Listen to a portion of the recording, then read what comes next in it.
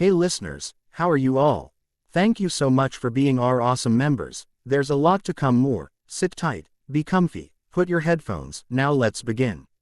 These last couple of weeks had been tough for Itachi. He was finding it increasingly difficult to deal with the pressure both his father and his peers were putting on him. He had just made Chunin the other day, and was already being summoned by the Hokage himself to speak to the teenage Uchiha.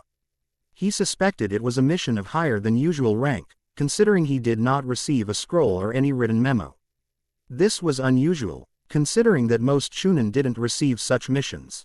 The receptionist walked out from the Hokage's office, and spoke softly, "Itachi-san, the Hokage wishes to see you now." Itachi nodded, and got up from his chair in the lobby. He knocked quietly, receiving a "enter" from the old man in the room inside. Itachi entered to find the Hokage sitting in his chair looking out the window. His hat was off, and he was smoking his pipe. Itachi immediately sensed the irregularity of things. "You wished to see me, Hokage-sama?" Itachi asked quietly, facing the elderly man before him. The man nodded, and looked to the teen. He put out his pipe, and set it on the desk before him. He sighed, and looked to the boy that he was about to fling so much more onto. He almost regretted what he was about to do. "Itachi, do you know of a boy named Naruto?" Uzumaki. Itachi thought for a moment. "I believe so. If memory serves correct, he is an orphan boy that has blonde hair. He's currently enrolled at the academy, if I'm correct." Sarutobi nodded. The boy was well informed as always. "That's correct. Tell me, do you know anything about his lifestyle at all?" Itachi was again quiet, then spoke after a moment of thought. "I believe my brother says that no one else plays with him. Uzumaki is a very loud boy, and he seems to do poorly in his lessons, but I believe he has amazing strength and endurance from what I've heard." "That's true too." Sarutobi sighed. "Itachi, what I'm about to share with you is something that is not allowed to leave the confines of these walls, understood?" Itachi nodded, seeing why he had a feeling that this was going to be a long evening. Itachi was walking out of the Hokage Tower, a lot on his mind now. He had just found out one of the biggest secrets of Konohagakure, and somehow he wasn't sure if he should be feeling sad or angered. Itachi wasn't known for wearing his emotions at his sleeve, or being one to express them openly for that matter. He had recently found living as an Uchiha to be a burden at times, the constant praising of his skills from his father, and the whispers of genius being thrown around as he walked through the streets. He sighed, and looked at the paper he had received. "Ichiraku ramen. Seems the boy has an interesting choice of tastes." Itachi spoke quietly, and nodded as he continued down the road, and noticed the lanterns of the said ramen stand coming into sight. He barely noticed a pair of dangling feet connected to a little body sitting in a chair. The blonde high-R seemed to give away the boy's location though. Itachi walked in, and nodded politely to the owner. The man gave Itachi a nod, and eyed him warily as he noticed the man sat next to Naruto. Tsuki, while not a very strong man compared to the shinobi of Konoha, was somewhat protective of the blonde boy, considering he knew what the young 8-year-old dealt with on an almost daily basis with the village. Naruto Uzumaki was slurping his noodles up when he noticed a man with a black outfit on walk in. He wore a green vest, like most shinobi, but Naruto immediately noticed the symbol of the Uchiha on the shoulders of Itachi's shirt, and frowned. "Am I in trouble?" Itachi looked to the young blonde, and gave him an indifferent look, while in truth he was merely testing Naruto. "No. You are not. Naruto-kun." Naruto's eyes widened as he heard the black-haired boy speak his name. "You know my name." Itachi let a ghost of a smirk cross his face. "Yes, the Hokage told me about you." Naruto's eyes immediately lit up. "I know Ji-san too. Man, he's so old. There's no way he can be that strong." Tsuki laughed while Itachi let out a stifled chuckle. The boy sure was quick to speaking his mind. "Yes, Hokage-sama is old. Believe it or not, though, Naruto-kun, he is quite strong. He is actually the strongest person in our entire village." Naruto snorted. "Yeah, he says that all the time. Just wait, someday, I'm going to be Hokage. I'll be even better than any of the others before me." Itachi was surprised by this. "You wish to be Hokage someday?" Naruto nodded. Yeah, then everyone will have to respect me. Itachi gave a nod, knowing full well what the hidden meaning was behind those words, so he will be acknowledged. Naruto-kun, would you like to go to the park for a while? Naruto was wary all of a sudden. He remembered times before when he became friend with ninja only for them to beat him up. He didn't know if this guy was any better. G-san says I shouldn't talk to strangers. Itachi nodded. The boy was quick thinking when he needed to be. That is indeed some wise advice to follow. Itachi looked at Naruto straight in the eyes. Naruto-kun, my name is Itachi Uchiha. Naruto stiffened a bit. Why, you're an Uchiha? Itachi nodded. Oh, because usually, when I get in trouble, one of the military police or Anbu comes to bring me to the old man. Hai frowned as he looked away from the blonde. You're not in trouble, Naruto-kun. I just figured you'd want to go to the park and play outside. Don't you usually do that? Naruto frowned. No, none of. The kids' parents let me play with them, and sometimes the kids yell at me and throw things at me. Itachi decided on a better idea. How about I show you some ninja techniques? He had planned on this. Naruto's head snapped up to attention immediately. Really? Itachi nodded. Nothing flashy, but they're important things that you could probably use. All good ninja know them, and you have Obi more than just a good ninja to be Hokage. Naruto grinned, and slurped up the last of his noodles with inhuman speed. Yeah. I love learning cool moves and new jutsu. Itachi got up from his seat, and Naruto did likewise. The blonde suddenly stopped, and quickly dug in his tattered pockets for some change. Oh, old man, I don't have any more money. Chuki was about to say it was okay. But the clatter of some coins got his attention. Itachi laid down enough for the meal and a decent tip. I'll pay for that, Naruto. Naruto gave Itachi a confused look. Why are you paying for my meal? Itachi continued walking as the young boy ran to catch up to him. That's what friends do, Naruto-kun. Naruto was practically beaming when he heard that. Little did Itachi know, but he had just been put on a very small list of people that were important to the blonde boy. Naruto had made a friend. Naruto was home by himself later that night. He held up the kunai he had received from Itachi as a present and a means to protect himself from fools, as the Uchiha had worded it. Needless to say, Naruto treasured it very much.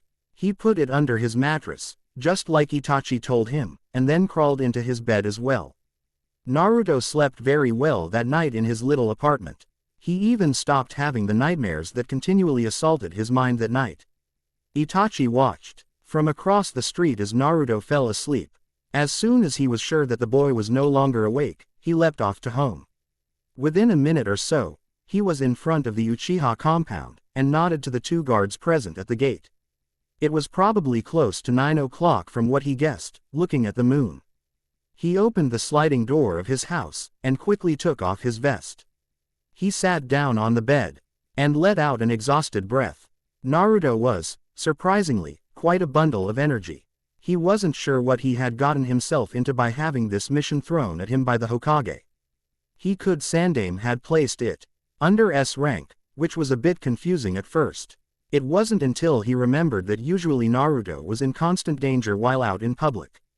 For the lack of a better word, Itachi was assigned as Naruto's personal bodyguard during the later afternoon hours when Naruto was outside. The daytime shift was given to an Anbu under the Hokage's authority, but nighttime proved to be busy for most of the elite ninja, so Itachi was given this job. He didn't know if he should be offended by this, or happy that it wasn't a suicide mission. He thought back to the Express C. On Naruto's face when Itachi first took out his kunai. Naruto jumped back, fear evident in his eyes, and he curled into a ball, shaking. Itachi guessed that the civilians weren't the only ones who attacked him. He had calmed Naruto down and told him that the kunai was his to keep, and that he should use it to protect himself. Naruto smiled happily, and proclaimed that he wanted to call Itachi his older brother. Itachi said that would be fine, though he would rather be viewed as a friend than family. Naruto frowned a bit, but understood a bit, so he continued calling Itachi by just his name. A light knocking at his door shook Itachi from his thoughts. He walked over to open his room door, and was greeted by the figure of his younger brother. Hello, Sasuke. What are you doing still up? Sasuke gave him a weak smile. I was just wondering where you were earlier today. Sasuke's smile faltered. I tried asking To-san to train me again today. His head drooped, and Itachi frowned a bit. One more thing that was bothering him lately, the lack of attention Fugaku had been giving the younger of the two lately. Itachi's expression soured for a brief second before he smiled at his younger brother. Don't worry. I'll try and have a talk to him about it. Sasuke's frown became a smile again. Why you will? Itachi nodded, and then an idea struck. Sasuke, do you know a Naruto Uzumaki by any chance? Sasuke seemed to think for a moment before he nodded. Yeah, he's pretty loud, but I guess he's okay. Itachi put a hand on Sasuke's shoulders. Well, I'm in charge of taking care of him during the afternoon by the orders of the Hokage. Would you want to possibly come with me tomorrow afternoon and spend some time with him? Sasuke thought about it for a second, and then nodded. Yeah. Very well. Then make sure to be at the front of our house by 5 o'clock in the afternoon, okay? Okay.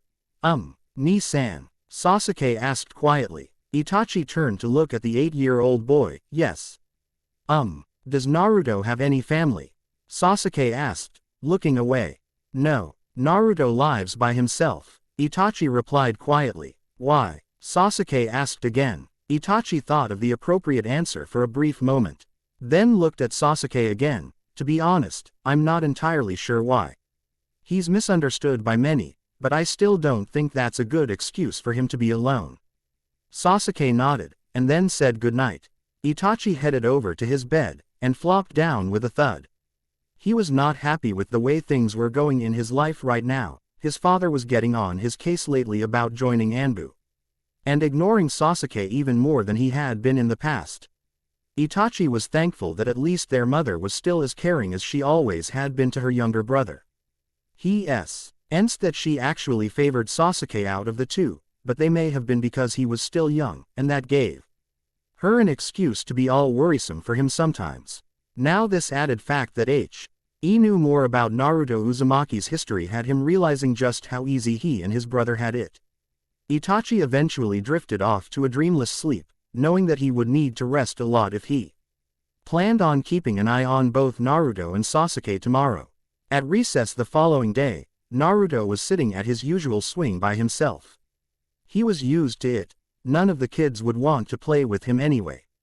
He reminded himself that Itachi would come and see him later on today though, so he felt a little better after thinking about that.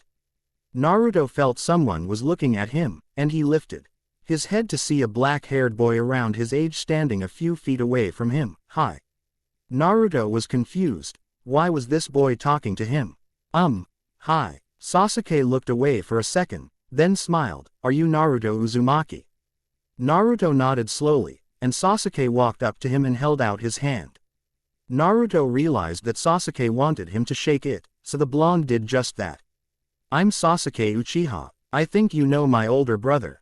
Itachi, Sasuke said as he pulled his hand back with an uneasy smile.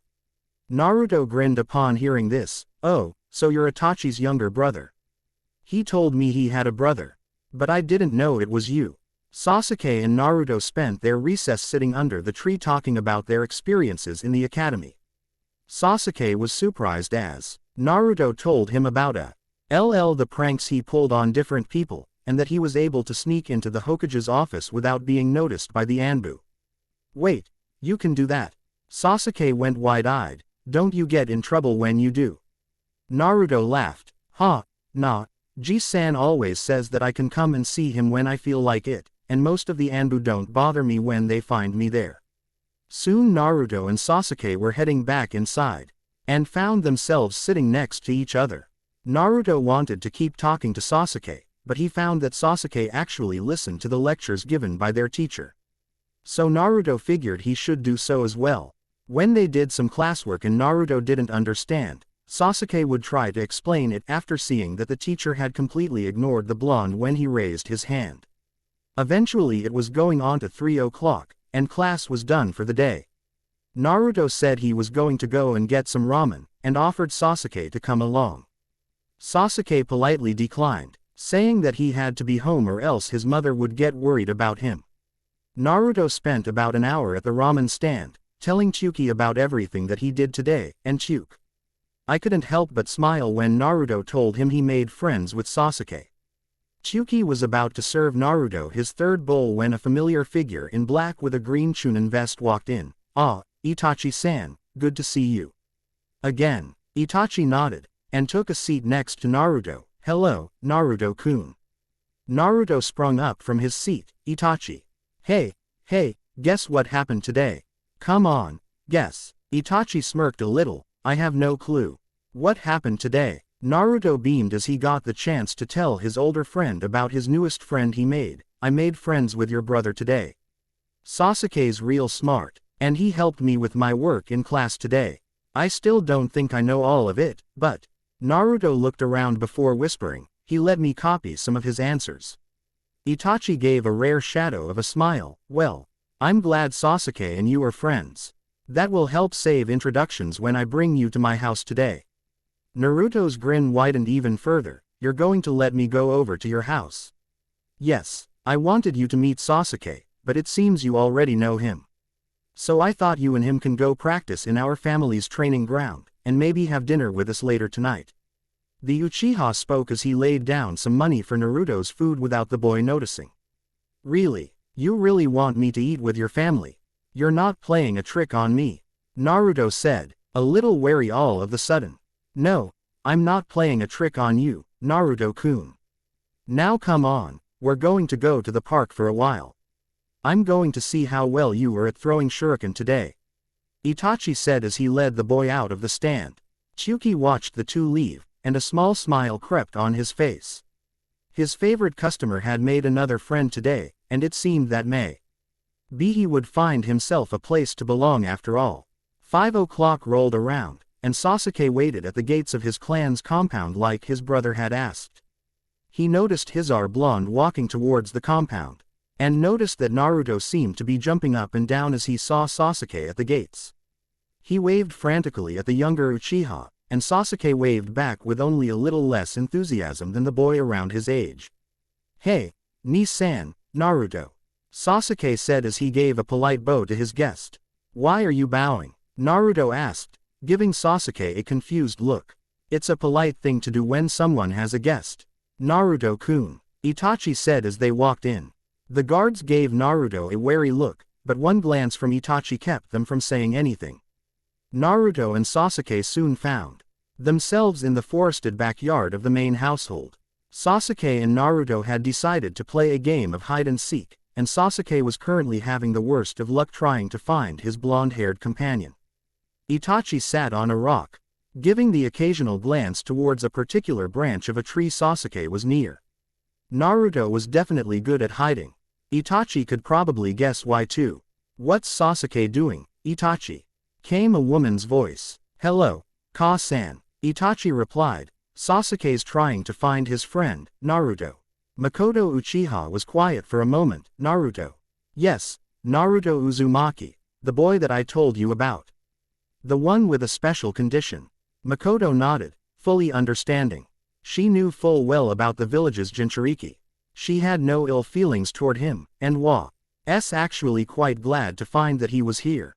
She had learned earlier today that Sasuke had made a friend, and she silently hoped that Fugaku wouldn't make a huge deal of this. She knew that Naruto was just an innocent 8-year-old orphan, and for a moment she frowned. "How is Naruto?" "He considers me and Sasuke to be his best friends. He seems quite happy from what I understand. Right now, he's hiding from Sasuke." Itachi gave a small nod towards a branch filled with leaves.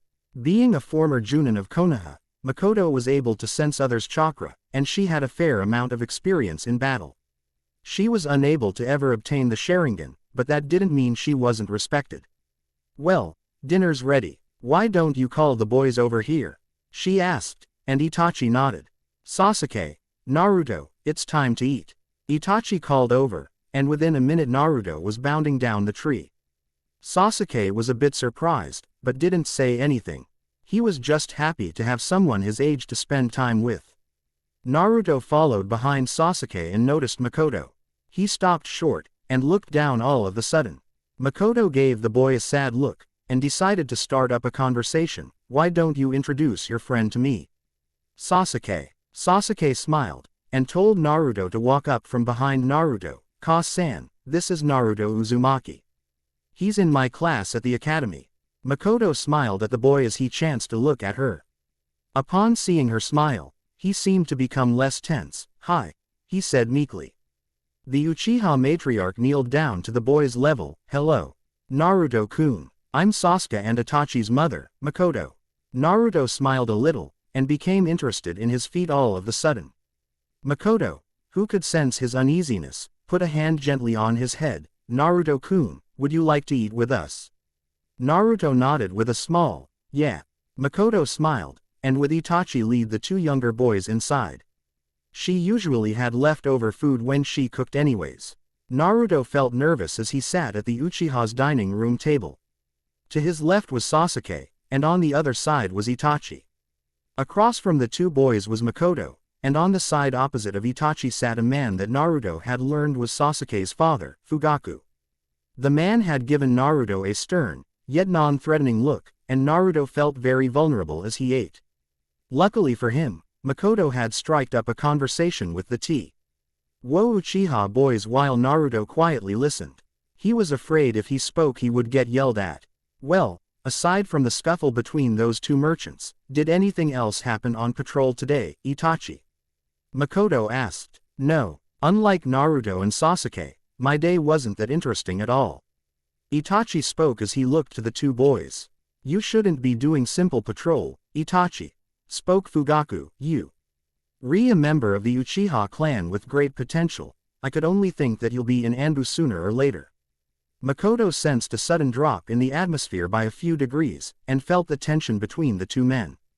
Itachi had been having difficulties with Fugaku lately, and the pressure to already go into Anbu so early was quite aggravating. It wasn't impossible for the teen, just aggravating. He was tired of his father and his speeches of how being an Uchiha meant that you had an unwritten status as an elite. Perhaps, but that's not a concern of mine right now, Chu-san. Itachi replied, and for a brief second Makoto heard a hint of anger in her otherwise calm son's voice. Not a concern right now. Fugaku repeated, his tone a combination of surprise and some disbelief. What do you mean by that, Itachi? Itachi looked to Naruto. I have other obligations right now, like a certain person's safety. Fugaku seemed to understand, so an orphan boy's safety is more important than your clan's interests. Fugaku, Makoto said, sending him a surprised look. Itachi got up from the table, and narrowed his eyes at his father. I wish to be excused. Fugaku took the staring contest a step further and activated his Sharingan. I wish to speak with you outside, Itachi. Itachi nodded. Very well. He became calm in his tone. Ka-san, thank you for dinner. He then turned to Naruto. Naruto. I'm afraid I'm going to have to bring you home after we're done eating. With that, he walked outside to the courtyard, and Fugaku followed. Naruto sunk into his chair, and didn't feel hungry anymore. I'm sorry. Makoto gasped lightly. Oh no, Naruto-kun, that isn't your fault at all.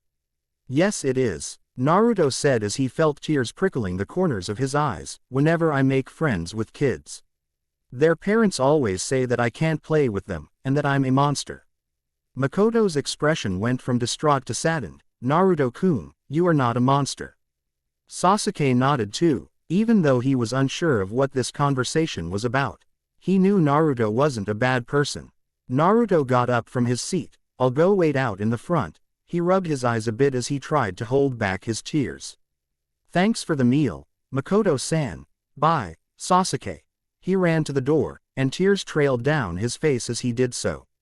Makoto was about to go and try and help him, and Sasuke as already halfway to the door when a voice stopped them. It's okay. I'll talk with him. Itachi was walking back in already, trailed behind a very stressed Fugaku. Itachi gave Sasuke a pat on the head, and a nod to his mother.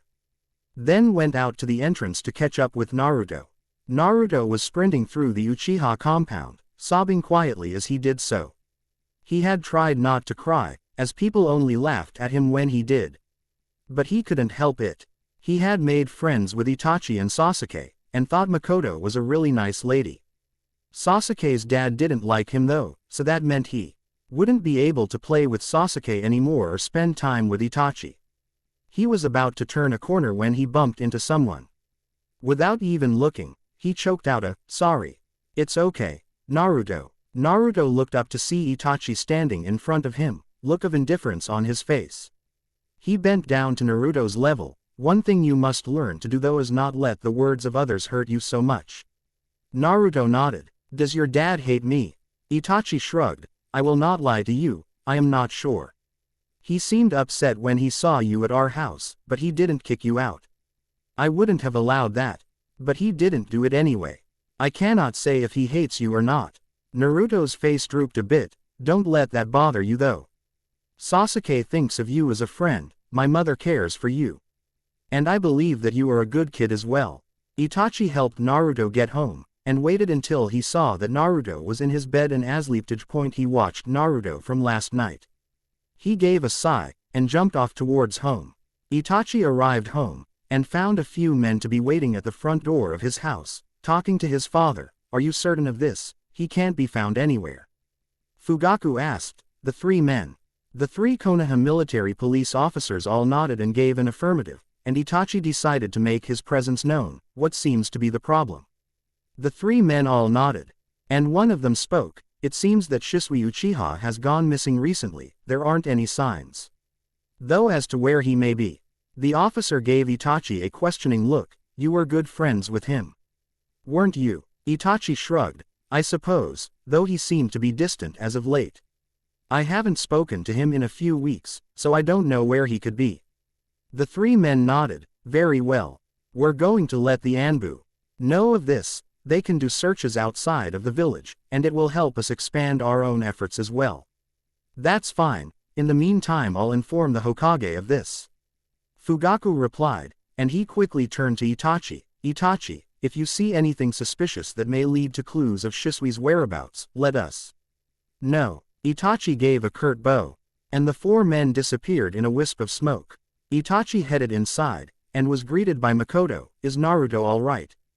"He'll be fine. I walked him home, and told him that he was still welcome here anytime.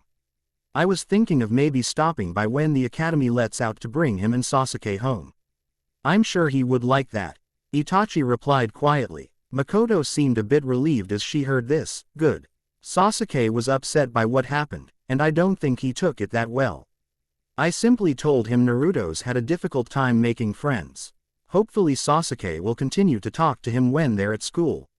Later that evening Itachi was in his room reading over a scroll when he heard a few sounds from outside his door. He listened intently, and found them to be the sounds of his father talking to someone.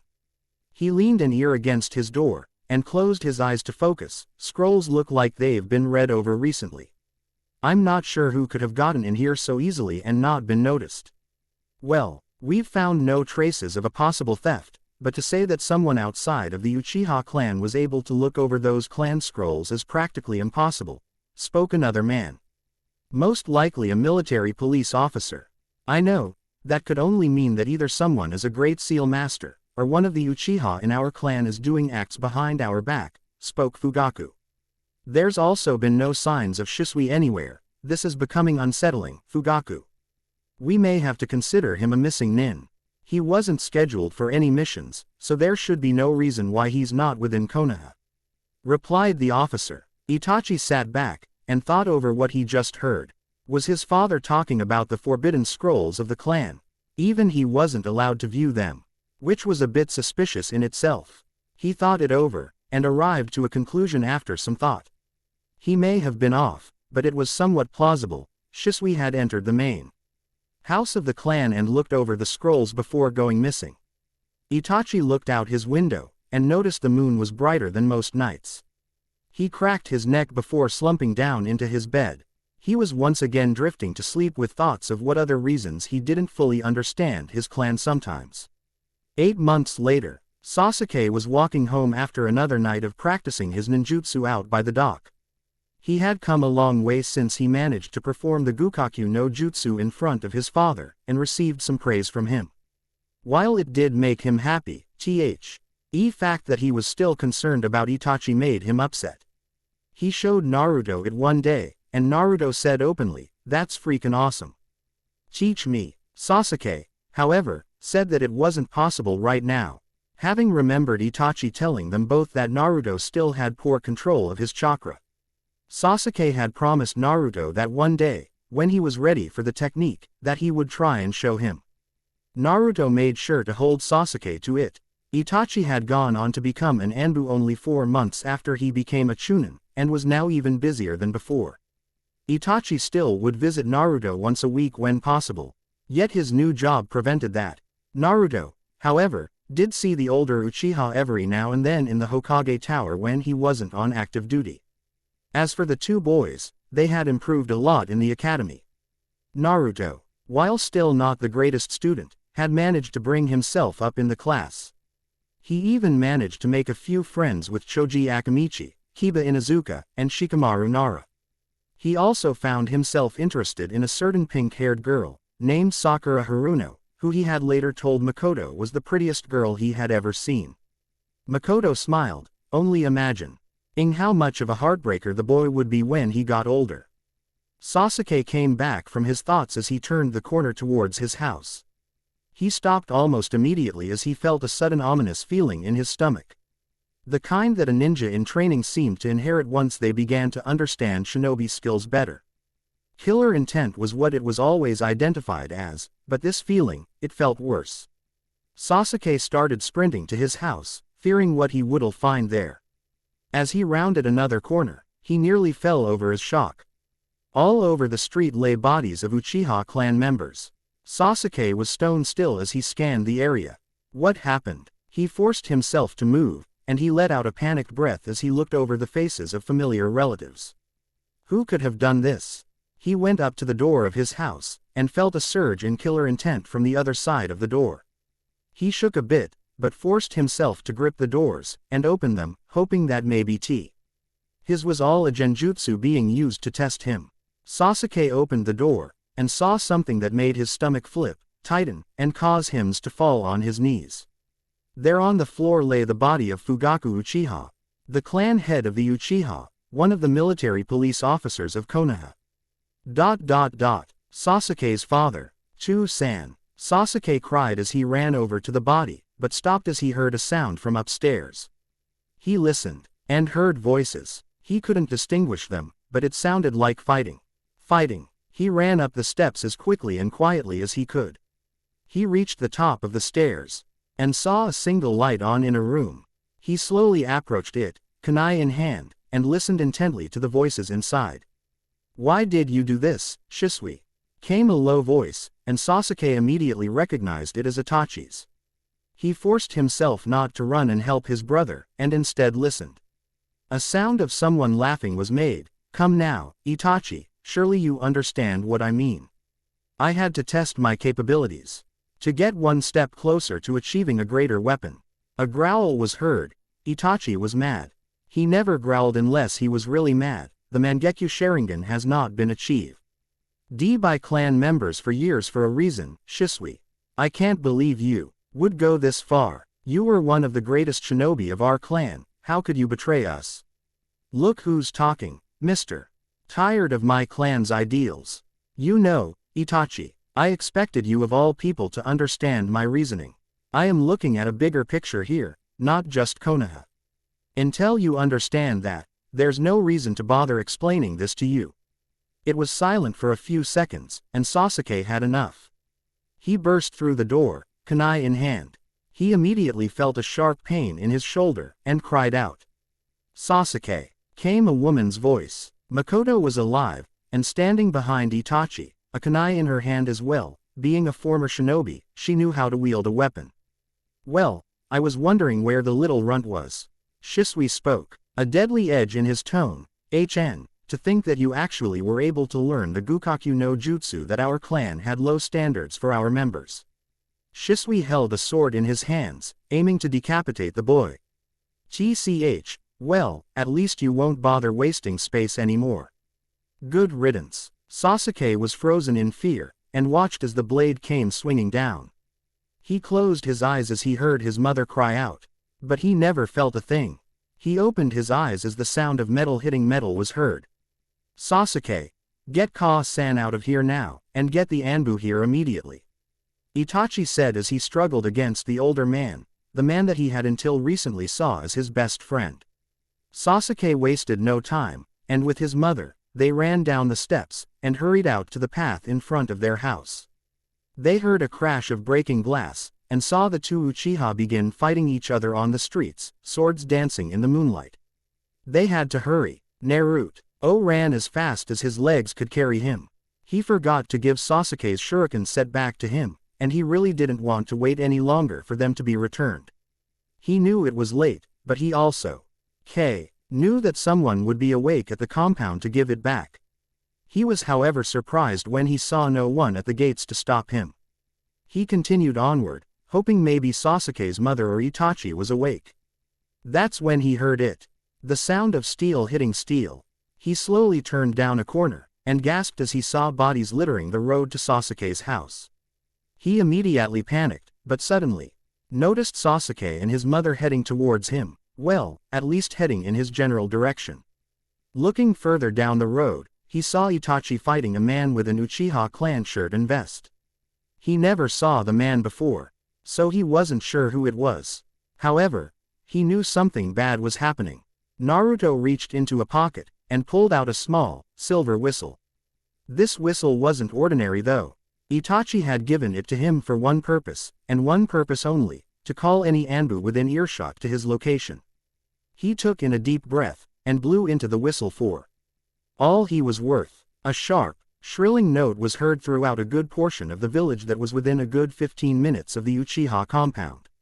If one looked closely, they could see about 12 black blurs running towards the sound suddenly. The Anbu were summoned. Itachi and Shisui stood apart for a brief moment, and Itachi suddenly heard the sound of the Anbu emergency whistle call. He immediately knew who it was, Naruto. Itachi braced himself as he blocked another from Shisui, and suddenly he lost track of him. "What?" Itachi spoke, his Sharingan trying to scan for his foe, but not finding anything. "Ni-san, behind you!"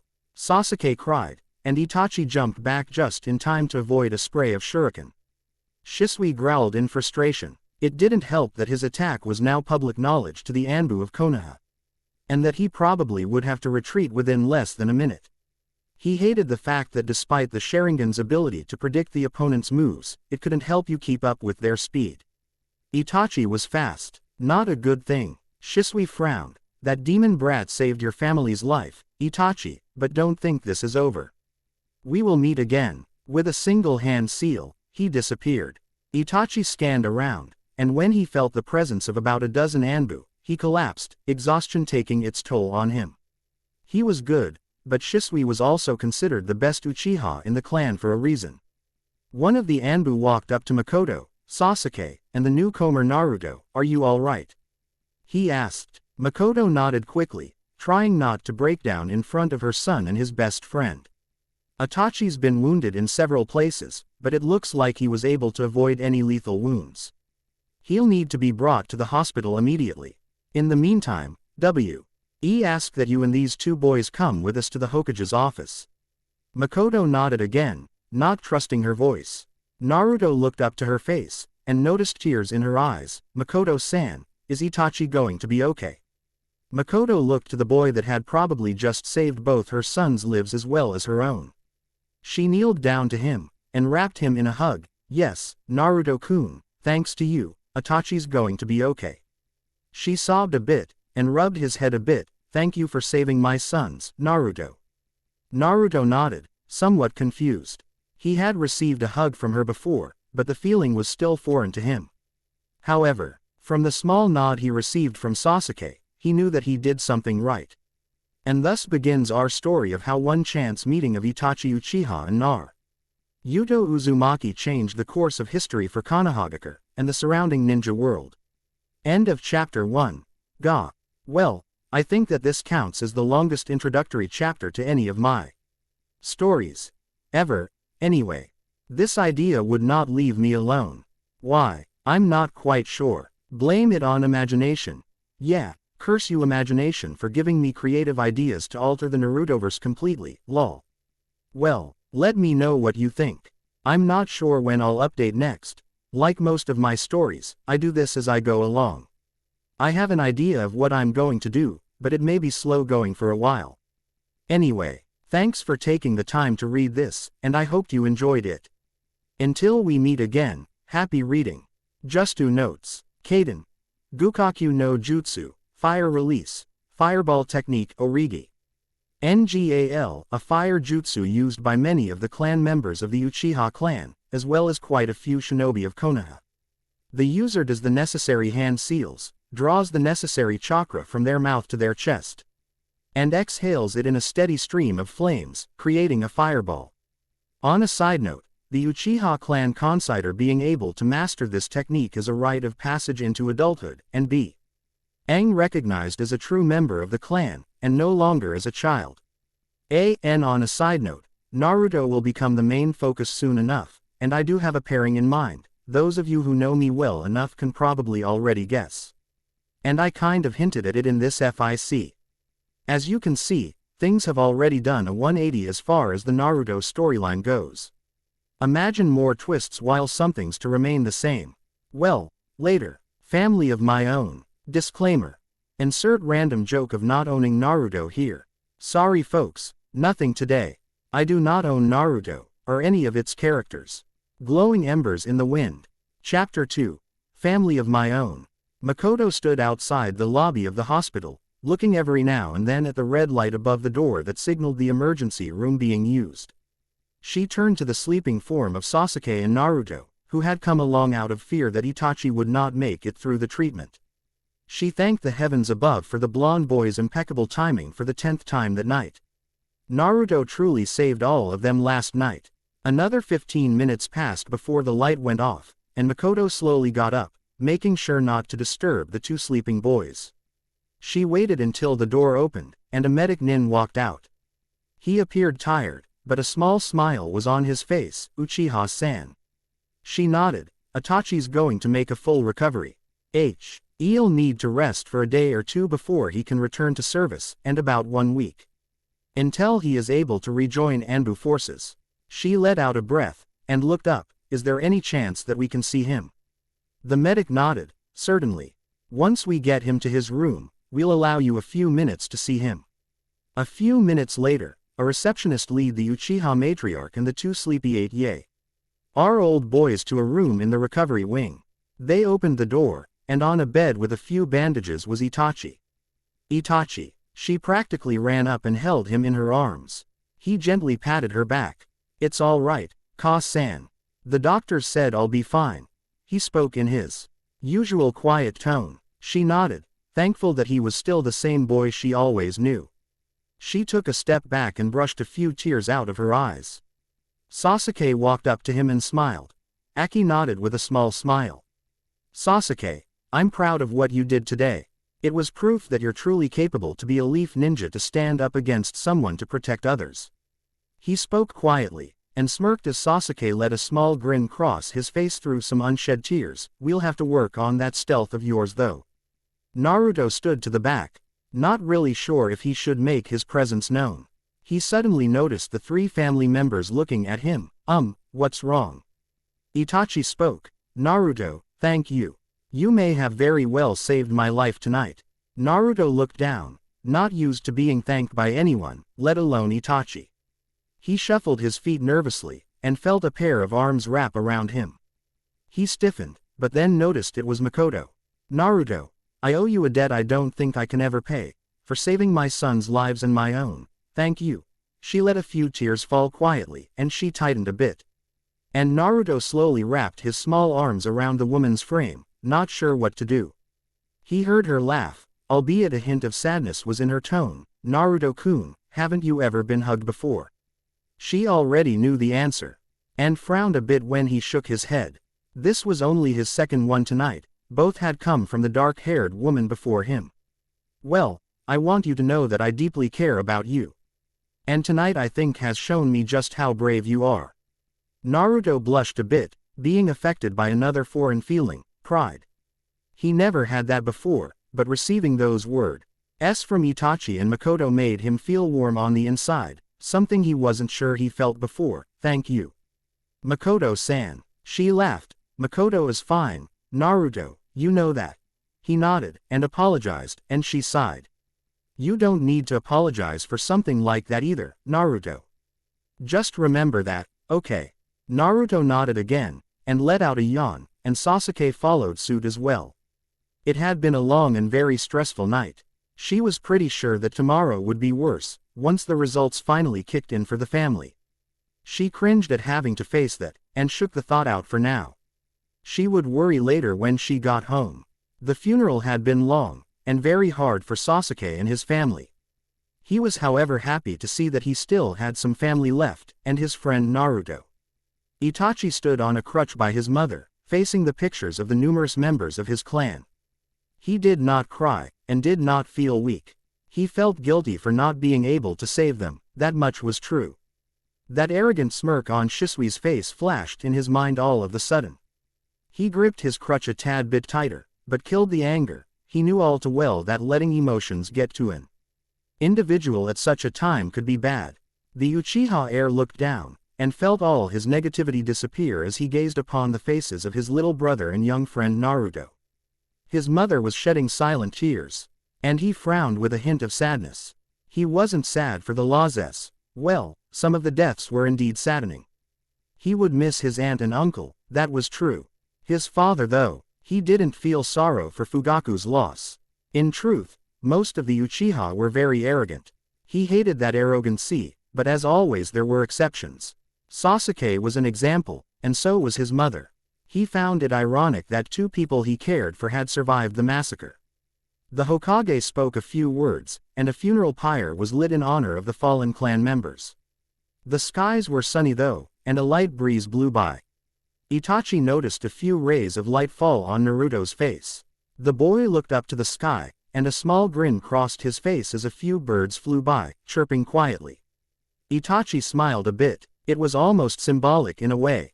The boy who suffered so much was able to bring light to the dreary clan. He then remembered the words his mother and him exchanged earlier today. And he smiled softly as he turned back to the funeral pyre. Indeed, Naruto would be bringing more light to their lives, if things went accordingly. Several days had passed since the funeral, and Oto had requested a meeting with the Sandaime. She said it had to do with family matters, though that was all she said. Now she was facing the elderly village leader, who had a small smile on his face. A flash of sympathy in his eyes as she looked upon his leathery features. Makoto-san, how are you and the family doing? She sighed. We're managing fine I guess. We'll be continuing to hold the main house for our clan. But the other buildings we're still thinking about whether to sell them off or hold on to them, but that's besides the point right now. I'm going to go out and state my purpose for being here right now. She composed herself. Hokage-sama. I wish to adopt Naruto Uzumaki into my family. For all the years of his life that he shared with Naruto, he never expected this to happen. He looked at her, reading her features, and sensing no deception in her eyes. She gave off the feeling of determination, and he already knew that she was perfect for the orphan Jinchuriki. He wanted to test her anyway, and maybe inform her of what she was getting herself into with the blonde, really now. Well, I sure hope that you can provide for him. Makoto nodded. Hokage-sama, Itachi and I have already talked about this. And as clan heir he feels that Naruto would be a wonderful addition to our family. Sasuke, while he is a bright and intelligent boy, still needs a friend. Naruto and him are best of friends. And even though they argue sometimes, I think they would be happy with this. Sarutobi nodded. Just how well do you know Naruto, though? Makoto seemed to take the challenge happily. Naruto loves ramen more than any other meal, but he says my beef stew draws a close second. He enjoys being outside whenever he can, and loves the color orange to unhealthy level, but I love him for that. She smiled a bit before continuing. While he does seem to be enjoying his academy classes a bit more since he met Sasuke, he's still not doing as well as I believe he could. Itachi and Sasuke are trying to help him when they can. Let's see. Naruto's birthday is on the 10th of October, but he doesn't tell anyone that though. He feels that he shouldn't bother others with his life. Or that's the impression I've gotten anyway. That's unfair though. Every boy should get to celebrate his birthday. Sarutobi nodded. Makoto, I hope you understand that taking Naruto in May. bring some unwelcome hostility to your clan, but I'm sure you were already aware of this. Makoto nodded. Yes, I am. I see Naruto as family though, and I can't stand to think that he has no one to come home to every day after the academy lets out. I only wish I had been able to help him sooner. The third smiled. Very well, I'll have you sign the proper documents. He sighed softly. You do realize how much this is going to shake him, don't you? He's never had anyone willing offer to take him in as a part of the family. Makoto laughed. He's got a big heart, I can only imagine what he'll do. He's so kind for a boy that's gone through such things, though I guess a future Hokage needs that kind of personality. Sarutobi looked up, and gave the Uchiha matriarch a genuine smile. So, you've heard of his dream? Yes, and I truly think he could achieve it if he wanted. What about Itachi and Sasuke?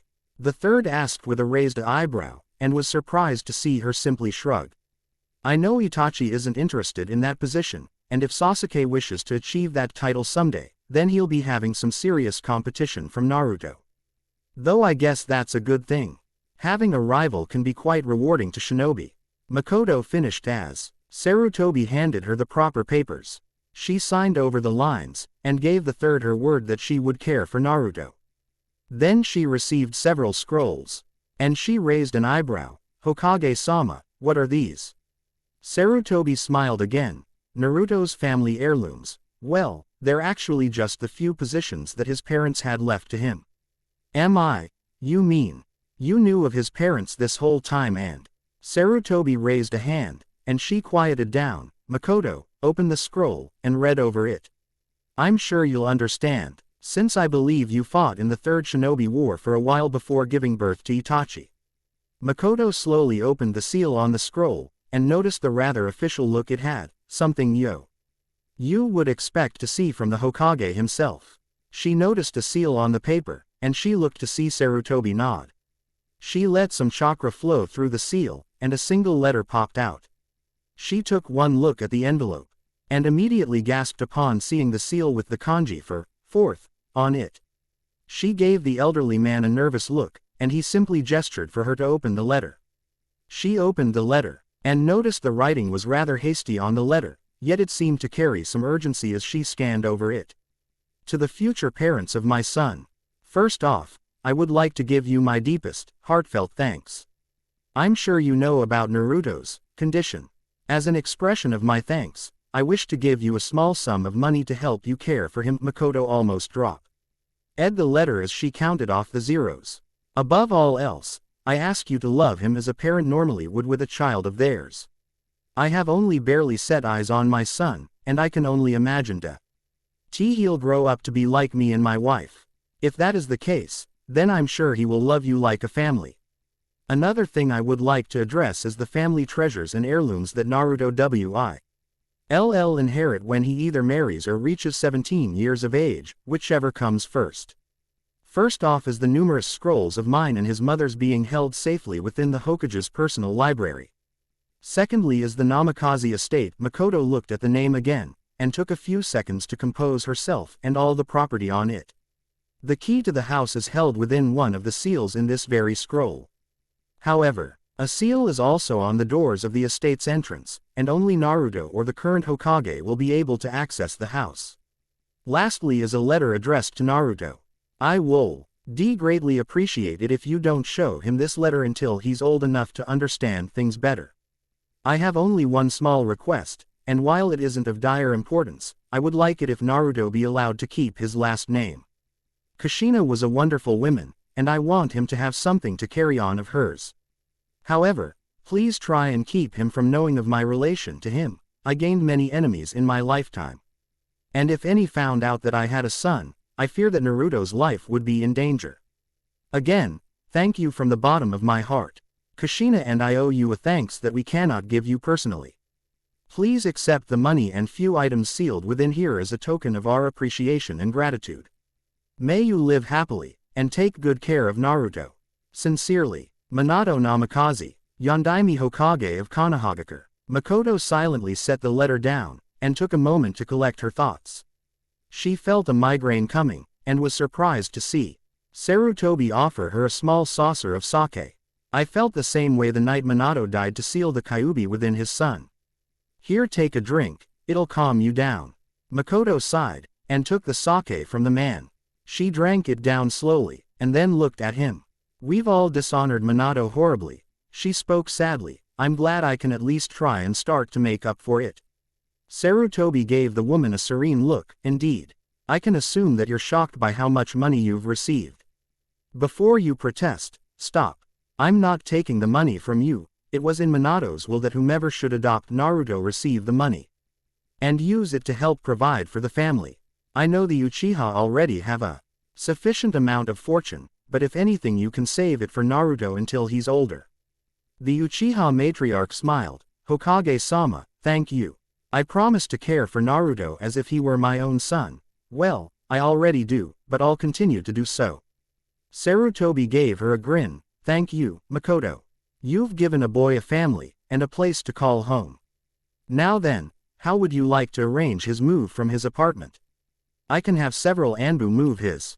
That won't be necessary, Hokage-sama. Itachi is already on top of things. He apparently has a small group ready to do so as soon as I notify him. She smiled as she got up, and gave a curt bow. By the way, Hokage-sama, I'll be scheduling to meet with you in regards to my reinstatement as a part-time Junin of Konoha sometime within the next month or so. And with that, she left to leave Sarutobi in a state of surprise and mild joy. Looks like things are turning out okay for the Uchiha clan, despite all that had happened. Itachi was walking through the park of Konoha, doing a simple patrol. He had been given permission to ditch the crutch, and did so immediately. He was now in his normal Chunin outfit, listening to the sounds of citizens and off-duty shinobi as they walked through the peaceful scenery. Itachi, while a Chunin, was one of a small handful that was also part of Anbu. As a result, he had developed a sense of recognizing others within the group of shinobi under the Hokage's direct command. Hello, Kakashi-senpai, spoke Itachi, and an Anbu with silver hair and a dog mask appeared out of nowhere next to him. How are you holding up, Itachi? The man asked, walking up to put a hand on the Uchiha's shoulder. Fine, I'll be returning to Anbu duty within a week or so. In the meantime, I'll be patrolling and helping my brother and our soon-to-be brother train, the Uchiha replied. The silver-haired man tilted his head, and Itachi seemed to feel the curiosity coming off of the older man. Naruto Uzumaki is going to be adopted into our family. Kakashi let out a gasp. Sensei's son. Naruto. Kakashi nodded. That's great. Naruto Uzumaki. I remember him. He's a troublemaker at times, but I can tell he's a good kid at heart. I've helped him out a few times when he got in trouble, much to the chagrin of several villagers and shinobi. Poor kids had a tough life.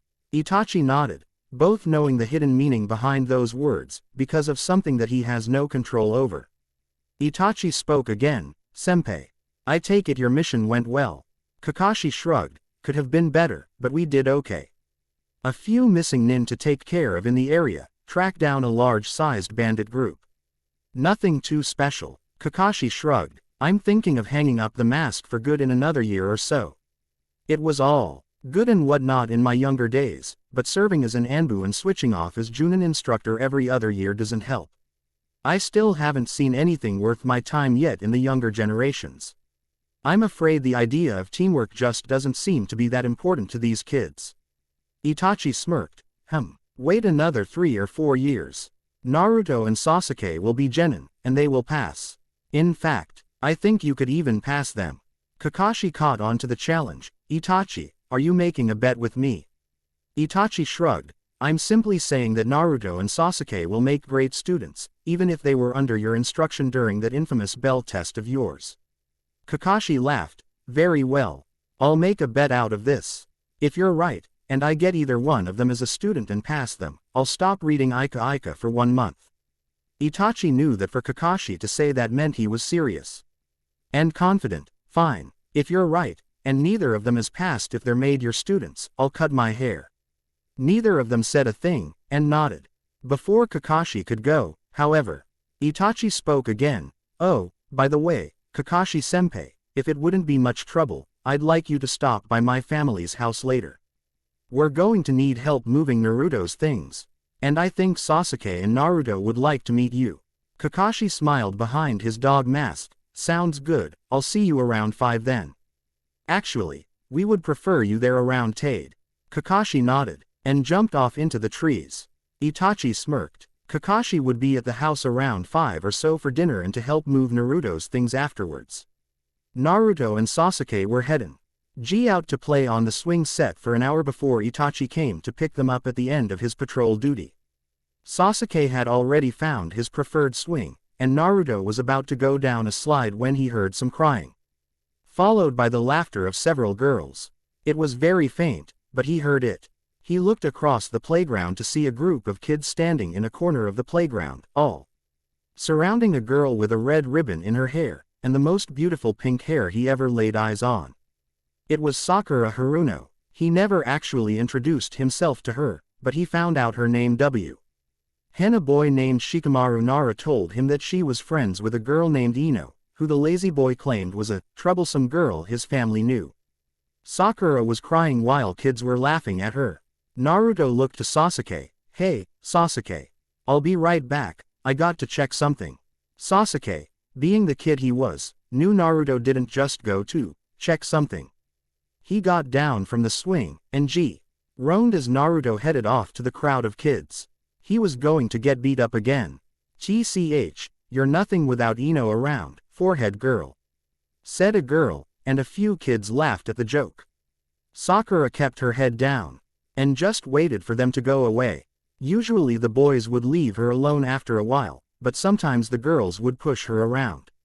Ino was sick today, so Sakura had no one to stand up to them. That was what she thought anyway. Hey, leave her alone. Her forehead is just fine. A lot nicer than yours is anyway. Spoke up a voice from behind the group of kids. Sakura looked up to see a blonde-haired boy with a white t-shirt and black short with 3 whisker marks on each cheek. He looked royally ticked off, but she noticed it wasn't at her that he was directing his anger. Wait, was he standing up for her? Oh great, it's the loser, shouted one boy. A few of the other boys laughed, and began to pound their fists into their hands. Get lost, idiot, or we'll have to beat you up again like last week. Quote, Naruto didn't budge. Leave her alone then. A few of the girls stepped next to the boys. What does it matter? It's not like she knows you or anything. Mind your own business. Naruto grinned at the remark. Well, I don't like bullies, and it seems you guys are bullying her. That makes it my business.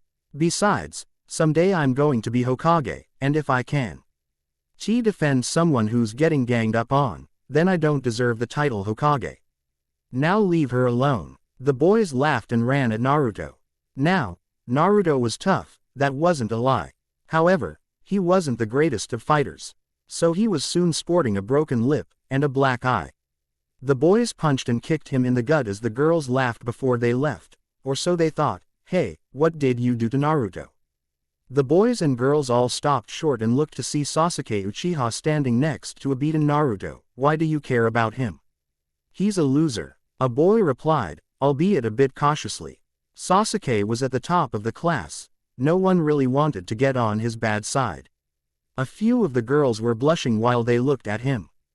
Get out of here, and be thankful I don't beat you up myself, Sasuke said in that "you don't want to drag this on if you know what's good for you" tone. The boys all but sprinted out of the playground, while the girls hesitantly did so while stealing glances back every now and then. Sasuke sighed. Geez, Naruto. Ka-san's going to rip you a new one for getting beat up again. You better hope she's in a good mood and not serving that casserole you hate so much tonight.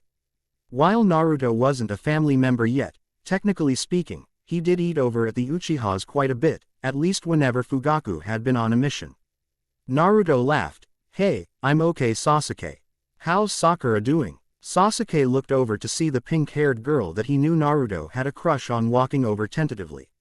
He noticed that while she seemed hesitant at first, he wasn't really paying attention to Sasuke, or blushing. Good, looks like she actually has more on her mind than dating, Sasuke said, suddenly seeing why she was so smart. She did have the best grades in history and in tests in most cases. Is he okay? She asked, kneeling down to take a look at him. She gasped as she noticed his bruised face. She dug into her pockets, and pulled out a gauze pad and some tape. Here, hold still. I'm going to put this on that huge bruise on your cheek. She didn't even wait for an answer from him as she began to apply the gauze to his face. He was blushing like mad the whole time. Yet she seemed unaware of it. He smiled at her after she was done. Thanks. He looked at the ground for a minute, then grinned. My name's Naruto Uzumaki. Sakura nodded. I'm Sakura Haruno. After Naruto was able to stand up, he sighed. Sorry about those jerks. To be honest, I think they're just jealous of you. He laughed, and Sakura cocked her head to the side. What do you mean? She asked, and noticed Naruto began to blush and sputter out incoherent words. Well, you see. Naruto began to rub his head and look at the ground, and Sakura was growly. Worried that maybe he got a concussion when Sasuke elbowed him in the side. I think you're pretty, ga. He took a step back as he realized he said those words out loud, and looked to see Sasuke smirking. Sakura looked at the blonde, and she felt something swell inside of her. She felt something like this before when she made friends with Ino last year, but this feeling was a bit different. A boy said she was pretty. A boy. She let a small, shy smile grace her lips, and thought about what Ino said to do when a boy says that to you. Naruto had his eyes closed, and was sweating like it was the middle of summer because of his embarrassment. He suddenly felt a quick, feather-light touch on his cheek. He looked slowly to see Sakura pulling back, batting her eyes at him a little. She had a mild blush on her face, and would have made even Itachi go, ah, because of how adorable she looked. Naruto's face heated up, and he did the only thing he knew how to do in such a situation. Laugh like an idiot and grin like he had won the lottery. Sakura shuffled her feet a bit, and looked up with those emerald orbs, suddenly feeling a bit shaky. I'll see you tomorrow, Naruto. Oh okay, Sakura-chan, he said. And before anything further could be said, she scurried out of the playground while stealing glances every now and then while giggling. Man, you just dug yourself a huge hole, Naruto. Spoke the drawling voice of Shika. Choji gave a nod as Akamaru barked. Ha ha ha, Naruto, you got kissed by a girl. Kiba laughed as he pointed at Naruto. Naruto yelled, so, and Kiba only further laughed at the blonde. Sasuke sighed. Come on, enough being stupid. I still have to beat you guys at climbing the big tree over there. Kiba and Naruto bristled as Sasuke indirectly insulted them, while Shikamaru sighed and Choji finished his bag to go and join them. Soon the five were playing together on the giant tree like any group of friends would. An hour passed, and Sasuke and Naruto heard the familiar voice of Itachi. Sasuke, Naruto, it's time to go. The two boys said their goodbyes to Kiba, Shikamaru, and Choji, and made their way down the tree. The minute Naruto was in sight of Itachi, he felt the older boy's eyes on him. What's wrong? Itachi. Itachi said nothing, and walked up to Naruto. He activated his Sharingan, and after a quick scan of his face and body, nodded to himself before deactivating his bloodline. Naruto, what have I said about getting into fights?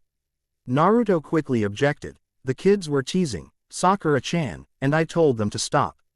I swear, I didn't try and start a fight. I was just sticking up for her. Itachi's dull expression became curious. So you were sticking up for someone? I guess usable. I had to bail him out in the end, though. Sasuke added, earning a HMMPH from the blonde. Well, at least you covered that bruise of his, Sasuke.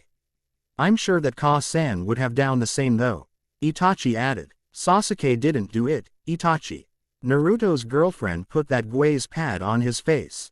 Came the voice of Kiba as he and Akamaru came down from the tree, followed by Choji and Shikamaru. Really? So, Sakura-chan's your girlfriend now? Itachi asked, and was rewarded with a growl from Naruto. Grr, she's not my girlfriend, she's just a girl that I think is pretty who is my friend. Naruto said, and this got a laugh out of everyone. Even the stoic Itachi. Yeah, she even kissed him.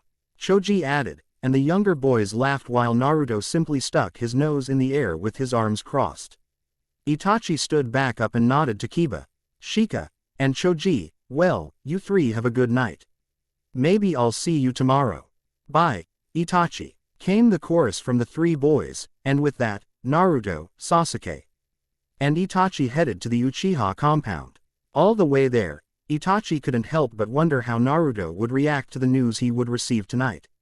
The minute Sasuke walked into the door, he was barraged with a hug from his mother and a few kisses on the cheeks. Sasuke groaned, but didn't fight back. He did love his mother regardless of how tough he tried to act. She gave Itachi a hug, which he barely returned, and she was used to this. Her boys both loved her, and she knew this. When she caught sight of Naruto's face, she gasped, "Naruto-kun, what happened? Who did this to you?" She came up and noticed the Gui's pad was placed over a bruise which was almost healed by now. She also noticed a small scratch over his lip seemed to have healed over. She silently reminded herself that Naruto had a rapid healing rate due to the Kyuubi within him. Naruto and Sasuke gave a quick rundown of what had happened, and as soon as Naruto mentioned Sakura putting the pad on his bruise, Makoto let out a motherly, "Ah! How sweet of her." Makoto had the chance of seeing the pink-haired girl. She had to admit, Naruto sure picked the right girl as his first crush. She made a mental note to find out more about Sakura Haruno later on. Dinner was good, and Itachi even talked every now and then. As dinner came close to ending, a knock was heard at the door. Itachi got up to answer, and he nodded as he noticed who it was. "Ah! Kakashi-senpai, come in." A man with a green Junin vest and spiky silver hair walked in. He wore a mask covering his face, and had his Hitai covering up his left eye. "Sorry, I was running late. I helped a little girl find her lost puppy and ended up." "Kakashi, you really need to work on your lies better," came the voice of Makoto. Kakashi chuckled a bit, and gave the woman a polite bow, which she returned. Naruto and Sasuke peeked around the corner, and Kakashi noticed them. "Ah, so these two must be Sasuke and Naruto." Kakashi gave them a polite wave, and the two boys walked out into the hall where the others were. "Sasuke, Naruto, this is Kakashi Hatake. He's a Junin and a friend of Itachi's that he sometimes works with," Makoto explained. The two boys both gave a polite, "Hello," to the older man. Makoto looked to Itachi and Kakashi, and the two nodded.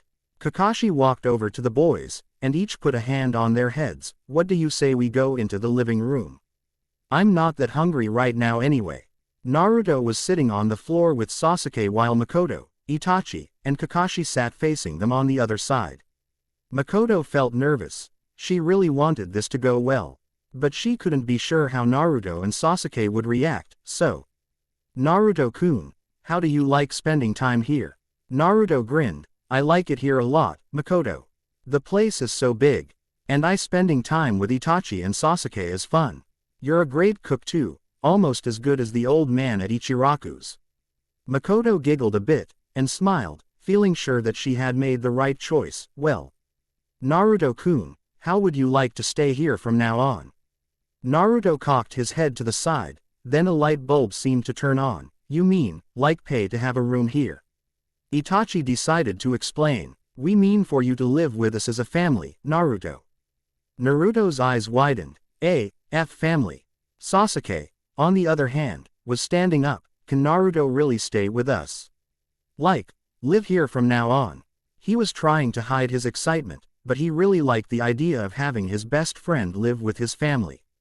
The boy was already like a second brother to the younger Uchiha. "I talked to the Hokage, Naruto. He said it's okay to adopt you, and I signed all the papers saying it's okay. I just want to make sure you are happy with this before we move your things here." Makoto explained further. She saw Naruto tearing up, and he tried to hide it.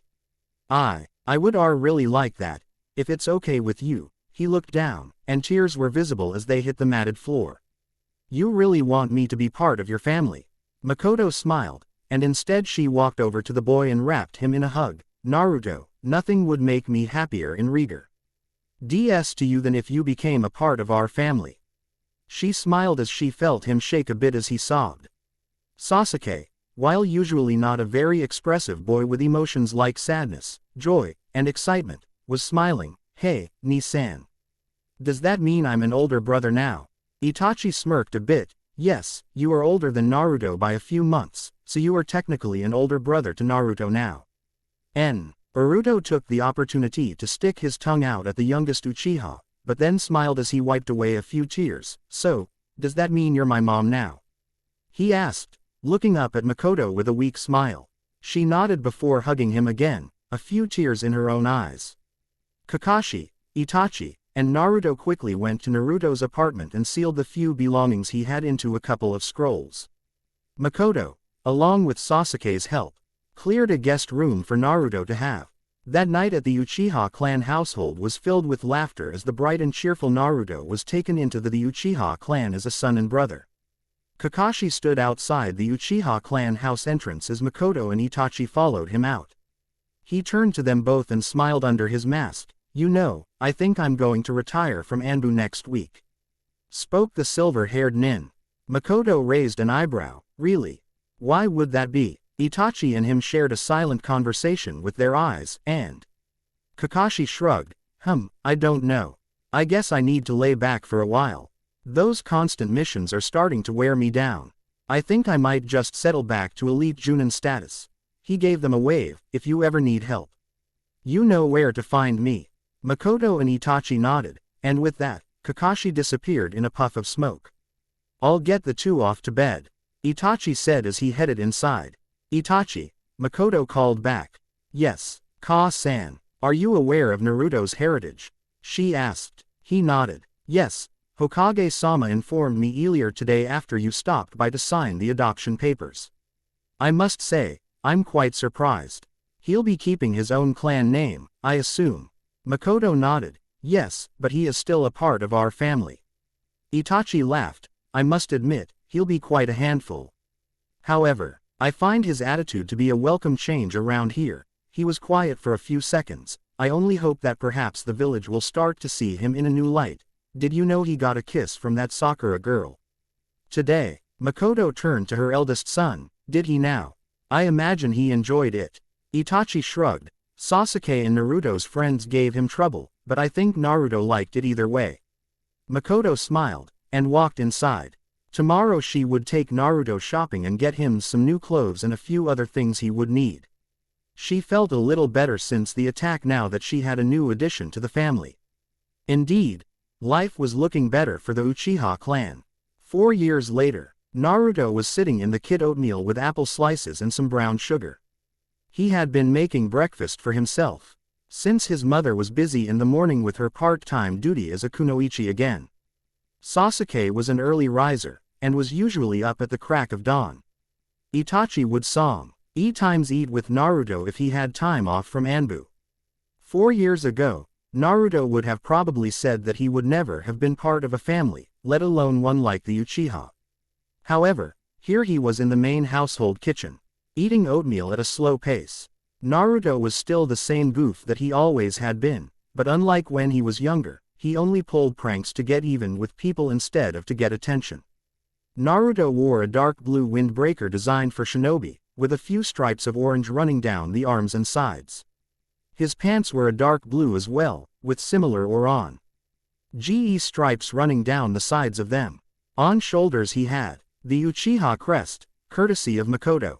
However, he also had a spiral design on the back in bright orange, a design he for some reason had found that he was quite fond of. It was his favorite jacket, and while it did have bits of orange in it, it was deemed appropriate enough to be considered shinobi attire in Itachi's eyes. Now if only Naruto's love for orange were fixed. Sasuke walked in, and spotted his brother and his blonde hair slumped over the chair at the table. Sasuke had breakfast almost 2 hours ago, and they would have to be at the academy in an hour. They usually left together, and for good reason. It was more for Sasuke's benefit than Naruto's. Even the great Sasuke Uchiha needed help with his fangirl problem. Naruto was a natural at hanging, and he managed to usually fool the girls when taking on the appearance of the Uchiha. They would split apart when being chased, and manage to lose the girls within a few minutes at max. Naruto, come on, we need to get going soon, Sasuke said, receiving a wave of acknowledgement from the blonde. I know, just give me a few minutes to finish my breakfast. Naruto wolfed down the last few bites. and quickly rinsed his plate off before setting it in the sink. The two boys then walked out, and headed towards the academy. Sakura Haruno stood patiently outside the flower shop for her best friend, Ino. They would then wait for Naruto and Sasuke to both arrive, usually from different directions, and leave together for the academy. "Hey, forehead," Ino said casually, and Sakura waved Ino to Ino with a smile. "So, you think that we can seriously pass the exam today? I mean, we studied all last night, but Iruka-sensei never told us what was going to be on the test," Sakura said as the two girls waited. "I'm not sure. Hopefully it will be something easy like handling weapons, because I'm still not 100% sure about Konoha history," Ino replied. The sound of feet landing to their left got both girls to turn. Sasuke stood there, panting a bit, and he grinned. "Hey, Sakura-chan, Ino." Both girls rolled their eyes, and Sakura spoke with a laugh. "Geez, Naruto. Were the fangirls that bad today? Man, I hate to see them on the way home today." Sasuke laughed, and with a puff of smoke, Naruto Uzumaki appeared. Seconds later, Sasuke casual.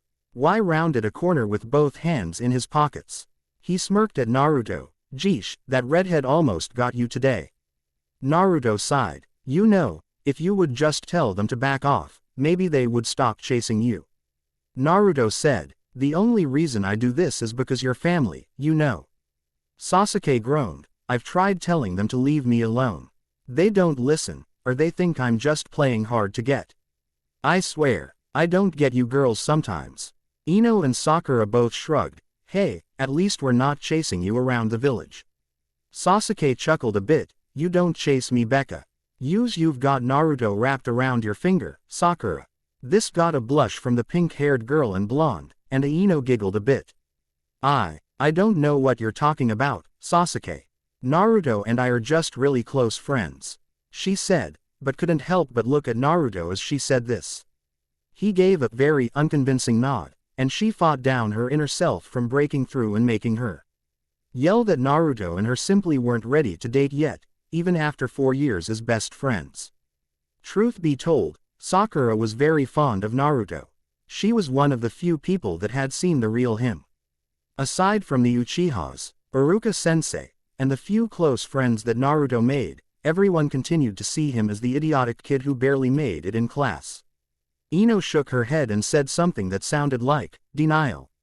But Sakura didn't really care. Ino had been telling Sakura to just start dating the blonde, but neither her nor Naruto, despite the obvious fact that they cared for each other, were quite sure they should be boyfriend and girlfriend. The 4 academy students walked into the classroom, and Sasuke immediately felt the eyes on him. Naruto snickered, and Sasuke shot him a disgruntled look before letting a smirk cross his face. Naruto found the whole situation with the girls to be quite funny. Aside from Sakura, Ino sometimes flirted, and Hinata. Every girl worshipped the ground the Uchiha walked on. Naruto was just glad that Sasuke and him were family, otherwise all the jabs he made at Sasuke would be grounds for the girls to attack each other. "All right class, as you can probably guess, today is your final exam. Pass, and you'll be made into genin. Fail, and you'll have to go back to the academy for another year," spoke Iruka, and he looked over his clipboard. "Now then, I'll read your names off, and you are to report to the side room where you'll be asked to perform the Bunshin no Jutsu." He called off the first name, and a random boy walked out the door to take the test. Naruto was panicking. "Ah crud, not that. I stink at the Bunshin no Jutsu." Naruto slumped in his chair, beating his head against the table surface. "Naruto, calm down. Panicking won't help you," Sasuke said, while deep down he knew just how bad Naruto's situation was. Even after all the extra training with Itachi, their mother, and Kakashi, Naruto's chakra control was next to abysmal. The one upside of this was that he had so much chakra he could waste it like no tomorrow performing techniques. Sakura looked in front of her, and frowned. As bad as he was in class, he was a good shinobi in training. He was the only one in class that could remain hidden during stealth drills until Iruka had to go looking for him. Sasuke was the only other one that came close to finding him. And that was only half the time that he was able to locate the blonde. As the names were called off, it soon came down to Naruto's turn. Sasuke was holding his leaf Itachi and put a hand on Naruto's shoulder. Naruto, even if you don't pass, it doesn't mean you're a failure. Remember what Ni-san always said. Naruto nodded. I know, a ninja never stops learning, even at old age. If they do, then they won't last long in battle. Well, Naruto gripped his fists tightly, and sighed, here goes nothing. Sakura, who was also fastening her Itachi to her forehead, watched as Naruto walked out the door. Naruto, do your best. Naruto stood there with his head looking down, and he quickly dispelled his second attempt at a Bunshin no Jutsu. I'm sorry, Naruto, but you fail. Iruka said as he felt his own face drop to a frown. He truly liked Naruto, despite the fact that he was a class clown. He knew deep down that underneath all those grins was a boy who had dealt with serious loneliness, and only because of a small group of people was he slowly becoming a better person. Okay, Naruto said hollowly, and walked out with a slump in his shoulders. He didn't even bother going back to the classroom, and simply went to his usual spot on the swing outside. Iruka sighed as he left. Mizuki let a small smirk form on his face. Asuke walked out to see Naruto sitting under the shady tree, pushing back gently as he watched all the parents' children for graduating. He then saw his mother and older brother walk into the academy grounds. Sasuke, great job, I knew you could do it. She suddenly paused when she noticed a certain blonde was missing. Where's Naruto? Sasuke looked over to said boy, and Makoto followed. She suddenly understood what was going on, and sighed with a hint of sadness. She walked over to the boy, and she noticed him look up before he looked back down in shame. I failed. Horribly, Naruto said, and she sensed the self-loathing in his voice as he said those words. She wrapped her arms around her adopted son, and cradled him as he merely sat there, silent and unmoving. I failed. Again. Shish, don't say such things. You're not a failure in my eyes, Naruto, nor Sasuke's or Itachi's. You are who you are, and we know how talented you are. I'm sure that you'll do well next year. Oto had half a mind to request Naruto to be brought up to Genin level by the Hokage himself, but she knew that the chances were slim to none, even if Sarutobi cared for the boy. Ka-san's right, Naruto, spoke a familiar voice. And Naruto looked up, only to frown some more, feeling even more ashamed than before. If there was anyone he felt that he had let down, it was Itachi. The Uchiha heir had spent hours working with Naruto when he could have been taking missions. Naruto felt that he had made Itachi waste his time, and gripped the ropes of the swing until his knuckles were white. Naruto, stop that right now. You're stronger than this, Itachi, Makoto said, trying to comfort Naruto. She and Itachi, while both caring for Naruto deeply, had different ways of trying to help him. No, it's okay, Ka-san, Naruto said, and he wiped away unshed tears, and forced a grin on his face. I'll just blow them all away next year. He let out a laugh, and Makoto frowned. Naruto still hid his negative feelings, even when the people he was acting in front of knew it was fake. It was Naruto's way of protecting himself from being hurt emotionally, she concluded after years with the boy. Sasuke walked up to him, and put a hand out. Naruto, we both know that you're a good shinobi. I don't care what everyone else says about you, because you're my brother, and I know you could kick anyone's butt, except for Ka-san. Ni-san and mine. He smirked, and Naruto laughed a bit, a genuine smile on his face. Naruto suddenly noticed a flash of pink, and saw Sakura approaching the family. Hi, Naruto, she gave him a sad smile. You'll graduate next year, I know it. Naruto nodded. Thanks, Sakura-chan. He knew that she was just trying to comfort him. Hello, Sakura-chan, where's your mother? Makoto asked, looking around for another flash of pink, but found none. Oh, my mother's working late, and Ino's celebrating with her family right now. I'm just going to walk home by myself. I just wanted to say hi to you before I left home, she explained. Naruto, why don't you walk Sakura-chan home? We'll make you ramen when we get home, okay? Makoto suggested, and Naruto's spirits perked up. Ramen, yeah, he jumped up. but then stopped himself as he realized that things were still not as good as they could be. Okay, ready to go, Sakura-chan. The pink-haired girl nodded a little, and she and Naruto left together, hand in hand. Makoto giggled a little at the sight. They were positively adorable together. Ka-san, you know that you shouldn't try and play matchmaker. Especially when they're more than likely to get together later on anyway, Itachi said, letting out a sigh. He seriously wondered about his mother's age sometimes. Oh, stop being so worried, Itachi. Besides, that's what she wanted Naruto to do, she said, and with a dreamy sigh, headed home with her 2 sons, planning on making a steaming bowl of miso ramen for the third along with a cake for Sasuke. Sakura and Naruto walked together quietly, hand in hand. She ignored the glares directed towards the blonde next to her. She had noticed them for a few years now, but when she asked Naruto, he simply shook his head, saying it wasn't anything to worry about. She guessed that he himself didn't know why either. When they reached the front steps of Sakura's house, she turned around to face the blonde. Thanks for walking me home, Naruto. She looked away and blushed a bit. You know, my mom wishes you'd stop over more often. She really wants to spend time with your mom too. Naruto grinned. Okay, I'll make sure to visit again soon, and tell Ka-san to stop by. Naruto rubbed the back of his head, a nervous habit he picked up on years ago. Sakura knew he wanted to say more, but she decided to take advantage of the silence. A quick peck on the cheek was what Naruto received, and he turned to see Sakura smiling a little with a light blush on her face. Well, I'll see you later, Naruto. Haha, okay, Sakura-chan. Naruto nodded, and watched as Sakura walked up to her door, unlock it, then go inside. He shook his head, and laughed. Girls were confusing sometimes. He turned around, heading towards the Uchiha compound, and to ramen. Naruto was walking home when he heard a voice. Hello, Naruto. I was looking for you. Naruto spun around, and quirked an eyebrow. Mizuki-sensei. What are you doing here?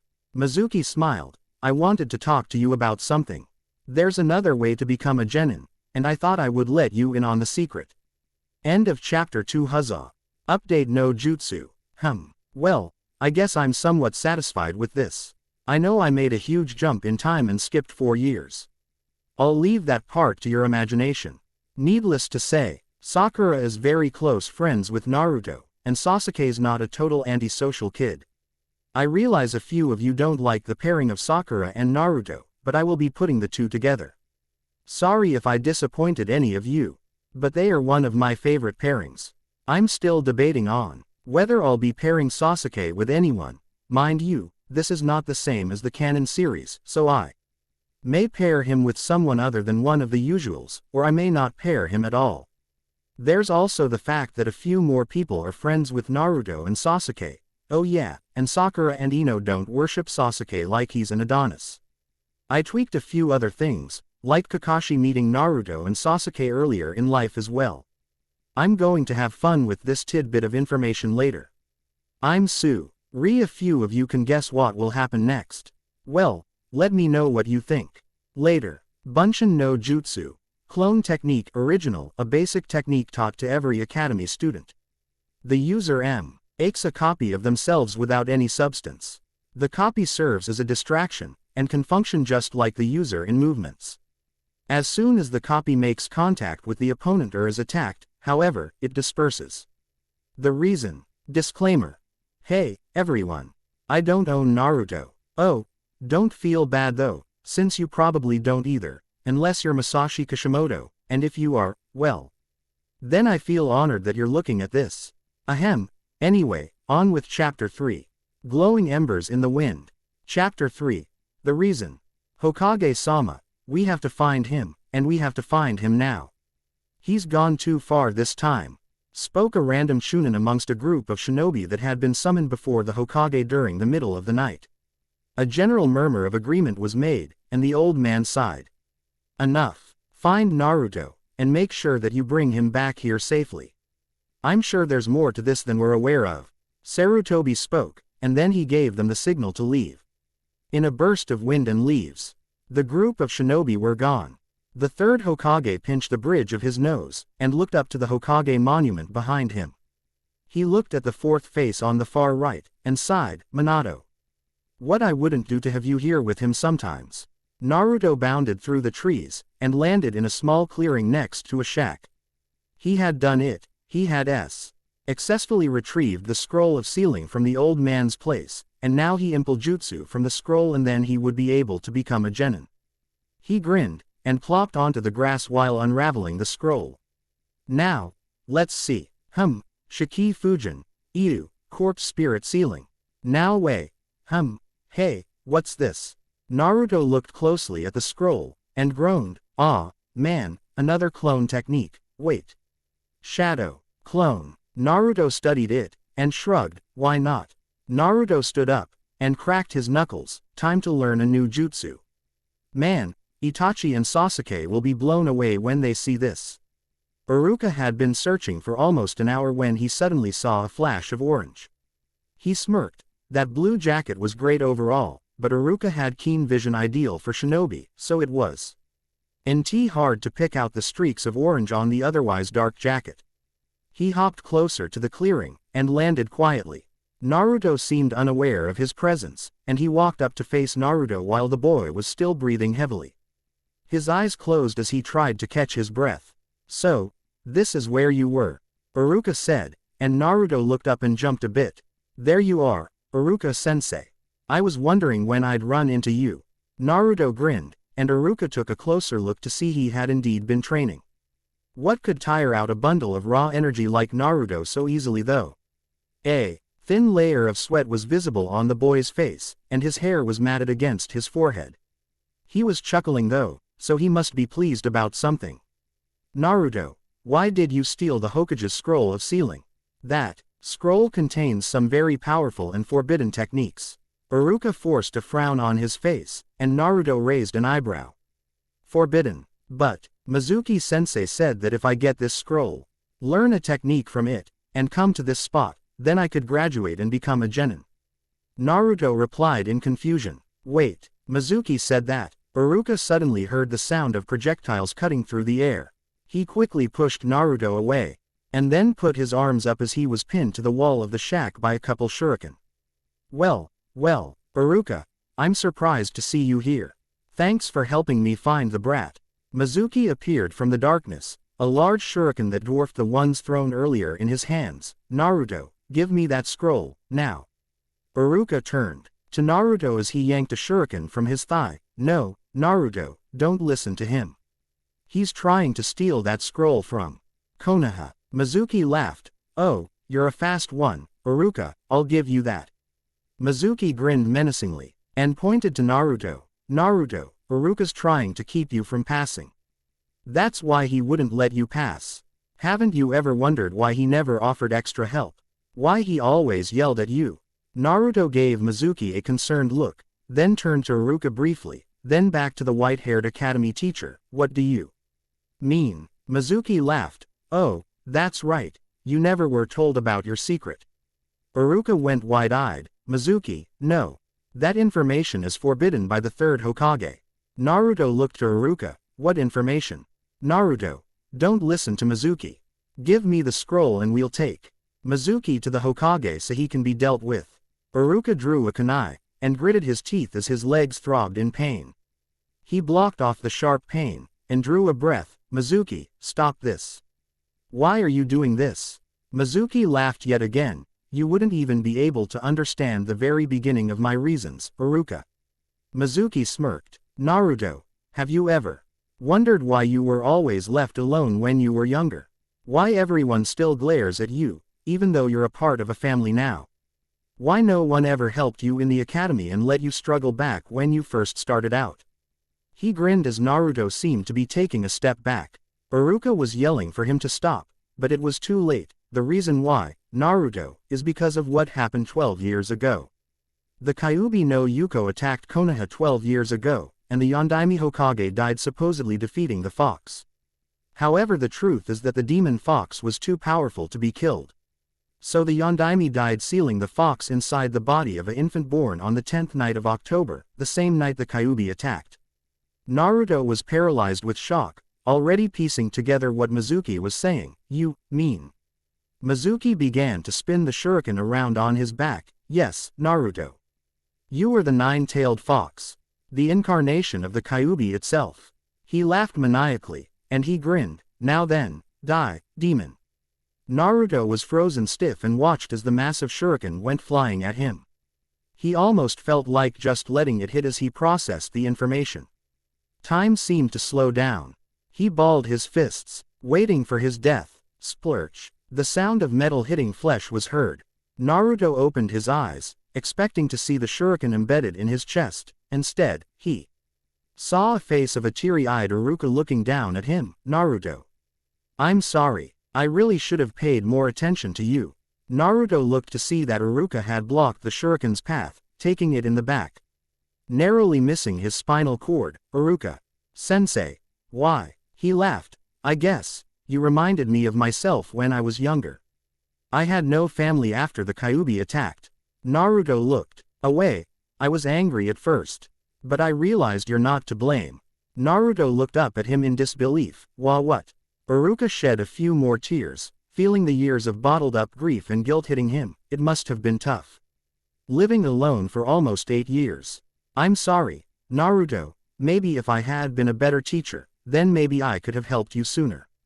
I wish that the village could have seen through the thing inside of you, and realized that you're just another boy striving to be a ninja.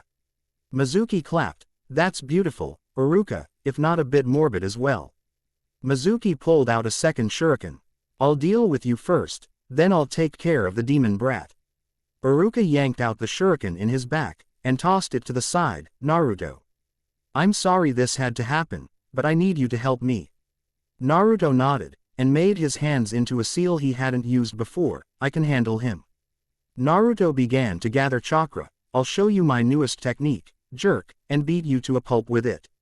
Mizuki snorted. Please, you're not even a ninja. What could you possibly do with the amount of experience you have? Naruto grinned. Just watch. Taju Kage Bunshin no Jutsu. The sound of a couple hundred puffs of smoke was made, and Mizuki was soon looking at an entire army of Naruto clones, real ones, not illusions. He went bug-eyed. Wah. A few of the clones grinned. Well, aren't you going to attack? After a few seconds of no reply, one of them laughed. Looks like we'll be making the first move. The sounds of screaming were heard as Mizuki was dealt the beating of his life.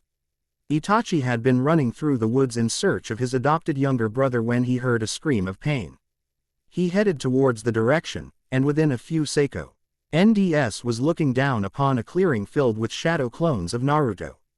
In the midst of the fray was Iruka leaning against a tree with the scroll of sealing, and Mizuki, unconscious and bruised beyond easy recognition.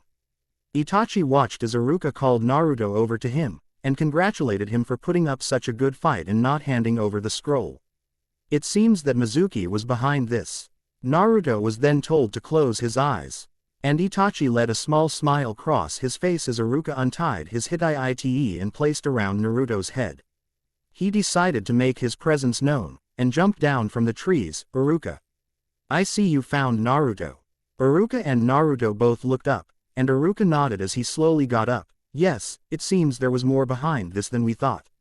Naruto had been tricked into stealing the scroll of sealing by Mizuki, but in the end, everything was taken care of. Naruto stopped Mizuki, and proved his ability as a ninja. Naruto beamed with pride. Itachi, look. I'm a genin now. Itachi nodded. Well done, Naruto. Stings that need to be taken care of. Ka-san is worried sick about you, and when Sakura found out about you going missing she started panicking. We need to meet with the Hokage and explain all of this.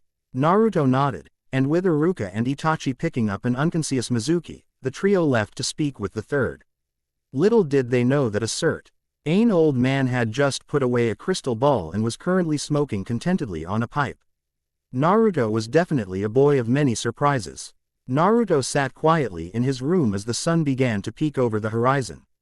He had just got home with Itachi after explaining to the third of what happened. Sarutobi told Naruto that he was proud of Naruto for doing the right thing in the end, and Iruka said to treat Naruto to Ichiraku ramen sometime in the future. Naruto wasn't happy right now however. He looked in a mirror, and frowned as he looked at the whisker marks on his cheeks. He frowned and looked out the window. It all made sense now. The glares, the cold looks he received, he gritted his teeth, and banged his fists against a pillow.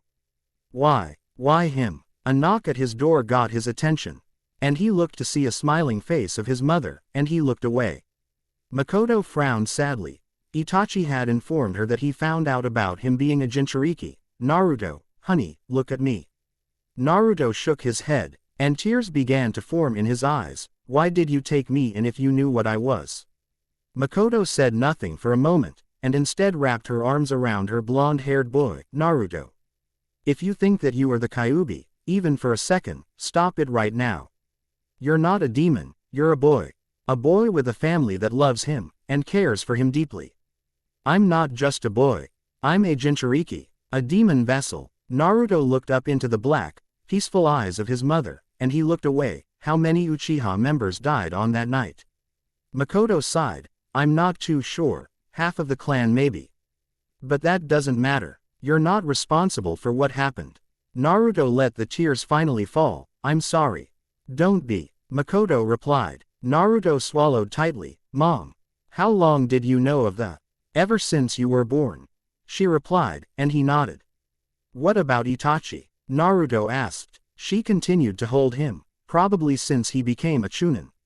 The Hokage informed him the day he started watching over you during the late afternoon times. Naruto let go. I'm going to tell Sasuke tomorrow. Makoto put her arms on either of his shoulders. Itachi and I will be there with you. All right, is there anyone else you want to tell? Naruto thought about Sakura and Ino for a moment, then Kiba, Shikamaru, and Choji. Not right now.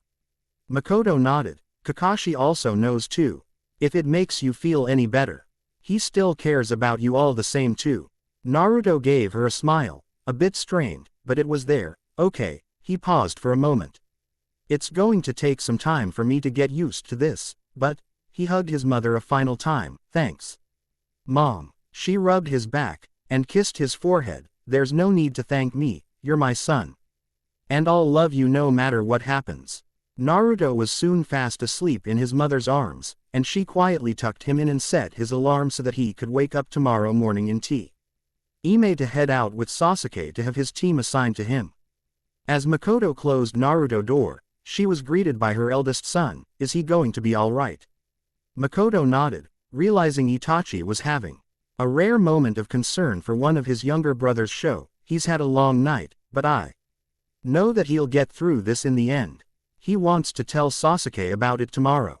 Itachi nodded. I'll try and get some time off tomorrow then, and I'll be sure to get Kakashi over as well.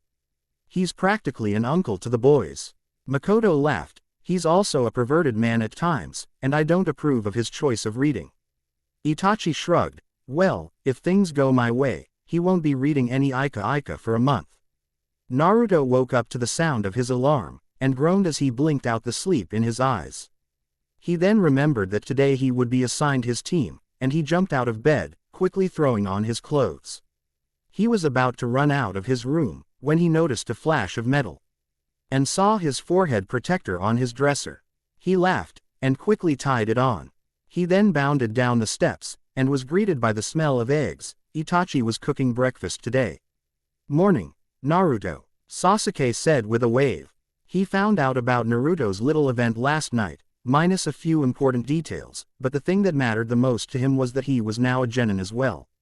Hey, Sasuke. Naruto then turned to the young man in front of the stovetop, and grinned. Itachi, you got a day off or something?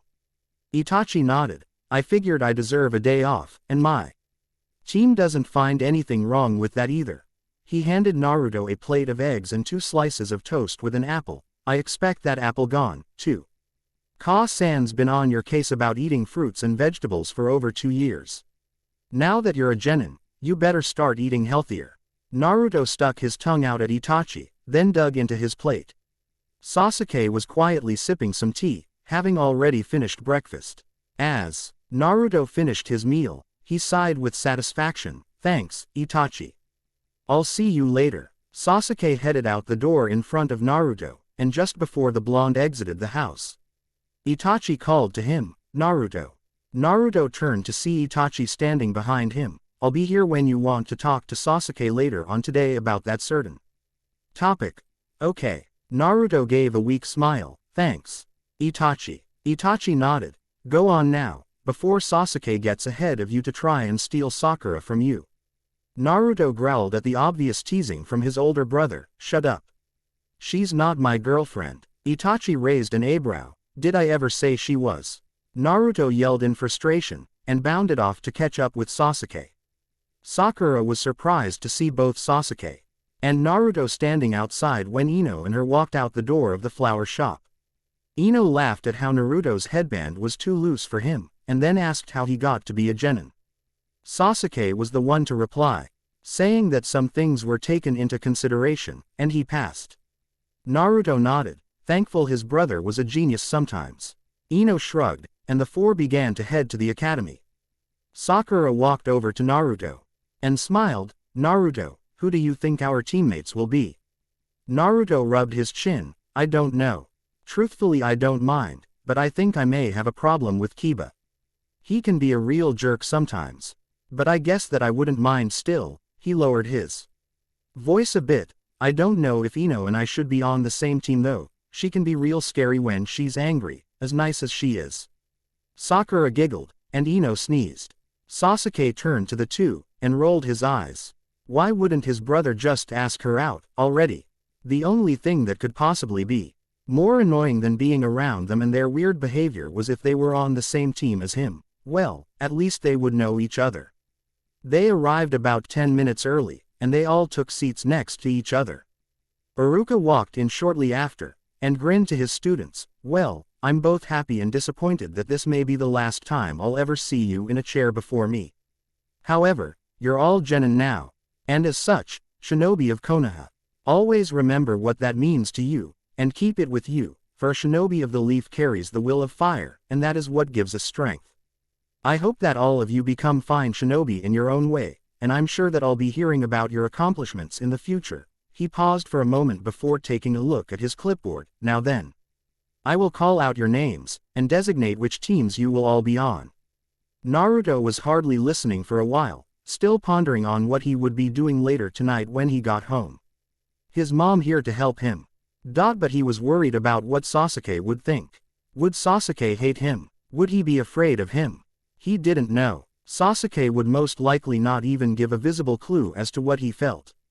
Sasuke was sometimes as hard to read as Itachi.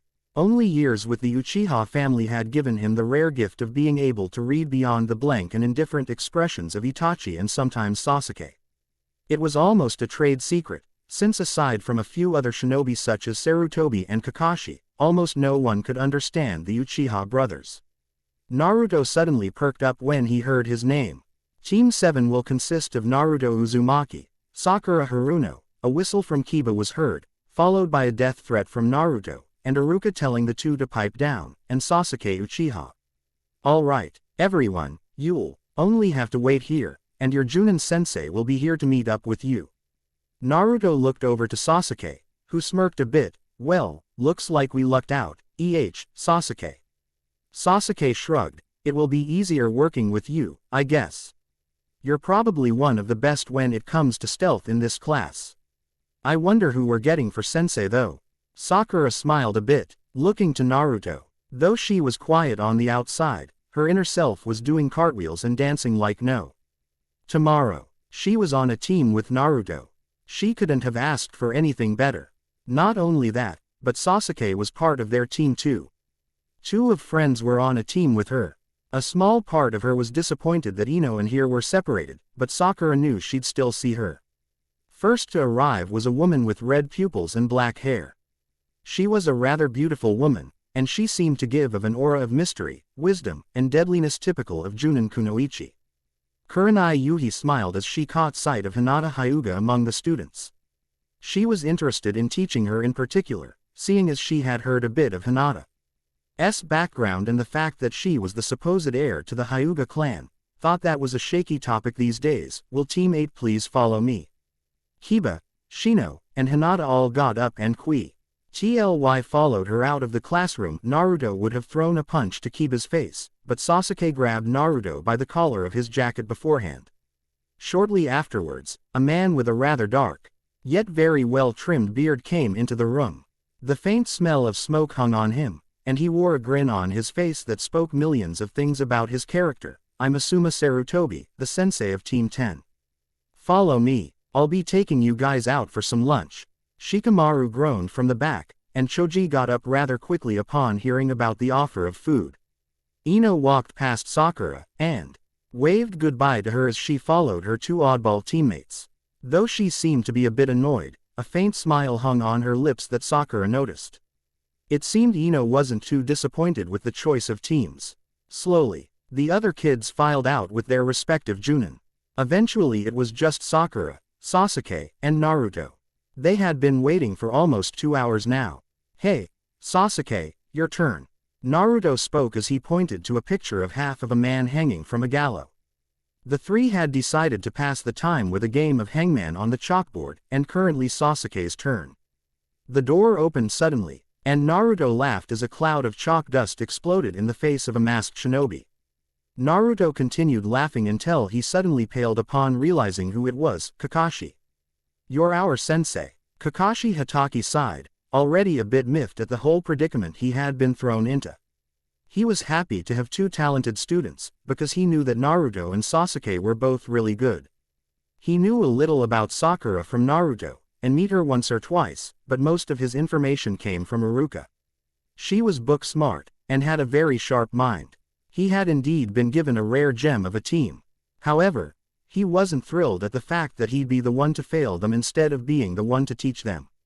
He had yet to ever pass a single genin team, and until he did, he would never, ever enjoy being a Junin sensei. Yeah, the Hokage decided to punish me for being late to a few meetings of Anbu years ago by making me your teacher. Oh, by the way, Naruto, I'll be stopping by later, okay? Kakashi replied, and Naruto gave a nod, catching on to the hidden meaning. Looks like he wanted to be there to help Naruto as well. Naruto frowned. What's that supposed to mean? If I had known you would be our sensei, I would have just went to get something to eat and take a nap before you got here. What a waste of good chalk. Dust. Kakashi shook his head, mumbling something about pranksters. Okay, you three, meet me up on the roof. We'll get to reintroduce ourselves and such. With that said, Kakashi disappeared in a swirl of smoke.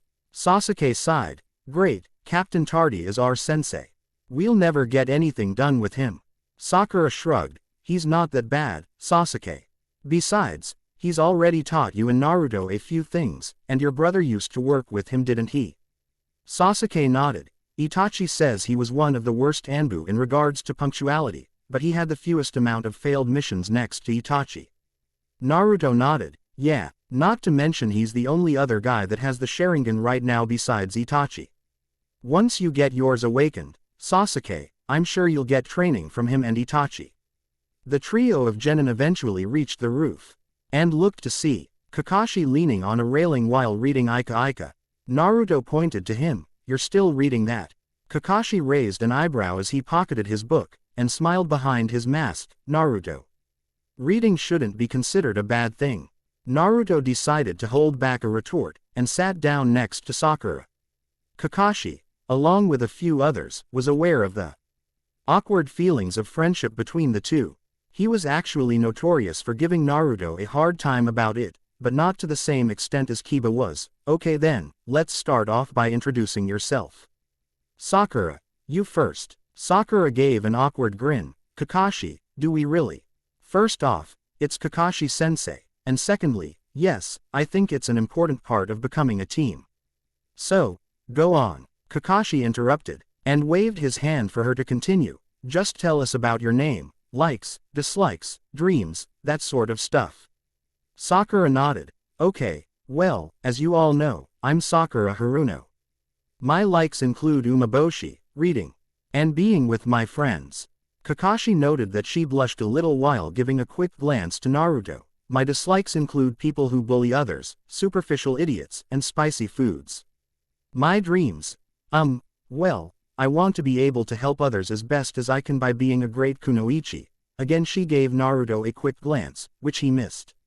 Kakashi W. As only glad that she wasn't one of those raving fangirls that Sasuke and Naruto had to deal with on a daily basis when they left for the academy and after lessons were done. Kakashi nodded. Very well, you're next, Blondie. I have a name, you know. Well, then let's pretend I don't know that. Naruto stuck his tongue out at Kakashi, but eventually settled down. I'm Naruto Uzumaki, though I was taken in by the Uchiha clan when I was younger. My likes include my mom and brothers, my friends, ramen, and training. Let's see. Dislikes. I guess I don't like jerks, but then again, who does? Oh, I dislike people who cruel for no reason too. Let's see. My dream is to be Hokage. Kakashi smiled behind his mask. If only you knew how right that sounds coming from you in particular, Naruto. Very well, you're up next, Sasuke. Sasuke cracked open his eyes. He wasn't sleeping. He had indeed caught everything that had been said, but he liked to concentrate more on things by closing his eyes to listen better. I'm Sasuke Uchiha. I like a few things, namely my family and training, and my few friends. My dislikes include people who are ignorant, and those who are abuse their power bring honor back to the Uchiha name with my brother, and become one of the greatest Uchiha in history. He smirked, then added, and make sure Naruto gets the position of Hokage so I can have him give me good missions in the future. Naruto grinned, while yelling, you won't be waiting long. And Sasuke gave a small smile. Sakura rolled her eyes at the two, but a smile was clearly on her face. This T.M. may just be the one he had been waiting for. Then again, if that was the case, he better read all that he can of Ika before it was too late. Kakashi was definitely pleased with what he had heard. Every one of them seemed to have a somewhat similar goal in mind as to what they want to do, be the best that they can be. He smiled, and decided to drop the bomb on their good mood. Well, now that that's taken care of, I'll tell you about them myself.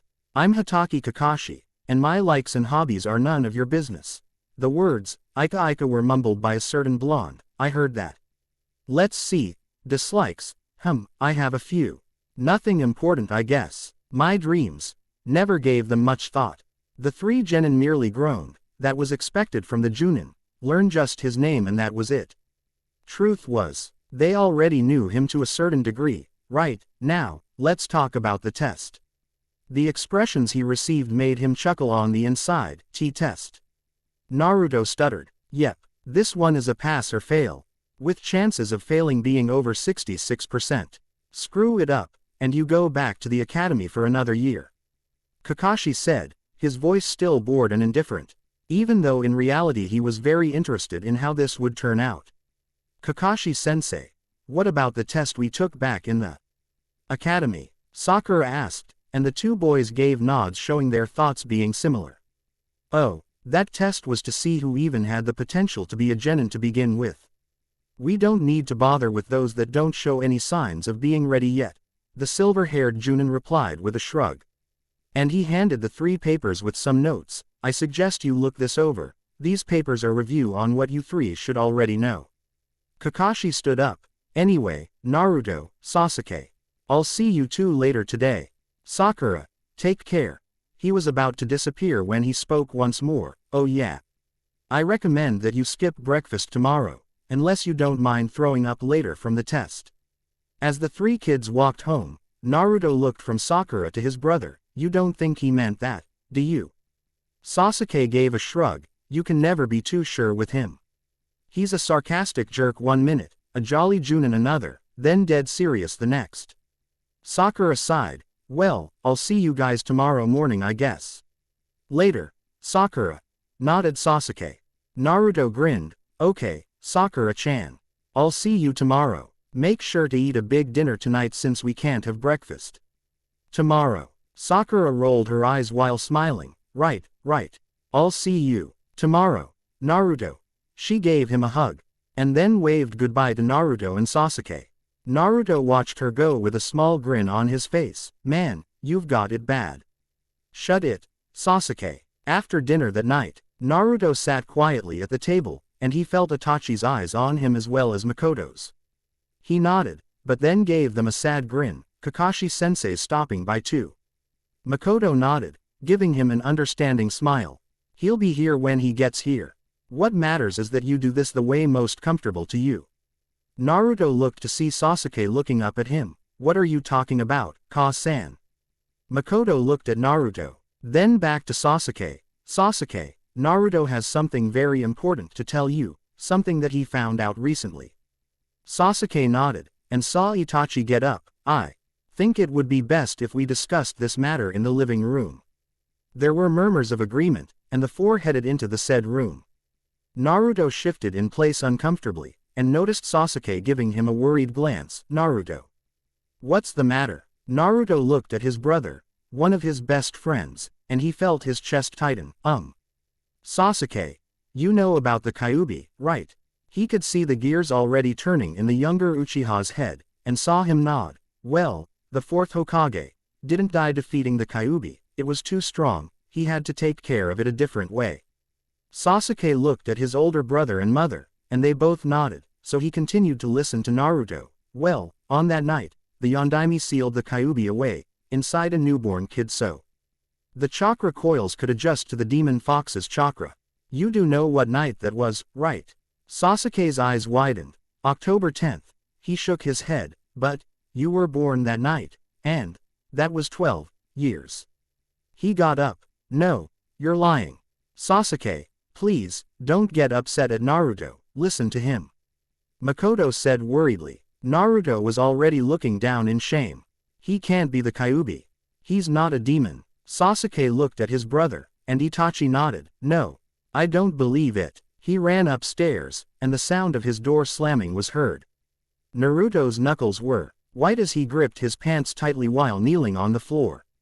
He hates me, Naruto said, and he tried to hold back tears. I always wondered, why do they hate me? I guess this reason is good enough for the way I was treated. Makoto drew her adopted son in close. Naruto, he doesn't hate you. He's just upset. This is a lot for him to take in too. Itachi got up, and Makoto looked at her eldest son in the eyes. I'm going to go talk with Sasuke. Itachi. Don't worry, Ka-san. I know how to deal with Sasuke when he's like this. Itachi replied quietly, and he kneeled down to put a hand on Naruto's shoulder. Naruto. You're not the Kyuubi. Don't think that, even for a second. Naruto nodded as Itachi got up and went up the stairs. Makoto heard a knock at the door, and slowly got up to answer it. She opened the door to find a silver-haired Junin. Yo. She sighed, and Kakashi got the message. Bad timing. She merely nodded. Mind if I talk with Naruto? She gave another nod. Sasuke sat in his room, staring bitterly outside from his window. He didn't even move as he heard his door open. Sasuke, that was uncalled for. Sasuke said nothing. Itachi walked over to his brother, and sat next to him. Naruto's upset about what you did, and I really think you should apologize. It would be wise, as that reason why he is hated by some of the villagers. Itachi raised an eyebrow. Yes. You noticed how people look at him too. Sasuke nodded, sighing. Yeah, it's hard not to. Naruto just seems to brush it off though. Itachi looked at Sasuke, and frowned a bit. Naruto is not the Kyuubi. He merely holds it inside of him. In a way, he's constantly protecting us. Sasuke nodded. I hate how idiotic some people are. I mean, yeah, he holds the Kyuubi in him. But he's not the demon fox. Itachi nodded. Perhaps you should go down and talk to him. Naruto just learned of this a while ago, so he's not entirely comfortable with this knowledge yet. Sasuke nodded, and followed his brother downstairs to see Naruto. Kakashi was sitting on the patio outside of the Uchiha household that looked out to the garden. Naruto, you want to talk? Naruto was sitting with his back to the wall, and he nodded. Kakashi, is it right to not be mad at the villagers for hating me? Kakashi sighed. Naruto asked a question that was deep. Naruto, that alone shows that you're mature beyond your years. Kakashi gave him a smile. Listen, not everyone hates you. Yeah, well that's because most of the friends I have don't know of the Kyuubi. What if he stopped himself. But Kakashi already knew what he had planned on saying. Naruto, though I don't know her as well as you or Sasuke, she seems like a very bright and caring girl. If she's a real friend, I don't think that she would hate you for it. Naruto nodded. I guess you're right. Kakashi ruffled his hair. You better get some sleep, other W asleep at the test tomorrow. Hey, I could sleep in and have a long hot shower, and I'd still be waiting an hour for you. Naruto retorted. Kakashi simply shrugged. My point is, Naruto, no matter what anyone says, you are not a demon. And you have people who care about you. Even Itachi does, though he doesn't say it. Naruto nodded, and then a voice interrupted the two. Naruto. Naruto turned to see Sasuke standing at the door, looking down at the ground. I want to talk about what happened earlier. I'm sorry. Naruto noticed Sasuke was giving his rare honest to good guilty frown. It's okay, Sasuke. I forgive you. Sasuke sighed. I still want to talk about it. Kakashi got up. Well, maybe your mother has some food left over. I really didn't eat anything yet for dinner today. He got up, silently cueing Sasuke to take a seat and talk to Naruto. The two were quiet for a while, then Naruto spoke. So, are you more afraid, or just surprised by this? Sasuke shrugged. Surprised, I guess. I mean, yeah, the Kyuubi is in you. But I don't think that I should have reason to be scared of you. Besides, I've known you since we started at the academy, and you never did anything horrible like the Kyuubi was said to be able to do in the stories. Naruto nodded, and lifted his shirt. The old man told me that this seal on my stomach is what holds the Kyuubi in place. See, Naruto channeled chakra into his stomach, and a black swirl with markings appeared. It was done by the Yondaime Hokage, and it alone holds the demon fox in me. If it ever got out, well, we'd be in trouble. Sasuke nodded. So, are you going to tell anyone else? Naruto shook his head. Not for now. I'm still not sure if I want to, but I at least think my family deserves to know. Naruto grinned. Even if you were a jerk sometimes, you're still my brother. And that's what matters most. Sasuke snorted. Yeah, well, I'd rather be a jerk than an idiot. The smirk on his face made Naruto laugh. There was the Sasuke Naruto knew. The two sat in quiet for a while, looking at the night sky. Time seemed to crawl as the stars began to appear. That's when Naruto asked Sasuke, Hey, Sasuke, after we pass the test, we'll be on missions, and leaving the village too. Sasuke nodded, and continued to remain quiet. He suddenly heard the sound of footsteps, and the two turned to see Kakashi behind them. Well, I'm off. I'd recommend getting some sleep. Tomorrow's you two and Sakura take the test. Yeah, well you just wait. We'll pass with flying colors tomorrow. Naruto shot back, grinning while Sasuke gave a small smirk to Kakashi. The Junin said nothing, but smiled behind his face mask. Well, save the big talk for tomorrow, Naruto. He gave a wave to the two boys. I'll see you later. With that, he vanished in a puff of smoke. Naruto sat awake in his room that night, looking out the window of his room. He saw the Hokage monument from here, and a small smile crept on his face as he looked at the fourth Hokage's stone-carved face. I guess I have some sort of connection to you after all. He smiled as he closed his eyes, drifting off to sleep. The following morning Sasuke sat in the kitchen as Naruto walked down the stairs from his room. He noticed Sasuke eating an apple and drinking some juice, and he raised an eyebrow. Sasuke, Kakashi said we shouldn't eat breakfast. Hey, well, I'm still eating. I can't function right if I don't eat something for breakfast. He bit into the apple and picked one out of a basket on the table. He tossed it to Naruto. Eat something. I know how you get if you don't eat. Naruto took the apple and begrudgingly bit into it. He chewed, and sighed. I better bring something for Sakura-chan too. She and Ino are always trying to diet, which I still don't get. She probably hardly ate anything last night if I know her.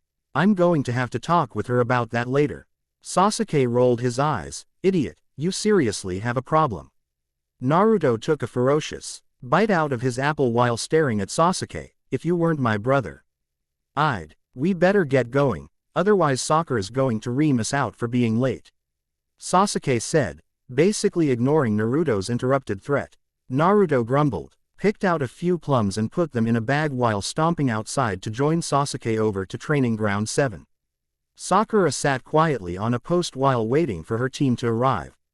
That's when she saw a flash of blonde hair followed by Sasuke coming her way. She smiled and jumped off her seat while waving to Naruto and Sasuke. Hey, you're here. Naruto grinned wide, and held a bag in front of him. Sakura looked at him, and he spoke, it's your breakfast. I got you 2 plums, I know. How much you like them. Sakura was about to speak, but Sasuke interrupted, it's not much. But we need something in our stomachs, it's common sense. Sakura sighed, you didn't need to get me anything, you guys. She took a plum and happily bit into it, letting the juicy fruit leak into her mouth. After chewing it down and swallowing, she let out a satisfied, ah. Naruto smiled, hey, I knew you'd like them. Thanks, Naruto. She gave him a quick peck on the cheek. And he began stuttering you're welcome, as she bit into her plum again. Where is he? It's almost 10 o'clock. Sakura growled out as she sat under a tree, trying to avoid the sun. It's been 2 hours since he was supposed to arrive. Naruto and Sasuke would have told her that this was expected, but they inclined not to. As wonderful of a girl that she was, Sakura tended to get a little edgy when she was kept waiting too long for someone. The sound of a puff of smoke got the 3 kids' attention. Yo. Sakura jumped up and looked at Kakashi. Kakashi-sensei, you're late. Ah, sorry, I was walking down the street when a black cat crossed my path, so I had to take the long way to reverse the bad luck.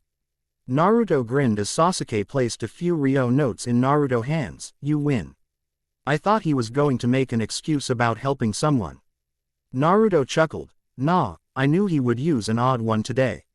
Sakura gave the 2 boys an annoyed look. You knew he was going to be late. Naruto raised his hands nervously in defense. Haha, easy, Sakura-chan. Kakashi-sensei is usually late for anything. Sasuke and I never know how long though. Sometimes it's 15 minutes, other times it's 5 hours. Kakashi laughed nervously, then straightened himself out. Right, now then, I suppose we should get this test started. He dug into his pockets and produced 2 small bells. The purpose of this test is to see if you can beat me and steal one of these bells from me, however, I'll be fighting as well. Think of it as a sort of survival test. You have until noon to get them from me.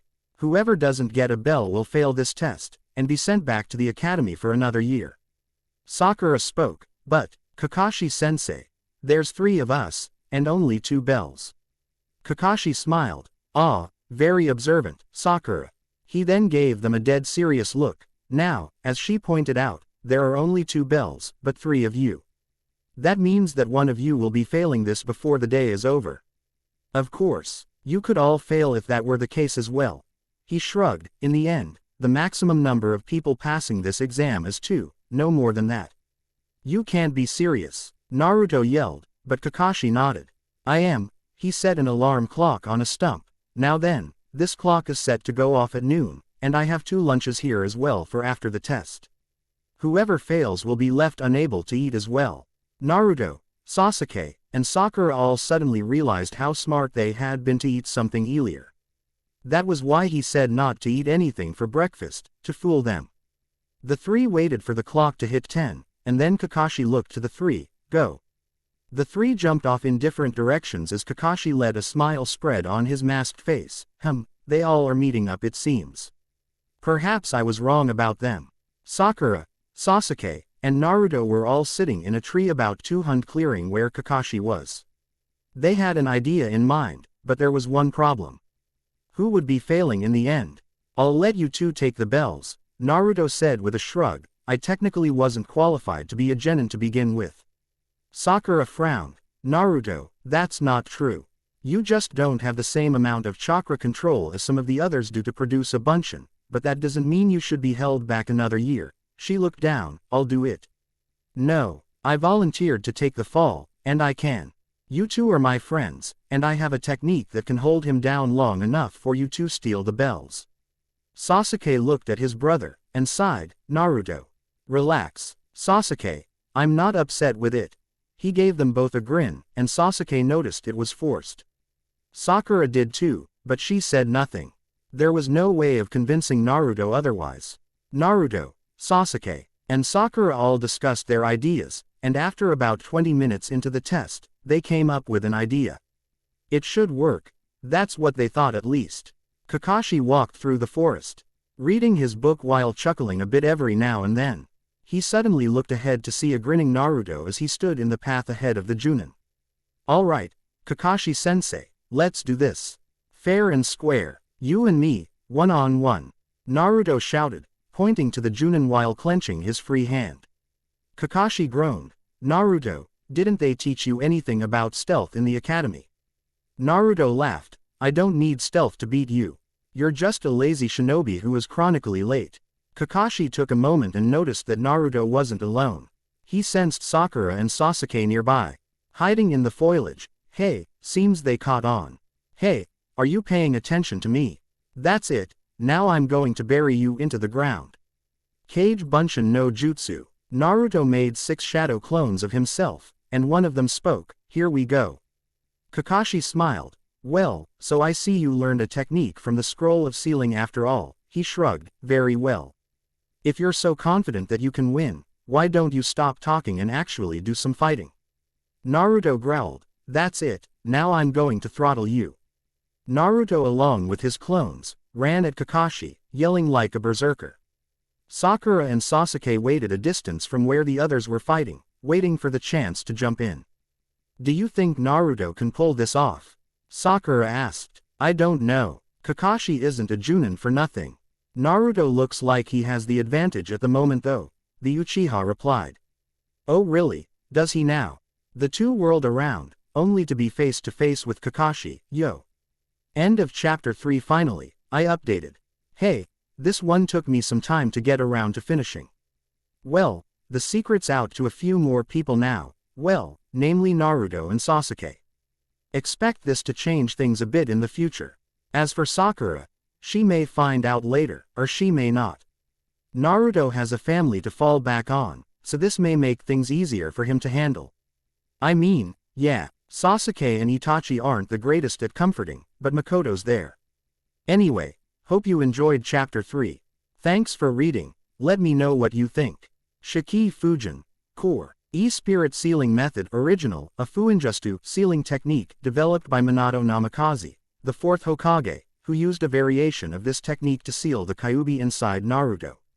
The user of this Fuinjutsu makes the proper hand seals, and calls forth the Shinigami, Death God, and in exchange for the user's soul, the Shinigami will remove the opponent's soul from their body.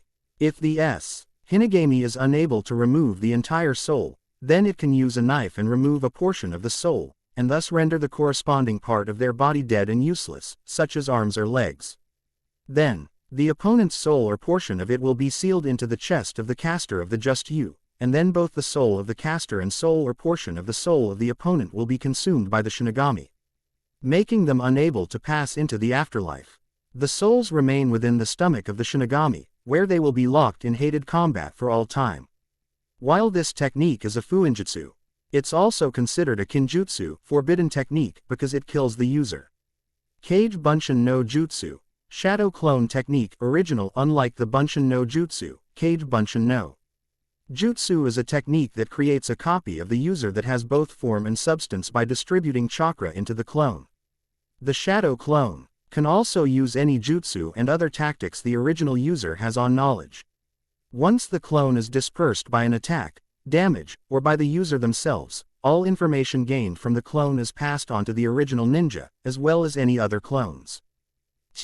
Aju Kage Bunshin no Jutsu. Multiple Shadow Clone Technique Original and advanced version of the Kage Bunshin no Jutsu where the user creates not just a few shadow clones but several hundred, even thousands, of clones. Depending on the skill level of the user, the amount of chakra needed to pull off the technique will vary. Those with less control will need to use more chakra compared to those with better control. This Junin level technique was banned by the first Hokage, but many still learn the technique, such as Naruto and Kakashi. Ripples and Waves. Part 1. Disclaimer. Naruto isn't owned by me. But just to make sure that point is made, I brought a guest here for us. Neji. Denim. Why? Denim 88. Because it's funny, and makes for an interesting disclaimer. Neji. Very well, if it'll keep you from talking, I shall do it. Ahem. Denim 88 doesn't own Naruto or any of its characters. Naruto and all its characters are property of Masashi Kishimoto, not Denim 88. Denim 88. Thanks for that Neji. Neji. Don't mention it, ever. Denim 88. Right, well, on with the FIC. Neji. Please don't glare at me with your Byakugan, it's scary. Glowing Embers in the Wind. Chapter 4. Ripples and Waves Part 1. Another pop went off as Kakashi dispelled his 74th shadow clone. Naruto had found himself in a bit of a jam now. The blonde quickly decided to do what he did best, go all out and hope for the best. Naruto, you know there's this wonderful expression. I believe it's quality over quantity. You ever hear of it? Oh, shut up, I'll pummel you to the ground, then burn that book in front of you. Then we'll see who's the real shinobi here, retorted a flustered blonde, summoning another 16 clones. Kakashi stared at Naruto for a second. You've been hanging around Itachi too much. Naruto folded his arms while a few of the clones around him grumbled something about perverts not being fit for shinobi, then charged in for another run at the silver-haired Junin. Sakura chucked another handful of shuriken at Kakashi as Sasuke made a few seals, and blasted a ball of fire at the Junin. Kakashi blocked the oncoming shuriken before reappearing behind Sakura as he fireball exploded where he had been standing moments ago. Shinobi Lesson Number 1, Taijutsu. Kakashi quickly grabbed Sakura by her wrist and flung her through the air, and heard her land in a bush. You two will have to do better than that if you plan to defeat me. TCH, as if we stood a chance to begin with. We hardly had a shot at you working together, but still. Sasuke flew through a few seals. Naruto's not going to give up, so neither are we. Kaden. Gukaku no Jutsu. Sasuke launched another massive fireball at the Junin, and the Junin rolled his eyes. Shinobi Lesson Number 2, Genjutsu. The fireball hit Kakashi dead on, burning the Junin to ash as it blasted off into a nearby tree before exploding to millions of embers. Sasuke's eyes widened. Did he really hit him? Did I actually kill him? Sasuke was shaken for a moment before a voice spoke up. Nah, I was just messing with you. Kakashi spoke up, and Sasuke whirled around only to find a kunai to his throat. Yo. Sasuke didn't move, and noticed Sakura getting up behind Kakashi, kunai in hand. Suddenly, and he disappeared with a puff of smoke, a clone. Before Sasuke or Sakura could say anything, a voice rang out in the distance. Free ramen. Both turned towards where Naruto and Kakashi were fighting. That's the signal. Sasuke, let's hurry. Sakura spoke, and the two dashed off to the battle. The two arrived a few moments later to see about 20 Naruto clones piled on the body of Kakashi. The man looked more annoyed than hurt. He noticed Sasuke and Sakura coming, and he immediately understood what was happening. Sasuke, Sakura, take his bells before he gets free. Naruto spoke, and pointed at the Junin's waistline. I was going to take out his book as well, but then he bit a clone and I decided against it. He bit you, Sakura repeated, a bit perplexed by how someone could bite with a mask on. Then again, the man wasn't a Junin for nothing. Sasuke looked to his brother, Naruto. You and Sakura take the bells. Naruto looked surprised, but immediately replaced it with anger. Hey, what the heck? We agreed I was going to take the fall here. Sakura spoke. No, you two can take the bells. I don't belong to a clan, so it wouldn't be that big of a deal if I wait another year. Naruto shook his head. Sakura, no. Clan has nothing to do with this. I said I would hold him down while you two each took a bell. You two can't decide to change plans now. Sasuke sighed. Naruto, you know how bad the academy was for you. I don't want you going through another year of it. If I fail, I fail. It just means I'll be more prepared for next year. Itachi and Ka-san will understand. Naruto looked at the two and spoke. Look, I don't mind waiting another year for my time to pass my genin test. I can deal with another year learning from Iruka-sensei. Besides, maybe I'll learn a bit more from him. Naruto was cut short from his speech when he suddenly felt something grab his ankles. What the? He turned to see a log replacing the spot where Kakashi had been. Uh-oh. Doden. Shinju Zanshu no Jutsu. Naruto cried out as he was literally yanked into the ground, up to where his neck was.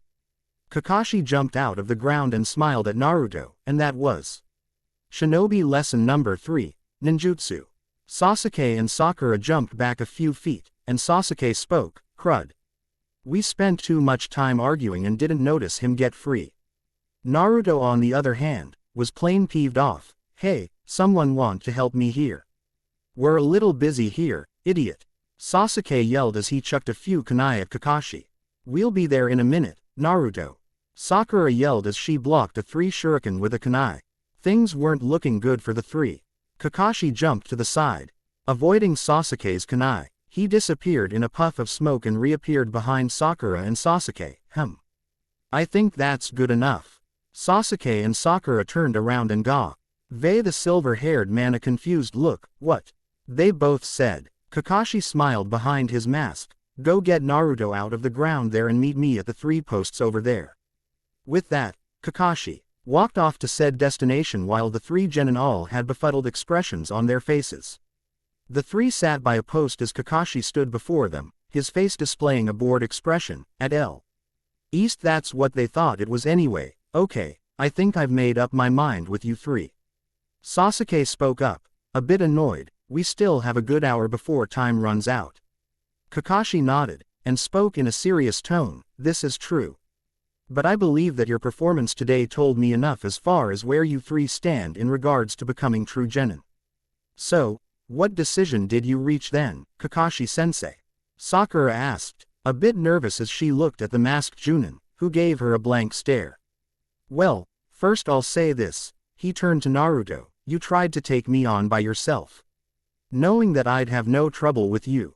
Taking the burden of a mission on by yourself is likely to cause problems for a team in the field. Sakura, your taijutsu needs work, and you seem to hesitate at times when you attack. Sasuke, you were launching your jutsu at me recklessly. Relying solely on power will not be enough in battle. I'm sure Itachi has harped on both you and Naruto about that, as well as your mother." Kakashi looked up at the midday sky, and paused before continuing. However, he turned back to the 3. "All 3 of you were ready to take the fall for each other. And you worked out an actual plan to try and beat me. It may have failed, but that is expected. That was the whole point of this exercise, to see how well you 3 would work as a team." Naruto, Sakura, and Sasuke all went silent for a moment, waiting for Kakashi to speak. After a few seconds passed, Naruto spoke. "Wait. So," Kakashi grinned behind his mask, "all 3 of you pass.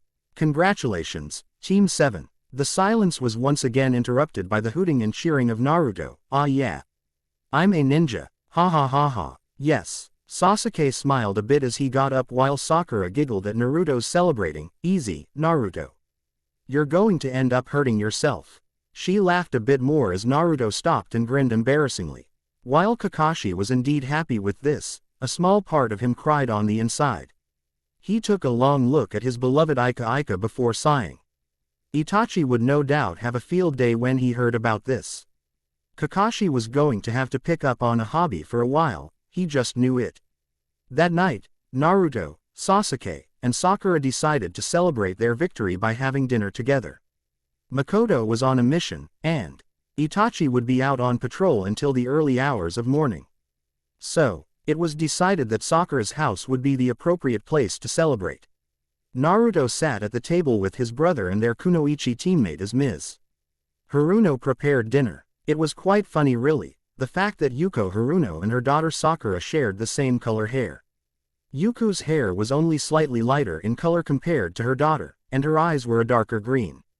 Sakura was otherwise a younger copy of her mother. "So, all 3 of you are on the same squad. That's so cute. I'll have to take a picture later," Yuko Haruno said, as she brought large pot of vegetable soup to the table. It was a well-known fact that Sakura's only parent was a vegetarian. Sakura herself was not, but for the sake of her mother ate whatever she was given. Although Sakura did sometimes add meat to her meals, Yuko, unlike her daughter, never was a ninja. Her chakra was never at a sufficient enough level for her to perform the basics, nth. Air was also the fact that Yuko was more interested in gardening and running her market stand than ninjutsu. Still, she was proud of her daughter, and it made her happy to say that she had a kunoichi for a daughter. As everyone ate, Sasuke and Naruto recounted all the recent happenings at the Uchiha household for Yuko, Itachi's latest week-long mission, Makoto doing patrol with a group, and so on. It was because Naruto and Sakura had become good friends that Makoto and Yuko had in turn become good friends as well. Ms. Haruno was well aware of Naruto's condition, but she didn't think any less of the boy for it. As a result, she had become a sort of aunt to Naruto the Uchiha siblings. Even Itachi saw her in a similar way, as he often visited her vegetable stand for her tomatoes, which Sasuke loved. Itachi found that keeping a steady supply of them at home made Sasuke less likely to be found in a bad mood. After dinner, Sasuke went home early, saying that he had to practice his fire techniques while it was still bright enough outside. That left Naruto alone with Sakura as Yuko went to wash dishes and prepare her produce for tomorrow. "So, Naruto, do you think we'll get any good missions tomorrow?" Sakura asked as the two sat outside of the Haruno residence on the steps. Naruto laughed. From what I hear, D-rank missions are nothing more than public services and manual labor for less pay. Mom told me that when she was a genin almost a quarter helping fix up old buildings and removing weeds from gardens. Sakura frowned. "You're kidding me." Naruto wasn't laughing though, so she sighed in disappointment. "Don't worry, Sakura-chan. Itachi said that once you can do C-rank missions that you get to do some actual ninja work. It may be a few months, but if we do really well with the D ranks, the old man will have to assign us harder stuff," Naruto said with a grin. Sakura smiled back at the blonde-haired boy. "You're probably right." She looked up at the darkening sky and admired the purples and pinks as they appeared on the horizon. "I'm glad we're on the same squad, Naruto." "Me too, Sakura-chan," Naruto replied. He felt her wrap her arms around his left arm, and he couldn't help but feel like his stomach was filled with flapping butterflies. "Hey, Naruto." Naruto felt his throat tighten, but forced himself to speak. "Why yeah. You really did good today in the survival test. You almost had Kakashi-sensei pinned so we could take the bells," Sakura said quietly as she rested her head on his shoulder. "Haha, it wasn't anything special. Sasuke probably would have had an easier time against Captain Tardy compared to me." Naruto spoke, his face turning a tint of red. For him, receiving a compliment from Sakura was the best thing could be happening to him at the moment, in his opinion. Sakura sighed. "Naruto, stop selling yourself short. You've got more raw talent than most of the students in our grade did, and you still don't let it go to your head." She hugged him briefly before getting up. "I think that's worth admiring. Also, you were willing to fail in order for Sasuke and my sake." She tilted her head slightly to the side as she smiled a bit. "That just shows how big of a heart you have." She planted a light kiss on his right cheek before walking to the front door of her home. "I'll see you tomorrow, Naruto."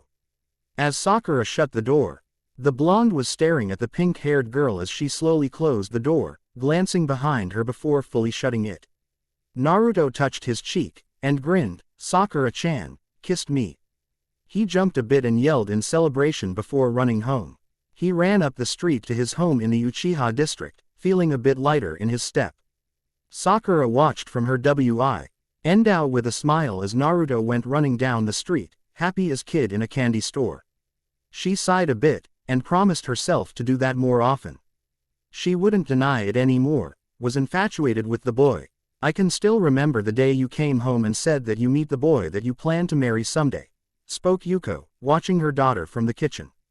Sakura blushed 10 shades of red, and turned to her mother to look at her with her best attempt at appearing annoyed.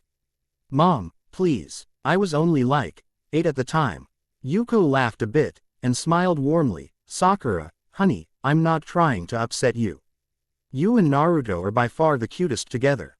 Sakura blushed. "I like him. I really do, is that right? I mean, we've been friends since." Yuko put a hand up, cutting Sakura off. "Naruto and you are still friends, and for now, that's probably best. Just wait for a few more years and you'll start understanding why I think you two are adorable together. Well, you can maybe try to get a bit closer to him. But you're still only kids. Enjoy your childhood before worrying about that stuff." Sakura nodded. She could give it a try. Besides, if she was at a loss of what to do, Ino could always help her. Maybe even Sasuke. Shisui Uchiha sat in a cave with a pale, blue-skinned shinobi carrying a large sword and wearing a Kurigakure Hitai Ite, a single gash running through the hidden mist symbol, so. Konoha. Yeah, apparently one of the Jinchuriki is there, a kid from what we've been told, we've got a few months before we have to go and retrieve him. Kisame paused before grinning. I hear you have family back in Hidden Leaf. Shisui shrugged a bit, hardly. Itachi was a good friend of mine, and I hardly knew his mother and brother. That damn Jinchuriki boy was actually the one that saved them from dying by my sword.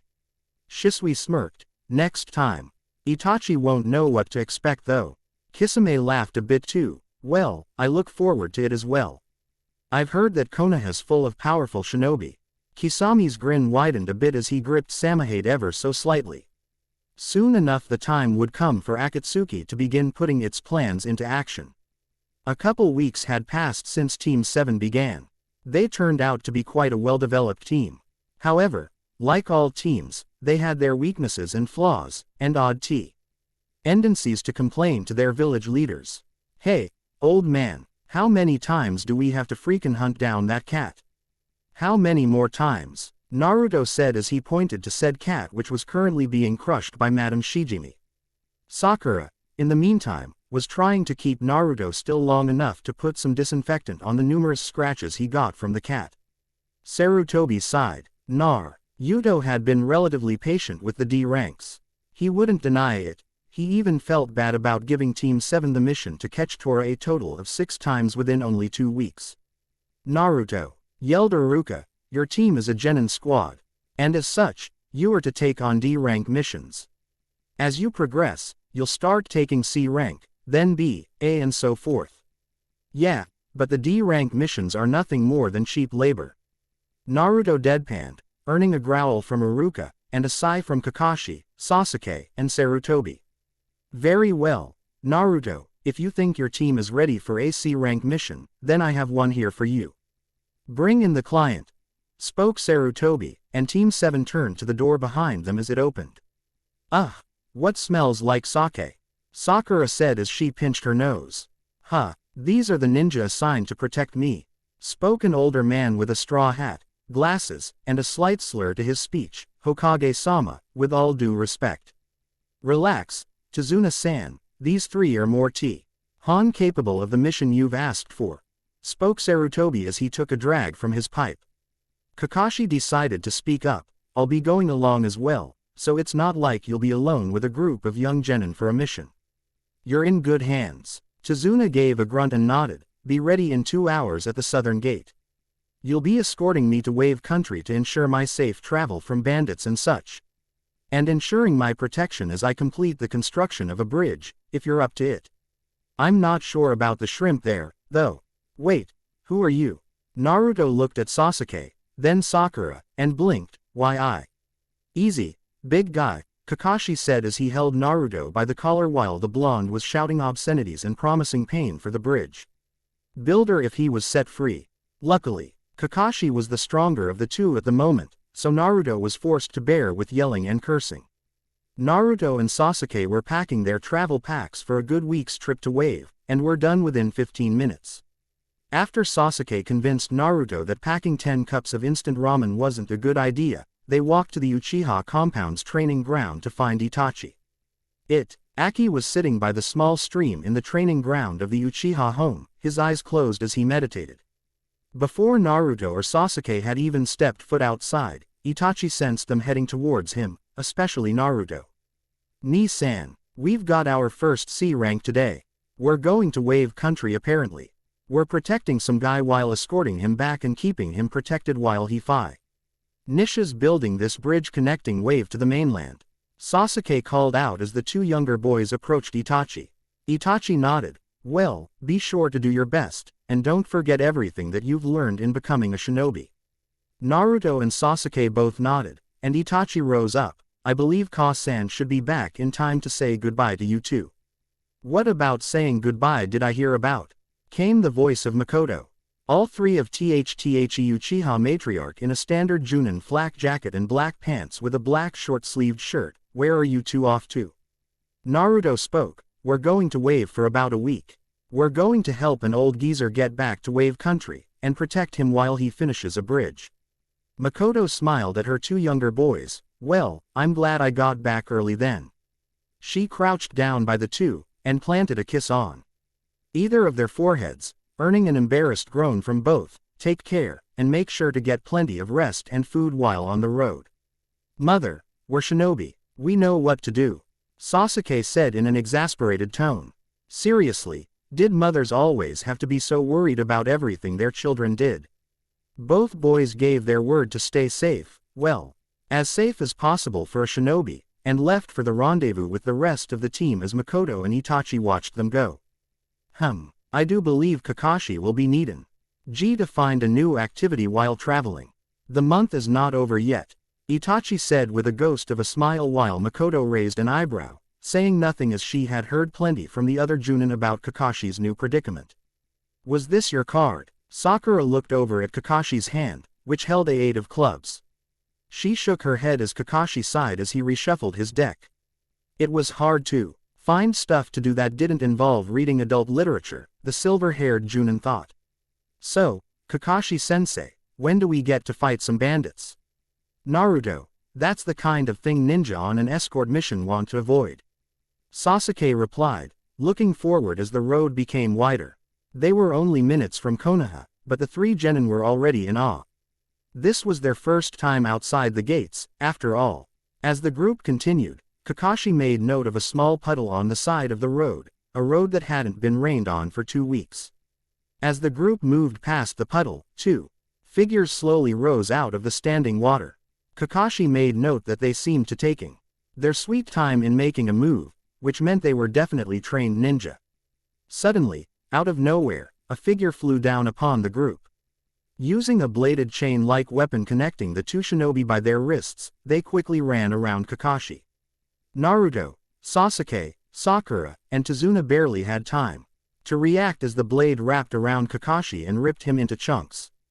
Kakashi-sensei, Sakura screamed, seeing her Junin instructor being torn apart before her very eyes.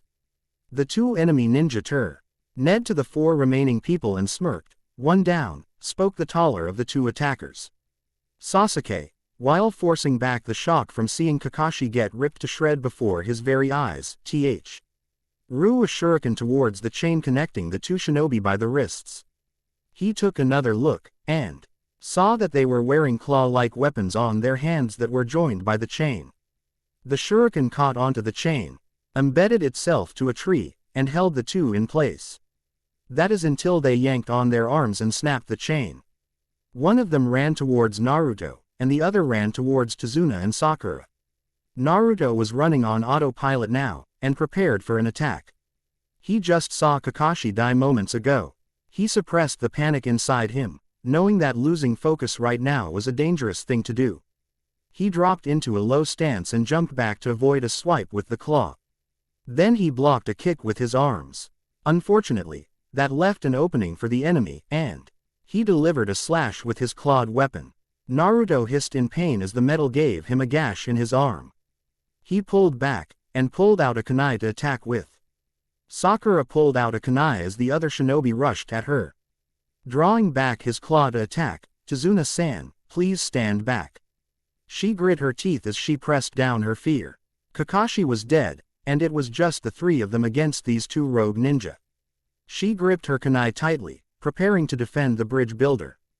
Gah! Sakura blinked as she saw the figure of her silver-haired sensei standing before her, a fist rammed into the enemy nin's gut. The ninja fell to the ground, passed out. The second ninja, seeing that his comrade had fallen, decided that the odds were no longer in favor, so fleeing was the best option. Especially with Kakashi back in the scene. That was what he planned on until he was dogpiled by about 15 of Naruto's shadow clones. Kakashi squatted down so he was eye level with the 2 Chunin level missing nin, who turned out to be from Kurigakure. That explained the whole puddle in the road deal during a sunny day. Okay, I've been having a really bad day so far, so I'd recommend you answer my questions. And answer them now. Kakashi spoke in a deadly tone. He was not happy in the least. First he can't read Ika during the mission, then he finds out he's bad at card tricks, and then to top it off, His team is ambushed. Apparently someone forgot to inform him that the mission was of B rank, or someone was not telling him the whole story. He was pretty sure Sarutobi wasn't out to get the masked Junin. So he was pretty sure Tazuna left out some need to know facts about this whole ordeal. He stared into their eyes and spoke, "Why did you attack us?" "We're not telling you a thing," spoke one of the two demon brothers, as they were called. Kakashi's hand twitched in need of a kunai, half of his mind screaming to kill something and kill it now. He restrained the urges and decided to instead backhand the ninja. Wrong answer. Try again, or I'll start using fists. Meanwhile, Sasuke and Tazuna watched Kakashi let out some anger on his captives while Sakura was tending to Naruto's wound on his arm. "Naruto, you dummy, what were you thinking going into close combat with a guy who was carrying a poisoned weapon?" Naruto pouted as she wrapped gauze on the cleaned and detoxified wound. "I didn't know they were poisoned, Sakura.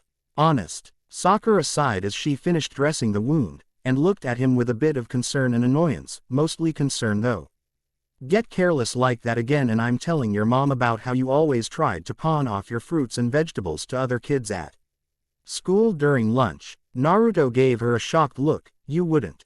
"I will." Naruto gulped nervously, already seeing how his mother would react to that little fact, and nodded, "Okay, I'll be more careful, Sakura-chan." Sakura nodded before giving him a light peck on the cheek. "Good." Quote, Kakashi eventually got up from his impromptu interrogation with the two ninja, and walked over to the group.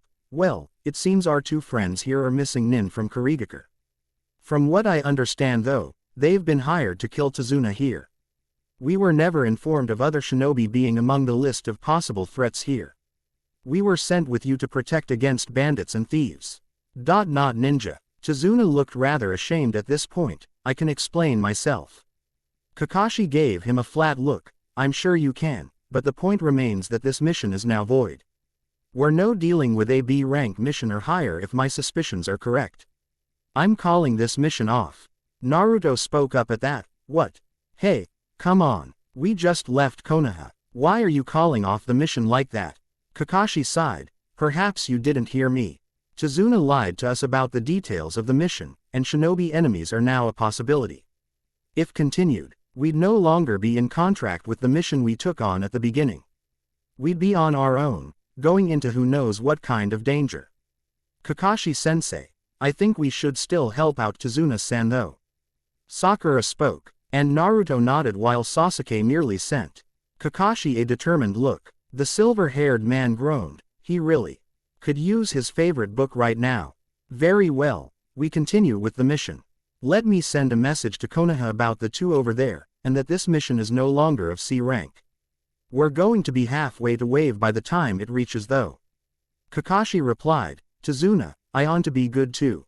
You've put my students, who are also my team and family, in danger."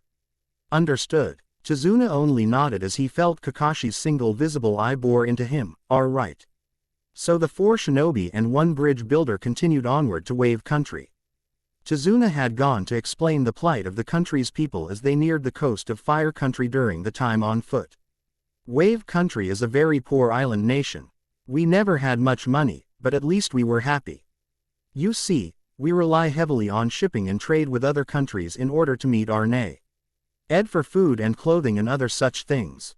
However, Tazuna's voice dropped a bit. Several years ago, a man by the name of Gato set his sights on our country, and with his vast wealth and ownership over a shipping company, took over almost all of our country's commerce. Kakashi stopped for a brief moment, and spoke quietly. "You mean the Gato, the shipping tycoon who was one of the richest men in all of the elemental countries?" Quote, Tazuna nodded. "The same. However, the shipping company is nothing more than a front for his illegal drug and contraband trades he does behind the scenes. The man has all but destroyed our country. Anyone who spoke out against him was punished, usually by death." Kakashi nodded. "Yes, I've heard of that man. He's known for hiring rogue nin and mercenaries to do his dirty work. There's a hefty price for his head in a few countries, but the man's nearly untouchable with all the protection he pays for." Sasuke spoke up. "So, the reason you're being targeted is because he sees you as a threat to his hold on Wave." Tazuna gave a somber smile to the boy. That's right. If this bridge connecting Fire Country to Wave is finished, Gato will no longer be the sole source of trade for our country. And he'll eventually have to give up and leave. I alone am the only man who has the skills to stand in his way as of now, and he knows it. Kakashi sighed. Well, if he hasn't found out by now that you're not dead, he will when those two mist nin don't return. I'm sure we'll be dealing with deadlier ninja as we arrive to Wave. The Junin groaned a bit as he pinched the bridge of his nose. Nevertheless, we'll help protect you, Tazuna-san. Gato stood at the door of a hut built in the misty forests of Wave Country. He was a man of rather short stature, but he more than made up for it with his wealth and power. On either side of him were bodyguards of hulking size. However, he wasn't concerned with his protection right now, he was concerned with a certain bridge builder that wasn't dead yet. Your two partners haven't returned yet. They should have been back by now. The man he spoke to sat in a chair within the hut. He wore dull gray pants, and urban camouflage arm and leg warmers, and no shirt. His face was covered by bandages, and he wore his Itachi bearing the hidden mist insignia to one side. However, one of the most notable feat. Yours was the giant head-cleaving sword he had, which was currently pointed only a few mere centimeters from the wealthy man. Don't worry. I'll take care of the old man myself this time. Gato nodded, a bit intimidated by the deadly blade being pointed at him. Just do what you have to get rid of that Tazuna. It seems that they have a Junin-level shinobi with them, though, so don't screw up. Remember who's paying you. Zabuza Momochi glared at the man for a few moments, then spoke. You talk big, but you should remember the man who earned the name, Devil of the Hidden Mist, around here. Otherwise you may find yourself decapitated someday. Gato gritted his teeth in anger, but said nothing further and left. As the man and his bodyguards left, a figure stepped out from the shadows wearing a green battle kimono, baggy brown shorts, and a mask typical of Hunter Nin in Kurigakure. While the person's hair was black and long, if one studied them closely enough, they would see that the person was indeed a male. Are we going? Zabuza-san. Zabuza nodded. Yes, leave the fighting to me, you just hang in the shadows unless things get out of hand. Haku. Right. Team 7 and Tazuna we nearing the shores of Wave Country by boat and paddle. The mist was heavy, and the temperature was rather cool. So, this bridge you're building will seriously connect Wave Country with fire. Tazuna smiled to Sakura. That's right. It'll be one of the largest structures ever created if it is completed. As if on cue, the looming figure of a gigantic bridge appeared out of the mist. The four Konoha nin stared in awe at its colossal size as they passed under it. Whoa, it's huge, Naruto exclaimed. Hey, shut up, do want us to get caught? Why do you think I cut the engine when we reached Wave? Spoke the boatman in a harsh whisper. Naruto immediately went silent and said not another word until they reached land. Thanks for the ride, I realize how much trouble you put yourself in by doing this. Tazuna gave the boatman a nod before getting onto a dock with the other three. The boatman nodded back before pushing off to leave. He was already in enough danger by helping Tazuna. Staying around would only further endanger himself. As the five walked through the misty grounds of Tazuna's home island, the four shinobi couldn't shake the feeling that someone was watching their every movement. Kakashi stopped suddenly, and heard the faint sound of something flying through the air. Whoosh, whoosh. His visible eye widened. Everyone, get down. Sasuke pulled Tazuna down before another word was spoken. Kakashi did likewise as Sakura fell down to the wet grass. Naruto turned to see a giant blade heading towards his neck. He dodged the blade just in time for a few of his loose strands of hair to be shaved off. He fell to the ground, and slowly turned to see it embed itself into a tree. Kakashi looked up, and walked slowly over to the tree. Well, if it isn't Zabuza Momochi, the demon of the hidden mist. Naruto and the others looked up and saw a man with his face covered in bandages standing on top of the sword stuck in the tree. Haha. Kakashi Hatake, you honor me by knowing who I am. I see that my reputation has lessened since I left Kurigakure. I take it you're here to take care of Tazuna. That's correct. Why don't you save me some trouble and just give up ahead of time? Kakashi put a hand on his Itachi, afraid that can't happen. You'll have to get through me if you plan on taking out Tazuna. Hey, Don't say I didn't warn you then. With that, the missing nin disappeared along with his sword. Naruto and the others noticed the mist thickening, and their vision was soon halved. Naruto, get back with the others and protect Tazuna. Kakashi spoke as he pulled up his headband. Naruto gasped, Kakashi-sensei, why you're going to use the Sharingan? Naruto spoke in a slightly shaky voice. If he was using his Sharingan, then this Zabuza guy must be dangerous. Naruto, I said get back with the others and protect Tazuna. Kakashi repeated, his voice stern, leaving no room for argument. Naruto quickly ran to the others, and pulled out a kunai to guard the bridge builder with. Although it was sort of a useless tactic, considering he wasn't able to see more than 5 feet ahead of himself from any given direction. Sasuke, Kakashi's using his Sharingan. Naruto said quietly, so I heard. This Zabuza guy or whatever must be around Kakashi's level if that's the case. I think I remember hearing about him once. Itachi said he was Nay of the 7 swordsmen of the hidden mist, replied the Uchiha. That's right, Sasuke, replied Kakashi, whose outline was faint amongst the hazy mist. You 3, remember that Tazuna is our client. Stay close, and everything will be fine. Trying to comfort the children with lies, are we? Came the amused voice of their attacker. Kakashi was unfortunately unable to pinpoint him inside the Kurigakure no Jutsu. It was one of Zabuza's favorite techniques. The man was after all known for his silent killing skills. Don't think this will work on me, Zabuza. It's not the first time Ivory Nin who has used this on me. The Sharingan may not be very helpful here, but a shinobi doesn't rely solely on one sense in a fight. Kakashi retorted. He searched around the perimeter, not liking his situation. Zabuza had definitely caught them in a vulnerable position, traveling in a forest, by a pond. Not good when it came to those who were specialized in both assassination and water techniques. Another laugh echoed throughout the area. Oh, who says I was intending for the techniques to work on you? Kakashi cursed himself for not realizing his mistake sooner, and turned to the outlines of his 3 students and their client. No. Naruto, Sakura, and Sasuke heard a chuckle. 8 points. What? Sakura said, hearing the voice of the Junin surrounding them. The larynx, spine, lungs, liver, jugular, subclavian artery, kidneys, heart, spoke Zabuza in a voice that chilled not only the 3 genin, but also Tazuna, to the bone. Now, which point shall I attack? There was a silence that hung in the air for moments on end. Kakashi didn't dare make a move, lest he get Zabuza's attention and risk himself being killed before he could do a thing. Naruto gripped his kunai tightly until his knuckles went white. Sakura couldn't help but tremble slightly, and Sasuke was finding his breathing pace go up a few notches. Tazuna even felt the monstrous killer intent of the ex-Kurigakure shinobi. Kakashi closed his eyes for a moment, and began to channel chakra throughout his body. You won't be killing them, Zabuza, not while I'm still here. With a burst of chakra, he expelled the thick mist, and looked around as the area cleared up. His Sharingan scanned the area for any movements or possible hints that could give away where Zabuza was hiding.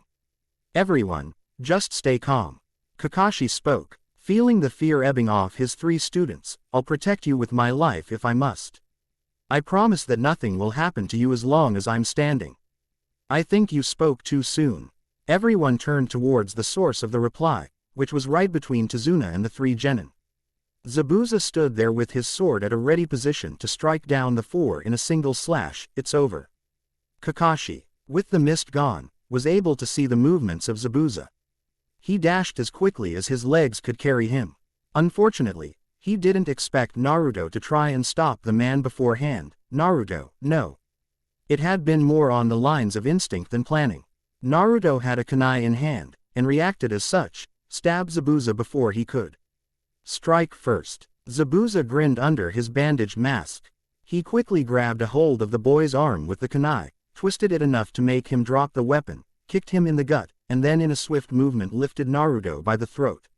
Everyone stopped in place as Zabuza took a step back from the others with the blonde shinobi in hand. Another move, and your blonde-haired friend here will be getting a nice breeze going through his airway. Naruto, Sakura cried out, forcing herself to stay back as she watched Naruto cough a bit from the blow to the stomach.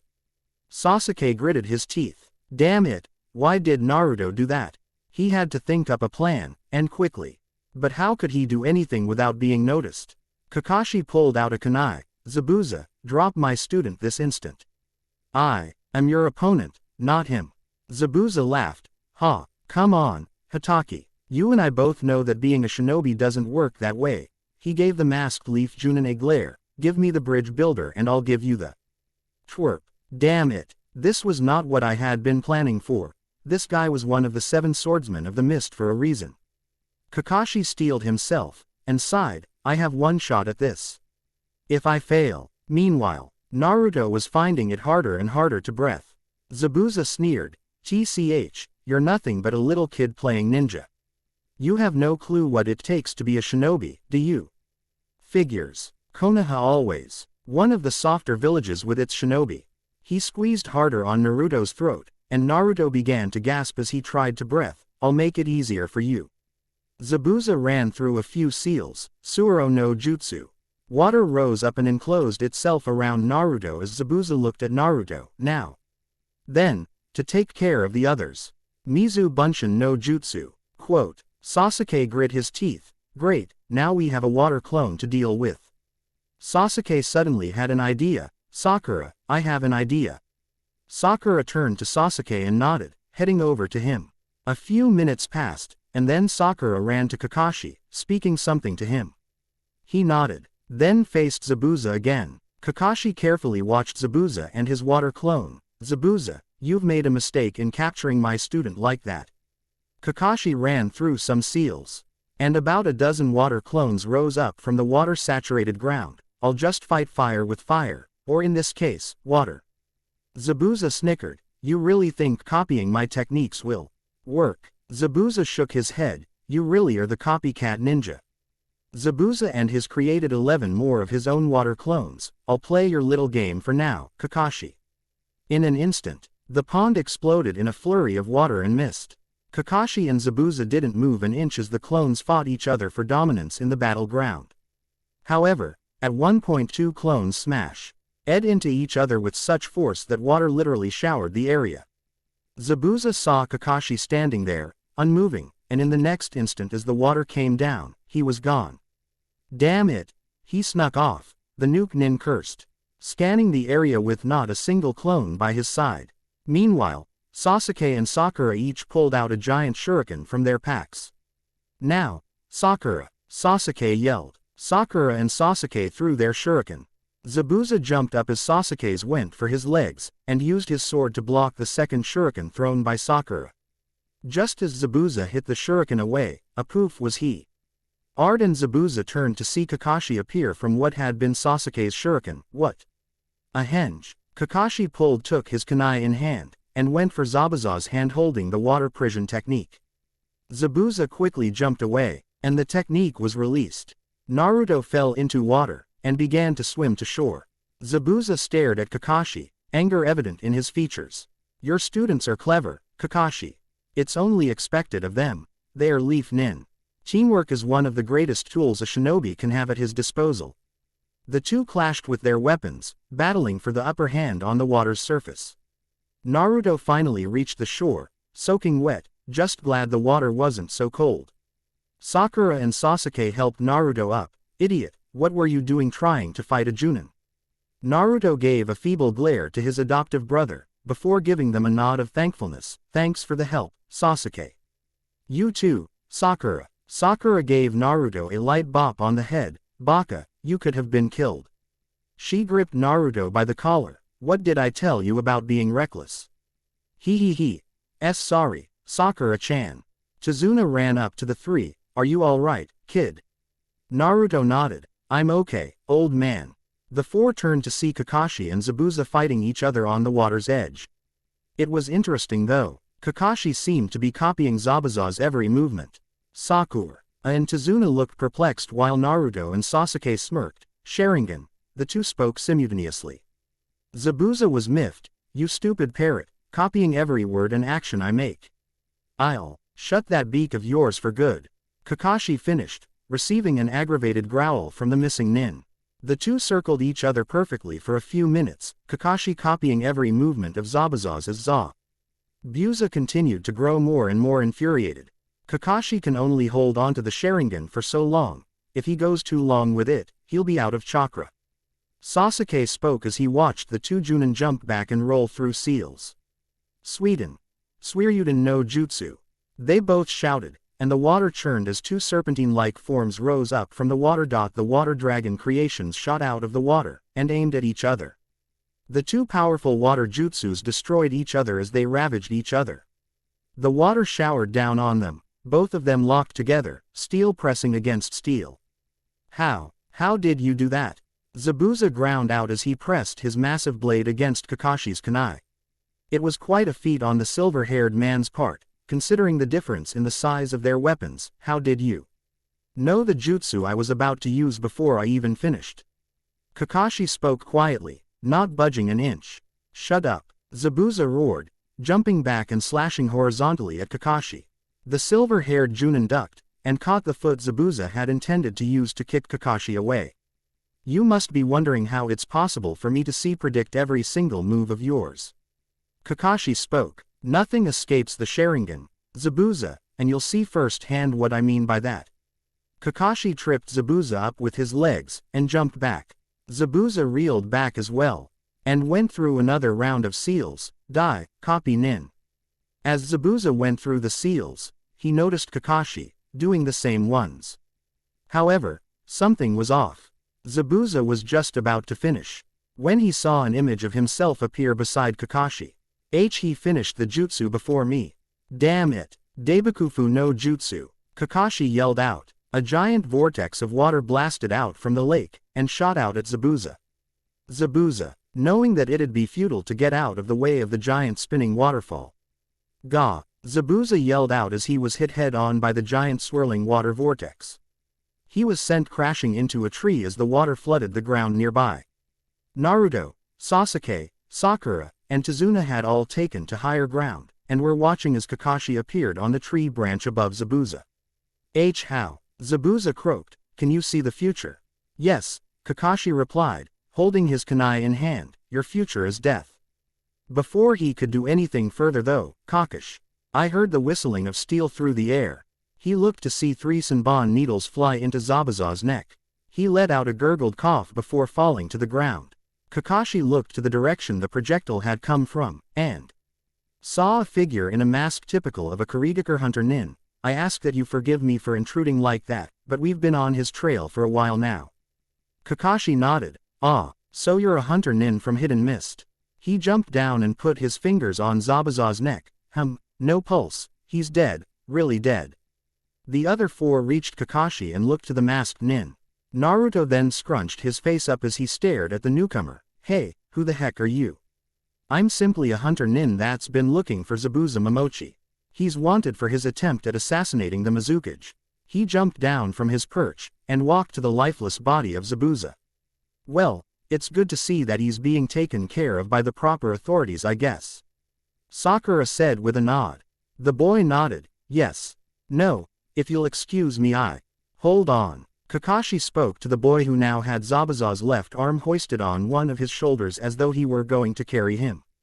I had always thought that hunter nin dispose of their targets' bodies on to risk anyone from intercepting it. The boy was quiet for a moment, and then finished the hand seal and vanished in a whirl of leaves. Sasuke looked to Kakashi. Something is up. Kakashi nodded. That supposed hunter nin was probably working with Zabuza. He may have just knocked Zabuza out and put him in a death-like sleep. Senbon needles are not only weapons but also used in medical practice. They are good for acupuncture and hitting pressure points to knock out patients, putting them in a near-death-like sleep. Kakashi gave his students a hard look, which means that Zabuza is probably still alive. Sakura blinked. Kakashi-sensei, I don't know if I heard you right. For a minute I thought I heard you say that Zabuza is probably still alive. Nope, you heard right. Kakashi said with a grin behind his mask. Well, we should get going. No doubt Zabuza will need about a week to recover from the fight with me. Not to mention he was knocked out. Sakura let out a little trembling giggle. Oh, great, haha. Sasuke looked at the spot where the 2 other ninja had disappeared moments ago. He frowned. They'll be ready next time. You're right about that. Kakashi looked to the three. I have some training in mind when we reach Tazuna's house. Tazuna nodded. Thank you again for helping me. I don't think I'll ever be able to repay you fully, but know that what you're doing is helping the entire country of Wave. Naruto grinned. Ah, don't worry about it. It's what being a shinobi is all about. He smirked. We'll thrash that Zabuza and his friend next. A swift smack on the head from Kakashi cut Naruto off from speaking any further. You should talk. Instead of trying to avoid battle with the enemy who was clearly out of your league, you go and try to attack. Naruto grumbled something before the group decided to get moving. That is until Kakashi started wobbling a bit. Kakashi, Naruto called out, and Sasuke and Naruto quickly caught him before he fell backwards. Hey, what's wrong? Kakashi groaned. Well, looks like I'm experiencing some mild chakra exhaustion. I should be fine in a day or so, but I'm going to need someone to help me here. The three students all looked to Tazuna. Fine, I'll carry him. Haku sat in a secluded part of the woods, the motionless body of Zabuza by him. The boy pulled out a small medical kit from his kimono, and took out a pair of surgical tools that would help him remove the Senbon needles in his mentor's neck. Zabuza's eyes snapped open and grabbed Haku's wrist before he could set to work. Forget it, I'll take them out. The bandaged missing nin yanked out the needles from his neck with a grunt, and tossed them aside. Zabuza. You should be more careful or you really will die. Zabuza grunted. You should talk. Your aim is so good it looks like you were having trouble trying not to kill me back there. Haku pulled off his mask, and smiled, revealing a rather handsome, if not feminine appearance. I believe it was you who taught me how to be so deadly, thank you very much. Zabuza rolled his eyes. Kakashi is stronger than I imagined. And that damned Sharingan of his. Zabuza slammed a fist into the ground. I'll need to recover. Next time, he and those brats won't be so lucky. Kakashi sighed as he lay down on the mat in one of the empty bedrooms at Tazuna's house. He had been carried almost 3 miles by the bridge builder, and now here he was, helpless to the effects of simple chakra exhaustion for about a day now. Itachi would surely never let him hear the end of this one. The door opened and Sakura came in with a tray of breakfast and some juice. I swear, Kakashi-sensei. If that Sharingan drains your chakra so badly, then you shouldn't use it. She had been on the man's case ever since they got to the house last night, telling him just how lucky he is to even be conscious after falling into exhaustion. And that he shouldn't be so reckless with the dujutsu that Obito had given him. Sakura, give him a break. If he hadn't used the Sharingan, we'd all be lunch meat for the wolves by now. Sasuke said, walking in, followed by Naruto. Following them was Tsunami, the daughter of Tazuna. She had long black hair, not unlike that of Sasuke and Naruto's mother. She was around her late 20s or so. Kakashi imagined. So, Kakashi, when do we get to train? Naruto asked, looking at Kakashi with an eager grin. Kakashi nodded. Right. We'll get to that as soon as I'm able to walk. Which should be in a day or so. Naruto blinked. A day. Zabuza could attack us by. Zabuza is no doubt also trying to recover right now. He had taken a worse beating than I did. So he is most likely trying to build back his strength. He'll be at least a week or more before he's moving around again. Meantime, I want you three doing the normal drills we went over near where Tazuna is building. Keep an eye on the bridge workers as you do so. The three saluted, and ran down to inform Tazuna of the matter. Tsunami stayed for a moment longer. Kakashi-san. Yes. Tsunami smiled lightly. Thank you. For putting life on the line to protect my father. My family isn't that rich, but please know that we are forever in you and your students' debt. Kakashi smiled a bit, his eye closing as he did so. Think nothing of it, although, I never thought I'd see the day where we're openly going against Gato. I wouldn't be the first to state that many shinobi have wanted to see the man dead. But the man is so well guarded that assassinations for him are well within the A or higher rank in many cases. Tsunami nodded. Yes, he's really been an oppressive force on our country. She stopped for a moment. He's caused a lot of grief and hardship for us, all of us. Even our country's own Daimyo is suffering from the man's iron grip on the shipping here. Kakashi watched as the woman excused herself, and then he looked out to see the mid-morning light shine through. I need to get better. Fast. Naruto, Sasuke, and Sakura were eating breakfast down in the kitchen with Tazuna. Despite the relatively poor condition of the people in Wave, Tazuna's family was one of the more fortunate families as far as food and other necessities. So, if this bridge of yours is completed, then Gato will no doubt lose a lot of business here. Sasuke spoke, you really are in danger. Tazuna, despite the gravity of the Uchiha's statement, laughed, I guess so. To be honest, I'm not all that upset by it. The man himself is weak, it's his money that allows him to be so powerful. A man hiding behind his wealth is a coward in my eyes. A door opened from the outside, and in stepped a boy wearing a white hat covering his black hair. As he saw the three genin eating, he frowned, why are you ninjas still here? You're going to die if you stay any longer, don't you get it? Inari, that's enough. Tsunami snapped, walking in from upstairs, these four ninja are responsible for your grandfather still being alive. Inari looked at the three, like it matters, heroes don't exist in Wave. Gato just kills them off. He grabbed a fruit from the table and stormed outside again. Naruto glared at the door that Inari had shut, that kid needs to have some. One removed the stick that was shoved up his a. Naruto. Sakura spoke, cutting him off, you're not any better by talking bad about him. He's got a point, Sakura. Sasuke said, taking another bite of his breakfast. Sakura sighed, and finished her food, well, I can't really blame him for being so down all the time. Gato really is a jerk. Tazuna gave the three a saddened look, Inari, wasn't always like that. He looked up to the wall to see a picture with four people in it. Tazuna, Inari, and Tsunami were in there, but the fourth person remained unknown, for their face had been torn out of the picture. I'll explain it all to you later. Come on now, that bridge won't be building itself. He makes it sound like we're going to help him build. Naruto said in a hushed voice. Oh, but you will be. Kakashi gave me permission to have you help me. Tazuna said, a smirk gracing his face, I sure hope you all know how to carry crates, haha. The three genin all dropped their heads, fear. In that trying to catch Tora for another week may have been a better choice than this. End of chapter 4. Wow, this story took a while to post. Hey, my job is owning my summer right now, so updates are of course very sparse. Anyway, I hope you liked chapter 4.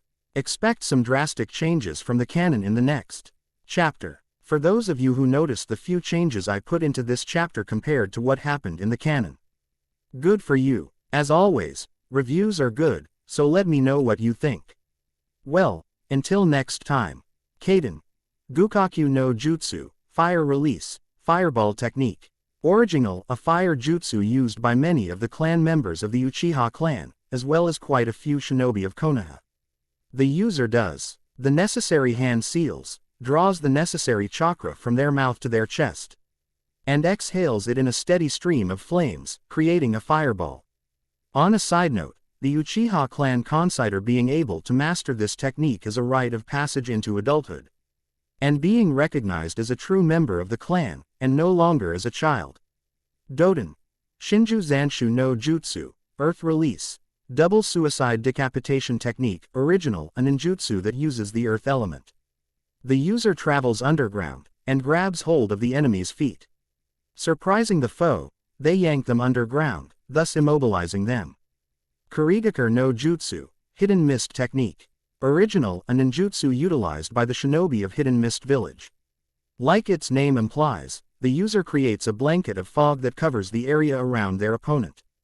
The low visibility is great for assassinating the enemy silently and without the risk of being seen.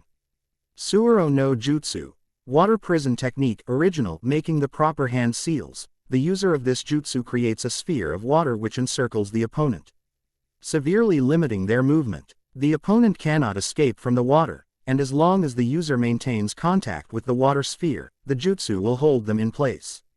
However, if contact between the user and the water prison is broken, the water sphere collapses. Mizu Bunshin no Jutsu, Water Clone Technique, original, a jutsu where the user creates a clone of themselves from the water around them. Also, unlike a normal Bunshin, a Mizu Bunshin has a physical substance, and can thus carry out limited actions and interact with the environment more, such as attacking an enemy. However, The water clone cannot travel far from the original body, and if it is struck by the enemy, it will revert back to its water state. Sweden. Suiryuden no Jutsu. Water Release. Water Dragon Projectile Technique Original, a water-based ninjutsu where the user goes through a long series of seals. Then, a large column of water rises up and forms into a dragon-like shape, attacking the opponent. Deibakufu no Jutsu. Grand Waterfall Technique Original. After doing the needed hand seals, the user will have a large column of water circle around them. Then, a large force of water erupts forth to attack the user.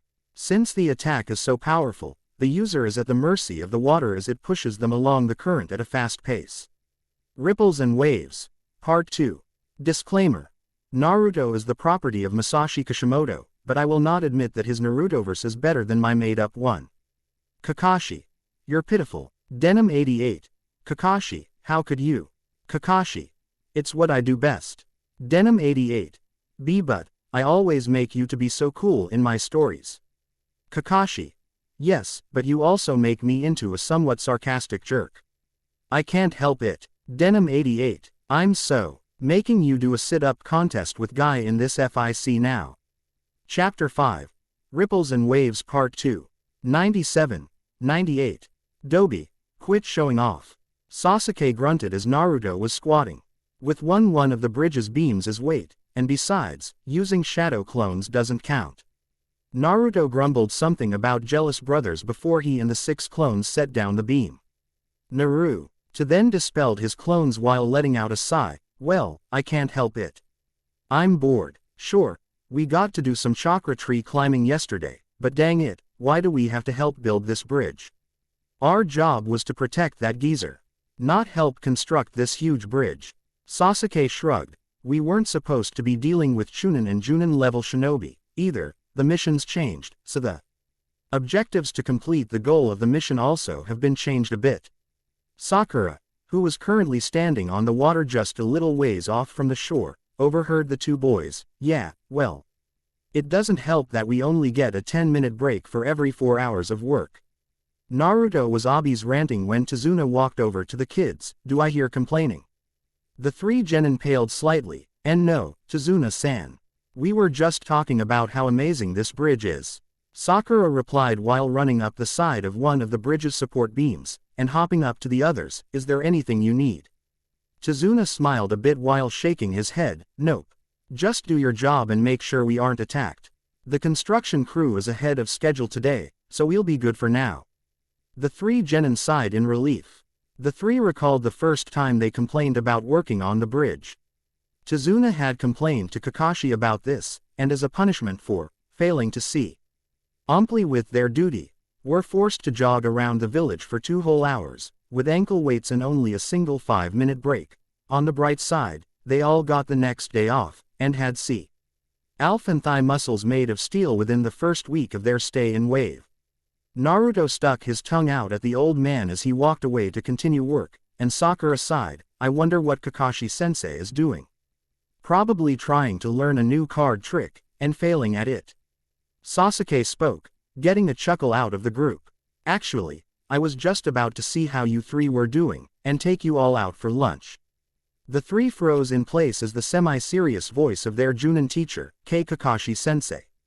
Hey, we were hoping you'd be here. We wanted to see if you could show us that one trick with the Queen of Hearts. Sakura said with a nervous chuckle. Really? Kakashi hopped down from the railing of the bridge. I'm afraid I didn't bring my cards today, but I did bring some training weights. The 3 kids sighed simultaneously, and wished that Zabuza would arrive and start a rampage on the workers, then maybe he could end their suffering.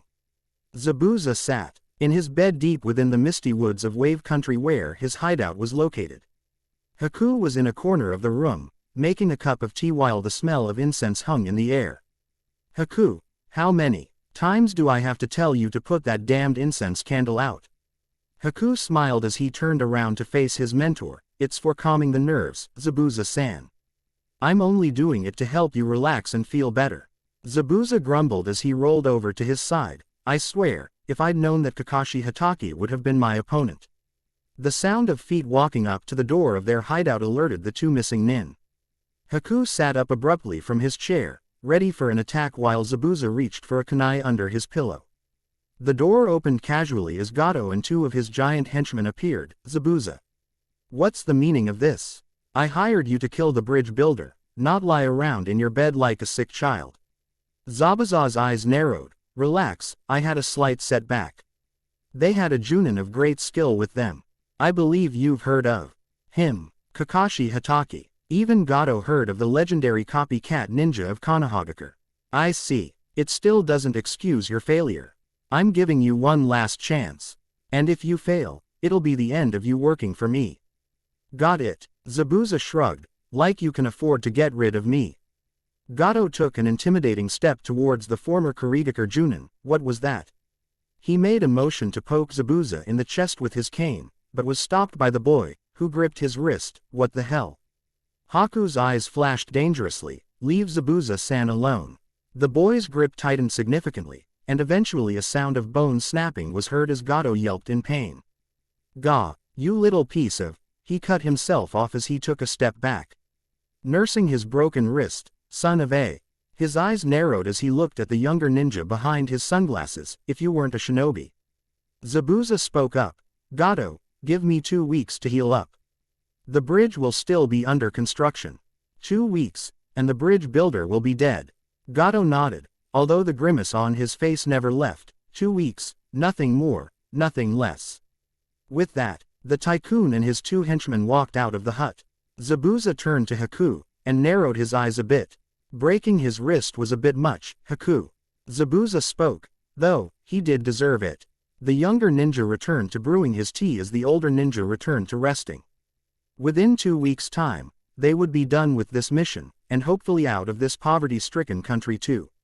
Itachi was going through some old family archives on the Uchiha clan after having a talk with his mother. Well, he had been going over some old family archives. He now understood what his mother had meant when she said that he wouldn't be able to see his family in the same way. A coup d'état. The Uchiha had been planning on seizing power. A swift takeover of Konoha. Truthfully, Itachi wouldn't be all that surprised. The Uchiha had always been a relatively arrogant clan. It also explained how his father had been angry with how his eldest son had been slow with his promotions. Itachi was going to be the main tool used to get information from the Hokage when he became an Anbu. Itachi knew the rest from there. Shisui, after much debate between the Sandaime and the higher seats of Konoha's council, was ordered to eliminate the Uchiha clan. At least, that was the plan until a sudden calling off of the plan was made. Shisui got this message, but apparently still went through with it. The reason for the Uchiha clan massacre was different though. Itachi looked at the small letter that Shisui had addressed to him personally. Itachi had found the letter in Shisui's room after he had done some investigation of his own. What it had told him had shaken the teenage Uchiha to his very core. To think that his clan had such a dark history disturbed him to no end. He was just glad that his brother was not aware of it all. Eventually he'd tell him, eventually. Not now though. The secrets that Shisui had revealed to Itachi were just not something he was able to digest so quickly. Itachi unfolded the letter, and read over it one last time, Sharingan activated, to make sure he didn't miss anything. Itachi, if you're reading this letter, then either one of 2 things has happened. I've failed to kill you, or you have killed me. What I am about to reveal to you is true, no matter how much you will refuse to believe it. As you know, Madara Uchiha and Rama Senju fought at the Valley of the End to the death over the leadership of Konoha, resulting in Madara's death. The truth is that this fact is a complete and utter lie. Madara Uchiha is alive, and simply fooled the entire Konoha population with his death. I have met him, and he has shown me the utter stupidity of our clan. The Uchiha of the present day are but a shadow of what they once were. Madara wishes to change that. He has been teaching me for several years now, secretly, planning the fall of Konoha. The last order gave me before I defected Konoha was to wipe out the Uchiha clan. The Sandaime coincidentally had given me similar orders, but later revoked them. Seeing as you are reading this letter, then I have not completed that goal. Nevertheless, you and any other survivors can take comfort in the fact that I will not strike for some time. Aside from this, the only other information I feel you should know is that of the Uchiha clan's true powers. I give you these directions. To the hidden room of the Uchiha clan main household. There, you will learn the clan's darkest secrets. Itachi threw the letter to the ground as he looked at the table with the secret family scrolls of the Uchiha clan. It all made sense. The reason the military police was developed separately from the Anbu. The reason Fugaku had been so adamant on getting Itachi into Anbu. The reason why his father had despised Naruto so much. The reason why Shisui had become such good friends with Itachi, and then tried to kill him. Kyuubi, Madara, Shisui, Mangekyo Sharingan. The Uchiha heir growled in frustration, and sat up. He knew why his mother had been so hesitant. She apparently had revealed the plan for a coup d'état to the Sandaime shortly after Itachi had been made Anbu. Originally, she had been in support alongside Fugaku. However, she met Naruto, and realized that the past was the past. Itachi looked at the letter, and picked it up. Then he looked at a scroll with a symbol of the Sharingan and a picture of the Kyuubi. Good thing the Hokage was already suspicious. Itachi sighed, and blew out the candle as he walked up the steps leading to the trapdoor with the various papers in hand. The Uchiha heir covered the trapdoor and slowly walked to the den room where his mother was reading a book while sipping some tea. The light of the single lantern illuminated the otherwise dark room. Makoto looked up from her reading, and immediately noticed her son's emotionless features. Itachi. She walked up and hugged him tightly. I'm sorry I never told you sooner, if you're angry with me. I completely. Ka-san, I'm not angry at you. I'm glad you told the Hokage, and thought for what was best for everyone, not the clan. Makoto let a few tears fall. Your father, he was just so bent on the glory of the clan. Even though I'm an Uchiha, I don't have the Sharingan. He was always obsessed with you getting stronger, so he could use you as a leak to get information on the village. Quote, Itachi sighed as he let go. We'll have to tell Sasuke, someday, and Naruto.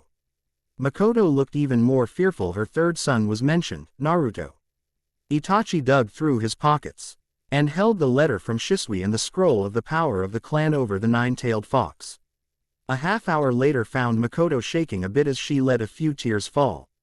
I never knew that Madara had the ability to control the Kyuubi, which leads me to believe that Shisui claiming he's still alive may very well be true, and if this is true, then Naruto may very well be in danger as well as Sasuke, you, and myself. Itachi picked up the scroll and the letter, and headed out the door. I'm going to inform the Hokage of this. I'm sure he already knows a large amount of this, but I feel that this could help ensure our village's safety. Itachi walked out the door as Makoto brushed away a tear, and stood up. She walked over to a picture of the Uchiha family of recent. Naruto and Sasuke were standing in front of Itachi, who had his arms around either one of them, while Makoto stood at her eldest son's side.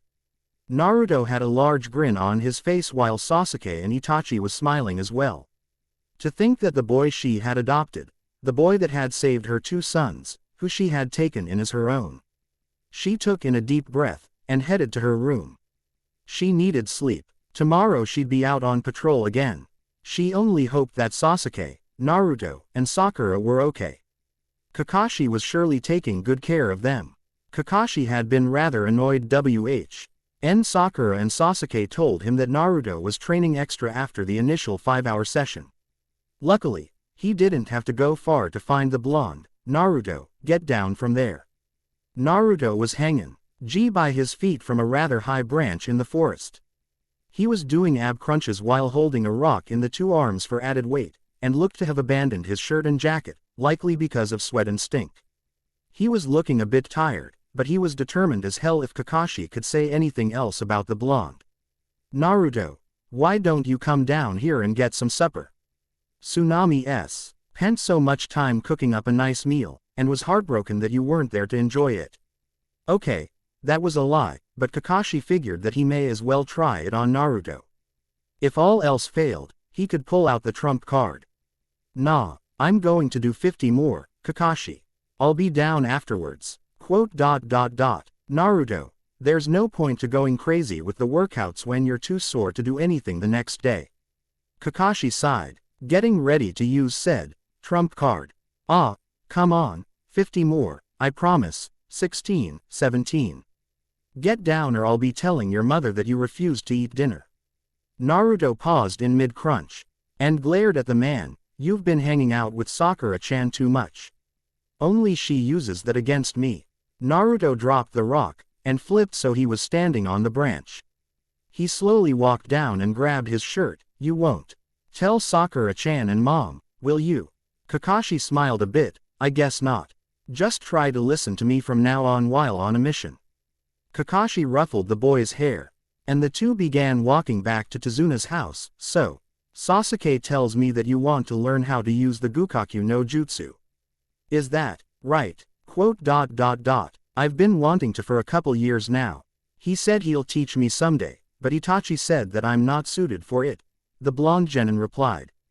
Kakashi gave a nod as they exited the forest. Itachi's explain. Ned a bit to you about the elemental affinities, right? Yeah, fire, water, earth, lightning, and wind. Well, he said those are the basic ones anyway. The blonde scratched his head. What about them? Perhaps you're not affiliated with the fire nature. It's very possible that you're a person with an affinity to water, or earth, or maybe something completely different. Kakashi explained. You're still a bit young to be learning elemental jutsu, but I'm sure if I find out a bit more about your affinity that I can help you start learning jutsu after we're done here. Naruto blinked, and his face split into a grin. You really mean it? Kakashi chuckled. Yes, I do. However, the basics are what you should get down first. The chakra control of all three of you has improved greatly, and Sakura's managed to improve her chakra capacity by little with all the helping of the bridge.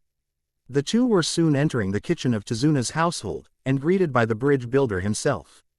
He smiled at the blonde. Naruto. There you are. I'd recommend not making too much noise. Sakura was a bit frantic after 7 o'clock rolled around. Naruto paled a bit, and turned to Kakashi. Yeah. She was saying something. Dumb blonde idiots worrying her sick, or something to that extent. Regardless, I think it'd be in your best interest to use that stealth of yours and be quiet, unless you awaken her and face the music. Quote. Rewrite. He quietly sat down at the table and ate the food left out for him. He noticed a small note by his plate, and picked it up. Naruto. Sakura will be kicking your sorry rear into next week tomorrow. Just thought I'd let you know ahead of time. Sasuke. Naruto groaned a bit before digging into his food. He ate quietly, determined not to make a sound. That would awaken his kunoichi teammate. Hopefully Zabuza would come here tonight while he was asleep and kill him so he could avoid having Sakura obliterate him. The girl had a nasty uppercut. Oh, Naruto, by the way. Kakashi spoke while looking up from his game of solitaire he had started. We'll be sparring tomorrow, and Sakura will be your partner. The genin's jaw dropped a bit. You hate me, don't you? Kakashi gave the boy a masked grin. Not at all. I just don't like calming a somewhat angry Sakura while Sasuke decides to go missing after you didn't show up for dinner. That's all. The blonde gave a defeated sigh while Tazuna chuckled quietly, patting the kid on the back. You idiot. You didn't even let us know where you were. What if you were attacked? Yeah, Sakura-chan, you really should calm down. I mean we're only spar-ga. Naruto dove out of the way of another flying heel drop from the kunoichi, watching as a slight indentation in the ground formed. Damn it, Naruto. Zabuza is out there. What if he found you? Sakura yelled as she charged at Naruto, managing to deliver a spinning kick to the blonde, which he blocked. Naruto had to admit, the extra lessons she had been taking with Kakashi on taijutsu were showing. She was currently in the works of developing a style of her own that used her amazing flexibility with her somewhat disturbing strength. Lucky for Naruto, training with Uchiha gave evading and countering. Meanwhile, Sasuke and Kakashi were watching the two from the sides, having opted for a short break. She's really wailing on him, isn't she? Yeah, though this isn't half as bad as the one time she caught Naruto trying to sneak into the adult bookstore, the young Uchiha replied. I think she's only hard on him though because she cares about him. Kakashi raised an eyebrow. You think so? Sasuke was quiet for a moment before he spoke in a hushed tone. You didn't hear it from me, but Sakura's mother told my mother that the girl has a mild crush on him. Okay, not a crush, but I understand. Sasuke nodded. Yeah, well, Naruto is obviously somewhat of a clueless person, and he can't tell. The two were quiet for a while again, the only sound being Naruto apologizing as he counter-grappled Sakura in a rather suggestive way by mistake. I give them another 3 years. Sasuke looked to his sensei. 3 years. 3 years. Sasuke smiled. You want to make a bet? Kakashi thought for a moment. His track record with making bets with the Uchiha wasn't all that good lately. He tapped his chin for a moment. 3 years. 50 ryo. Sasuke smirked. Fair enough. 3 years. I'm thinking too. What do you say we start a pool? A pool? Who else would be interested? Sasuke ticked off a few fingers. Ka-san. Ni-san. Ino. Kiba. Hana. Sakura's mother. Kiba's sister might be interested. Let's see. Jeesh, if that's the case, I'm bumping my amount to 100 ryo. Kakashi spoke as he made a mental note to start having Sakura and Naruto spar against each other more often. Another week had come and gone in wave, and the construction team had made an amazing amount of progress. The Y had managed to get even further ahead of schedule, so only 2 shinobi from Team 7 were assigned to guard Tazuna while he built the bridge. As such, Naruto was currently taking advantage of his time off from guard duty by practicing some taijutsu drills in the woods behind Tazuna's house. He had come up with the ingenious idea of using shadow clones to spar with him. Needless to say, with T.H.E. Blonde's natural tendency to overdo everything, he ended up tiring himself out by the time noon rolled around, and had fallen asleep. Around 4 in the afternoon, the blonde was awakened by the feeling of someone's hand shaking his shoulder. He opened one eye, and looked to see a rather gentle face staring back at him. Oh, good, you're okay. I thought something was wrong with you for a moment. You were passed out in the middle of this clearing. Naruto took in the person's features. Long, black hair, and a face that seemed like it was made of porcelain. However, Itachi had taught Naruto and Sasuke a few key things about looking at people. Naruto noticed the Adam's apple, though he would have missed it had he not looked. The fact that the boy had tied a cloth around it was interesting, and made Naruto curious. Ah, ha ha ha, sorry Ni-chan, I was busy training, and I guessed I just got tired and fell asleep, thanks for waking me up. Naruto chuckled, watching the boy's calm features slip for a second. He can tell that I'm a male. He's much more clever than I thought. No use in trying to hide my disguise then. Haku smiled. Not a problem. So, I take it you're a ninja. Naruto nodded. That's right. Someday, I'm going to be Hokage. Haku chuckled. I see. Do you mind if I ask you a question? Haku set down his basket of medicinal herbs. Naruto nodded. What is the reason that you fight? Naruto pondered that for a moment. Well, I fight so I can get stronger, and so I can help my team. That way, when I get strong enough, I'll be recognized by everyone. Right now though, I can't even beat Kakashi-sensei or Itachi-Nisan, even my mom could probably still beat me easily. Do you fight for someone? Huh, Haku repeated his question, more serious this time. Is there someone that you fight for? Someone that you hold precious to you, that you are willing to protect? A precious person? I guess so. My brothers and mom, Sakura-chan, Iruka-sensei, Kakashi-sensei, Ji-san. I guess there's more, but those are the people I've known longest. I guess those are my precious people. Haku was both surprised and quite happy to hear this. Good. A perso. N is strongest when they fight for the ones they wish to protect. Haku stood up, and picked up his basket. Well, I must be going now. Take care, shinobi of Konoha. Naruto grinned. Okay, later, Ni-san. As the black-haired boy walked off, Naruto couldn't shake the feeling that he had seen him somewhere before, and it bothered him even more with that little speech he gave Naruto. Precious people. The days flew by rather quickly, and before Naruto knew it, another week was nearly over. Team 7 had improved by leaps and bounds it seemed. Sakura was starting to take some short UTSU lessons from Kakashi during the spare time she had. Sasuke had mastered another fire jutsu. Itachi would no doubt be testing him once he heard this, and Naruto's chakra control had improved by a significant margin. Naruto had once again found himself waking up in the small forest outside of Tazuna's house, early morning dew glistening in the grass around him. He yawned as he stretched his tired muscles. Dang, that had been quite a workout last night. He had managed to defeat 50 of his own shadow clones within only 2 hours' time. Not bad, considering that he had been doing some harsh training before that. Naruto pushed himself up off the wet grass, and started to head back to the bridge builder's house. No doubt he'd get berated by Sakura for sleeping out in the woods again. That's when he felt it, killing intent. He froze in place, and focused his senses. It wasn't like the same killer intent he faced against Zabuza, but it was still noticeable. He heard the distant sound of shattering glass, and his suspicions were confirmed.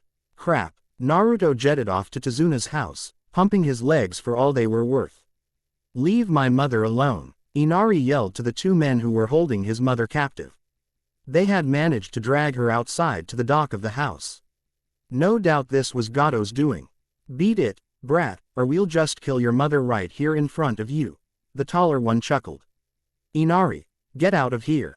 Tsunami spoke, biting down the fear for her own life as her will to protect her son took priority. Please, she turned to the man holding her captive, I'll do anything you say. Just let my son go. The shorter of the 2 spoke, fine, lady. Gato's not interested in the kid anyway. The 2 men began pushing Tsunami off towards the direction of the bridge as Inari stood in place, shaking with fear. He was doing it again, being a coward. He could still recall what that Hitaki guy had said a few nights ago, about Naruto.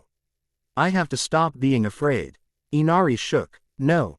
It's okay to be afraid. Inari looked to the 2 men's backs, and his mother, I've been running away for too long. Even if I'm afraid, it doesn't mean I can't stand up for myself. And my family. The sound of Inari's feet pounding on the dock was heard. The 2 men turned to see the boy yelling for them to let go of his mother, and they both CK led as they began to pull out their blades. Inari, what are you doing? Tsunami screamed, tears nearly rolling down her cheeks. These men were looking like they were ready to kill. Looks like we can't keep the deal, lady. The kid's becoming a pain, spoke the shorter one, his grin showing anything but remorse. Inari was only feet away from the men, who now had their blades ready to swipe him in half. Tsunami screamed out when suddenly, Kage Bunshin no Jutsu. Tsunami opened her eyes just in time to see 2 clones of none other than Naruto snap kicking the 2 thugs into the air. As they hung suspended in the air, 2 more Narutos appeared above them, and delivered powerful stomps to their stomachs. They crashed onto the docks, causing the wooden structure to break. The 2 men were floatily facing upward. A 5th Naruto appeared before Tsunami, and the 4 dispersed. N Naruto. Tsunami spoke, still shocked by what happened. How did you? I heard glass shattering outside your house. I had a feeling something was wrong, so I ran here as quick as I could. Naruto turned to Inari. Inari, good job. You didn't run from your fears. I could tell you were scared, but you decided to fight anyway. He gave Inari a thumbs up. That's what it means to be a hero. Your dad would have been proud of you. Inari's mouth was slightly open as he felt tears prick his eyes. He would not cry. He would not. It's okay to cry sometimes, Inari. Naruto spoke. Inari nodded, and let silent sobs out. Naruto had saved his mother. He owed the blonde debt he could not pay. Thank you, Naruto. Tsunami spoke, getting to her feet as Naruto freed her from her bindings. I think your team went to the bridge. I think it'd be best to meet up with them. We'll go warn the other villagers. Naruto nodded, before running off towards the massive bridge. He had to hurry. He had to. His team, no. Not just his team, his family was waiting for him. He wouldn't let Zabuza or Gato harm them. The mist was heavy as Sakura and Sasuke encircled Tazuna as best as they could. Kakashi was a few feet away from them, a kunai in hand. Hehehehe. What's the matter, Kakashi? Can't find me this time, can you? Spoke the echoing voice of Zabuza. It's funny, really. You fooled me with a simple genjutsu before, making me think that I was fighting a man with the ability to read my every move. I take it you're in back to full strength, Zabuza. Good to hear. The circumstances are still the same though. I'm not letting you kill Tazuna, replied the Konoha Junin. A laughter echoed around the 4. and the mist cleared a bit as two figures approached, as I expected. This time, I won't be wasting time with you, spoke the missing nin of Kurigakure. This time, I'll end this quickly. Sakura was the first to speak as she noticed a second person alongside the missing nin, Kakashi-sensei. That's. Kakashi nodded. Yeah, that must be Zabuza's accomplice. He narrowed his eyes. I take it you're both nuke nin then. Zabuza nodded. Haku's my apprentice, and he's more powerful than all of your students put together. Zabuza looked to the masked boy. Haku, attack the boy first. Right, Zabuza-san. Haku disappeared, and Sasuke barely had time to block a kick from the older boy. Hey, you're as fast as I thought. Sasuke smirked, but I've been preparing for a fight like this. Sasuke tripped Haku with his other foot, and made to axe kick the boy when he fell. Haku quickly recovered and flipped back to his stance. You'll never defeat me with that speed, Uchiha. Haku spoke quietly. I'm giving you a chance, surrender. Not a chance, Sasuke replied, and the two were soon fighting with kunai and senbon, steel clashing with steel. Sakura, guard Tazuna with your life. Kakashi called over his shoulder, and turned to face Zabuza. You shouldn't have come back, Zabuza. Zabuza unstrapped his sword from his back, and laughed. Don't act so tough, Hatake. You're the one who's got more riding on his shoulders right now, and I noticed something. Oh, what would that be? Zabuza's grin could be seen under his bandaged face. You're missing a student. I wonder, where could he be? Kakashi's eyes narrowed. Naruto's not a pushover. I'm not worried about his abilities. Zabuza cracked his neck a bit, and spoke once more, tch. As if I give a damn about the brat. He's nothing more than a kid wearing ninja gear in my opinion. A fake, just like the rest of your students. If he shows up, I'll just lob off his head as well. He prepared himself. Blade poised. Let's get this started already, Kakashi. So began the fight on the bridge of Wave Country. End of chapter 5. Yep, I finally decided to update this FIC. I realized that some parts from the manga anime were cut out, but you can assume they happened. Anyway, things are finally starting to get tense for Team 7 again. What will happen next? You want to know? Well, that'd be telling, and I don't enjoy spoiling the story for my readers that much. Haha, guess you'll just have to wait. Well, thanks as always for reading, and let me know what your thoughts are. Later, Kaden. Gukaku no Jutsu, Fire Release. Fireball Technique Series, a fire jutsu used by many of the clan members of the Uchiha clan, as well as quite a few shinobi of Konoha. The user does the necessary hand seals, draws the necessary chakra from their mouth to their chest, and exhales it in a steady stream of flames, creating a fireball. On a side note, the Uchiha clan consider being able to master this technique as a rite of passage into adulthood, and being recognized as a true member of the clan, and no longer as a child. Kage Bunshin no Jutsu, Sha. Dao Clone Technique Series. Unlike the Bunshin no Jutsu, Kage Bunshin no Jutsu is a technique that creates a copy of the user that has both form and substance by distributing chakra into the clone. The shadow clone can also use any jutsu and other tactics the original user has on knowledge. Once the clone is dispersed by an attack, damage, or by the user themselves, all information gained from the clone is passed on to the original ninja, as well as any other clones. Ripples and Waves. Part 3. Disclaimer. As the saying goes, you can't always get what you want, but if you try sometimes, you just might find. Wait, no. I still wouldn't own Naruto. Naruto is property of Masashi Kishimoto. Chapter 6. Ripples and Waves Part 3. I really would rather not continue fighting you. Please surrender, and I will spare your life. Spoke Haku as he brandished a few more senbon. Sorry, but I have a mission that my team and I are supposed to complete. Guarding Tazuna is part of that mission's completion. I see that you won't back down. Very well. Haku quickly caught a fist from Sasuke, and gripped it tightly while running through one-handed seals. The nearby water began to rise into the air, and Sasuke noted the temperature began to cool to nearly freezing. Sasuke watched as the water droplets began to expand and freeze. What the? Please forgive me. Haku finished his seals while jumping back from Sasuke. Sensatsu Susho. The needles of ice moved quickly to impale Sasuke from all angles. The Uchiha boy quickly dashed back, watching as the needles crashed into the cement where he had been standing. Ice techniques. That's something I've never seen before.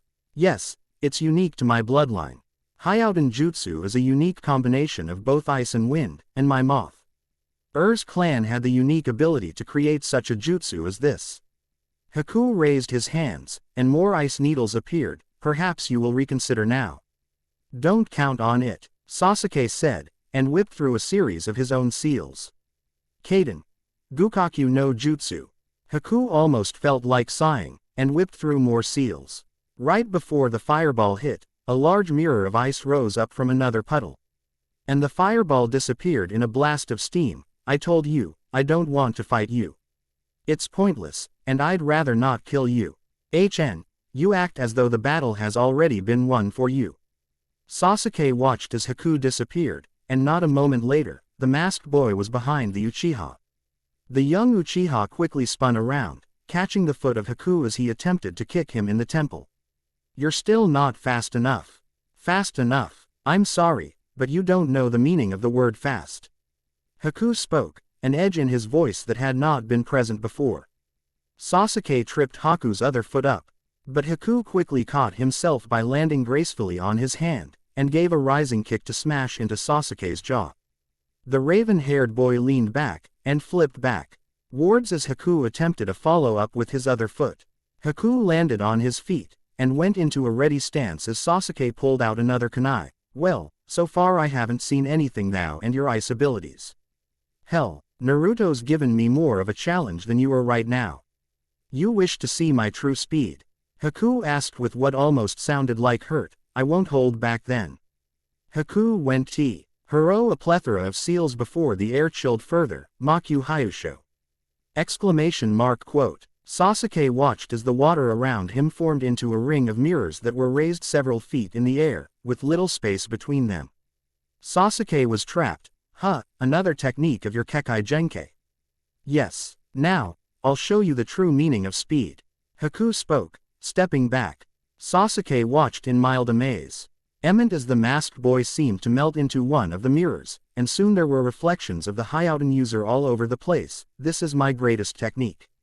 There is nowhere to run, and no chance of surviving. I'm sorry. Sasuke had a bad feeling settling in his stomach as he watched Haku brandish more Senbon. Damn, and I was really hoping to skip any acupuncture therapy today. Sasuke slapped his forehead as he groaned. Stupid Kakashi's humor is rubbing off on me. Naruto watched from a distance as the mist on the bridge seemed to thicken. He also noticed that his own breath was becoming quite visible now. The last time he'd seen his breath from cold weather was 4 years ago when that rare cold front from the north actually hit Konoha, and it snowed a few inches. Good times. The blonde shook his head, and gripped a few kunai in his pouch while waiting for the right moment to strike. There was a small problem though. He couldn't see more than 10 feet in front of him right now. He'd have to move in closer if he wanted to help at all. Running through the mist, he eventually reached the hard surface of the bridge, the sound of water splashing loudly as his sandals slapped against the paved road. He felt a shiver run down his spine. How the hell did it get so cold? Naruto continued down the bridge, seeing the occasional unconscious bridge worker here and there. He gripped his kunai tightly, listening intently while stopping every few meters, remembering the words Itachi had drilled into him since the day he was able to throw a kunai. A shinobi who is aware of their surroundings will always fare better. A shinobi who doesn't. Naruto. Use your senses, and never throw caution to the wind when you cannot see your opponent, for it is likely that if you cannot see them, then they can see you. Naruto stopped as he caught the faint murmur of someone's voice. He strained his ears while listening to the apparently feminine voice. That Naruto's okay. I haven't seen him at all. Chizuna-san. Do you think? Naruto smiled. Sakura was nearby. He headed towards the kunoichi's voice, and couldn't help but smile when he saw the faint flash of pink from the girl's hair. Sakura-chan. Sakura whirled around, shuriken in hand. She looked to Naruto, and let out a gasp. Naruto. She squinted, and let out a bit of laughter upon seeing her dear friend alive and well. Naruto. You're okay. Naruto gave her a grin before feeling a pair of arms wrap around him in a quick hug. Haha, of course I am, Sakura-chan. He noted 2 people missing. Where are Sasuke and Kakashi? Sakura bit her lip, and spoke in a hushed tone. Sasuke and Kakashi went further into the mist to fight Zabuza and his partner, Haku. Naruto grit his teeth. Okay. I take it Sasuke is fighting Haku, right? Yeah, he's over there. Sakura pointed towards a large dome of ice. I don't know how it got there, but I think it has something to do with Haku. He was able to make ice from the water around him. What about Zabuza? Chizuna spoke. He's fighting Kakashi, at least I think that's what's going on. The 2 haven't really made much noise though. Sakura nodded. Zabuza's a master of the art of silent killing. Kakashi-sensei has to remain alert at all times with this heavy mist. Naruto looked towards the faint outline of the shimmering, ice-like dome. He could sense Sasuke's chakra from there, as well as what he guessed was Haku's. He didn't like the feeling he was getting. That ice, it seemed unnatural. Sakura, I'm going to help Sasuke. I won't be far. Naruto made a dash towards the dome. Sakura watching him with something akin to worry and admiration. It's not fair, in a way. Sakura spoke. I hate the fact that I can't help them. Chizuna put a hand on her shoulder. Sakura, you are helping. I'm the one Zabuza and Haku are after, remember. I'd be a sitting duck if you weren't here. Sakura gave a sigh before nodding. You're right, Chizuna-san. Sakura turned back to the retreating form of the blonde, a small bit of fear bubbling rising up from her stomach. Please be careful. Meanwhile, Sasuke was panting, feeling his wounds finally catching up with him. Haku wasn't lying. The kid was almost impossible to keep up with. It was only thanks to years of training that he had been able to survive this constant onslaught of attacks from the masked boy. You're strong, Sasuke Uchiha. But I'm afraid that you won't be able to live much longer at this rate. I have been holding back most of the time, and you have barely managed to remain standing. Sasuke gave the gentle-toned boy a glare. I'm sure. Why don't you save the pity party for a person who wants it? Haku was quiet for a moment before he pulled out another handful of senbon. You have no fear of dying, do you? Have you no precious people that you wish to protect? Sasuke grimaced. If you're asking if I have people I care for, then of course I do. My 2 brothers, my mother, and my team are among them. Not that it's any business of yours. Sasuke in turn pulled out a kunai, while ignoring the gashes across his knees and arms. I see. How do you plan on protecting them when you are about to die? The Uchiha laughed. Hey, I'm not going to die. I'm an Uchiha, and Uchiha don't give in so easily. The masked ninja seemed to accept Sasuke's answer as it was, and disappeared from view. Sasuke braced himself, watching intently for the slightest movement of the enemy. Come on, Sasuke. Think. There's got to be a weakness to this guy.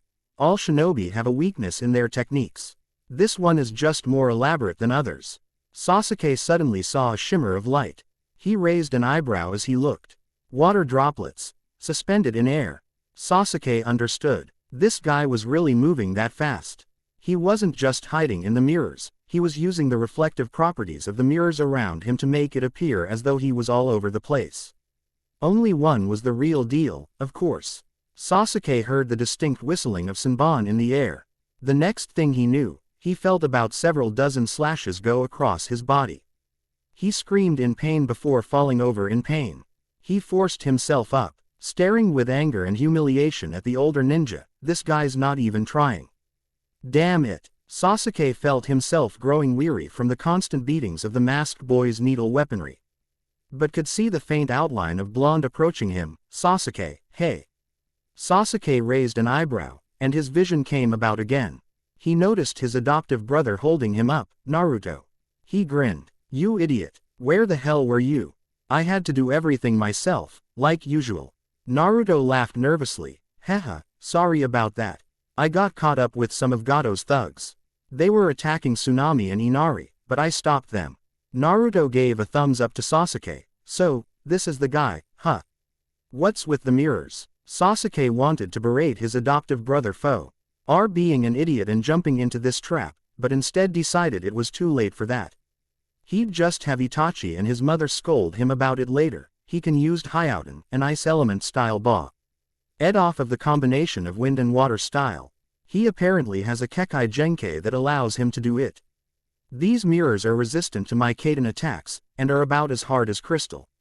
Naruto cursed their luck, but wasn't going to give up before he even started. Well, then we'll just have to drag the jerk out of these mirrors, won't we? Naruto clenched a fist. Hey, Haku. Haku apparently had been listening the whole while, politely waiting for the two to finish their conversation. Yes. Naruto was caught a bit off guard by the boy's rather polite tone. Oh yeah. We're going to crush you down. One way or another. You got that. Naruto clapped his hands into a seal as Sasuke sighed. Naruto, the shadow clones won't.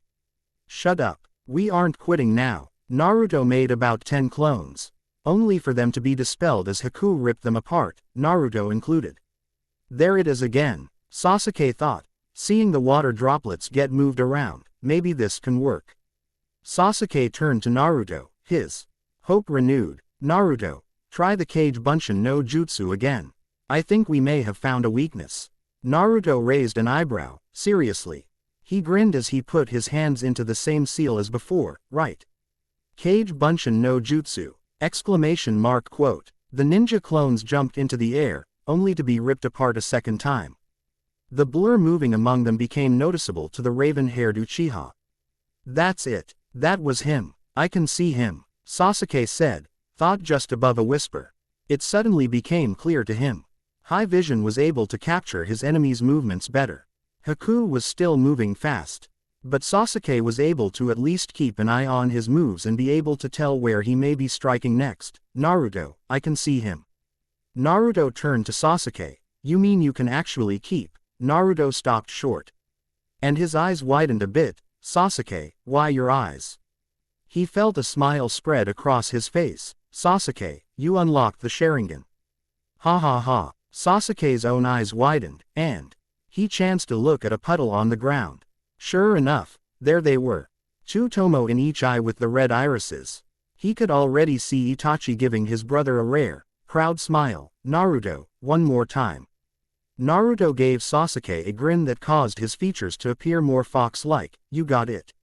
I'll leave the rest to you. As the blonde shinobi let out a battle cry that was amplified by 12 more copies of himself. Sasuke smirked as he saw Haku dash through the air. I got you. Sasuke drew in a deep breath while going through the seals of his favorite jutsu, Kaden, Gukaku no Jutsu. Haku ripped through the 9th shadow clone before sensing an intense wave of heat heading his way. He looked to his left to see a giant fireball heading his way. He rolled out of the way, experiencing a mild burn on his arm and singing part of his sleeves before landing. He looked to see Sasuke looking right at him. You were able to keep up with my movements. It wasn't a question, but a statement. You're not the only one with a Kekkei Genkai. Sasuke spoke, his tomo spinning a bit as he watched the ice user. I can see your every move, and know where you'll go next before it even happens. The Sharingan, Haku stated in a knowing tone. Yes, Zabuza informed me a little about it. I'm guessing you just unlocked yours though, considering that you never used it until now. Don't underestimate Sasuke, Haku. He's good with or without the Sharingan. Naruto said, feeling the need to defend his brother's honor. We're the best rookie genin team ever, so don't take us lightly. Haku was now back inside his mirrors. I see. If that's the case then, I have no other choice. I'll have to kill the kindness in my own heart and be like a shinobi. Please don't blame me, I never wanted this. What's up with him, Sasuke? He sounds like he's apologizing or something. Naruto commented. I don't know, it like he's afraid to attack for real. Sasuke replied, he's been saying, sorry, ND, please forgive me, this whole time we've been fighting. The mirrors were now all reflecting Haku again, and Sasuke's eyes were moving around as he kept watch of Haku. Alright, Haku, where are you going to strike next? I'll be ready this time. Sasuke noticed Haku move closer to Naruto's side, and for a brief moment, the Uchiha and the masked ninja seemed to make eye contact. Sasuke felt his blood go cold as he looked to Naruto. Then, he saw Haku pull out a single Senbon. Sasuke's heart nearly stopped, his worst fears coming true. No. Naruto watched his brother's eyes go wide, and Naruto felt a horrible chill run down his spine. Sasuke, what's up? Naruto, watch out. Swish. Thwip. Naruto found himself with his back to the ground, a fearful look in his eyes as he saw Sasuke kneeling over him. Naruto saw a single Senbon embedded in the Uchiha's neck, and it didn't look good, as Sasuke. Sasuke coughed a bit of blood up before feeling his arms quaking. Naruto caught him before he fell, and the raven-haired boy was now facing upward to his brother, Ga. Naruto, you okay? Naruto could see the color draining away from his brother's face. I'm fine. Come on, let's get that Senbon out of your. Don't bother, he hit me in a vital area. Sasuke bit back a curse as he felt his vision go hazy. Hey, Naruto. Naruto felt Sasuke's breathing hitch a bit. Why yeah. Tell Ka-san, Ni-san, Kakashi, and Sakura that I'm sorry. That, and that I loved them both. Don't go and talk like that. Naruto yelled, you're no supposed to be all soft on me now. Naruto felt ears pricking his eyes as Sasuke's breathing became wheezy, and he saw Sasuke's eyes going in and out of focus. Sasuke. Stay with me, come on, don't yell. Sasuke croaked out, Naruto. Thanks, for being such a great brother. And friend. Sasuke could feel his own heartbeat weakening. Take care of everyone, for me. Sasuke moved his hand, gripping Naruto's arm. Don't let your dream die, Naruto, don't. Naruto's eyes began to sting as he watched his brother, who was related in all but blood, let his arm drop lifelessly. His eyes clouded over, and the faint breathing of the young Uchiha was no more. Sasuke. Sasuke's face was now much paler than usual, and Naruto felt his body convulsing. Don't do this to me, damn it. Sasuke. Naruto shook his brother's limp body a bit. Sasuke. No response. No. Naruto felt moisture run down his cheeks. Why? He didn't deserve this. Sasuke took the attack intended for him. Why? Don't let your dream die, Naruto. Those words echoed over and over. He wanted me to live. You must have been precious to him. Spoke the calm voice of Haku. Are you his friend? Naruto felt his breath hitch. I'm his brother. Haku almost felt regret in what he did. Almost. Zabuza had taught him to kill the kindness in his heart though, and turn it cold. He had to do this. For Zabuza, I see. My deepest apologies. Shut up. Haku, watch. As a faint red aura began to surround the blonde.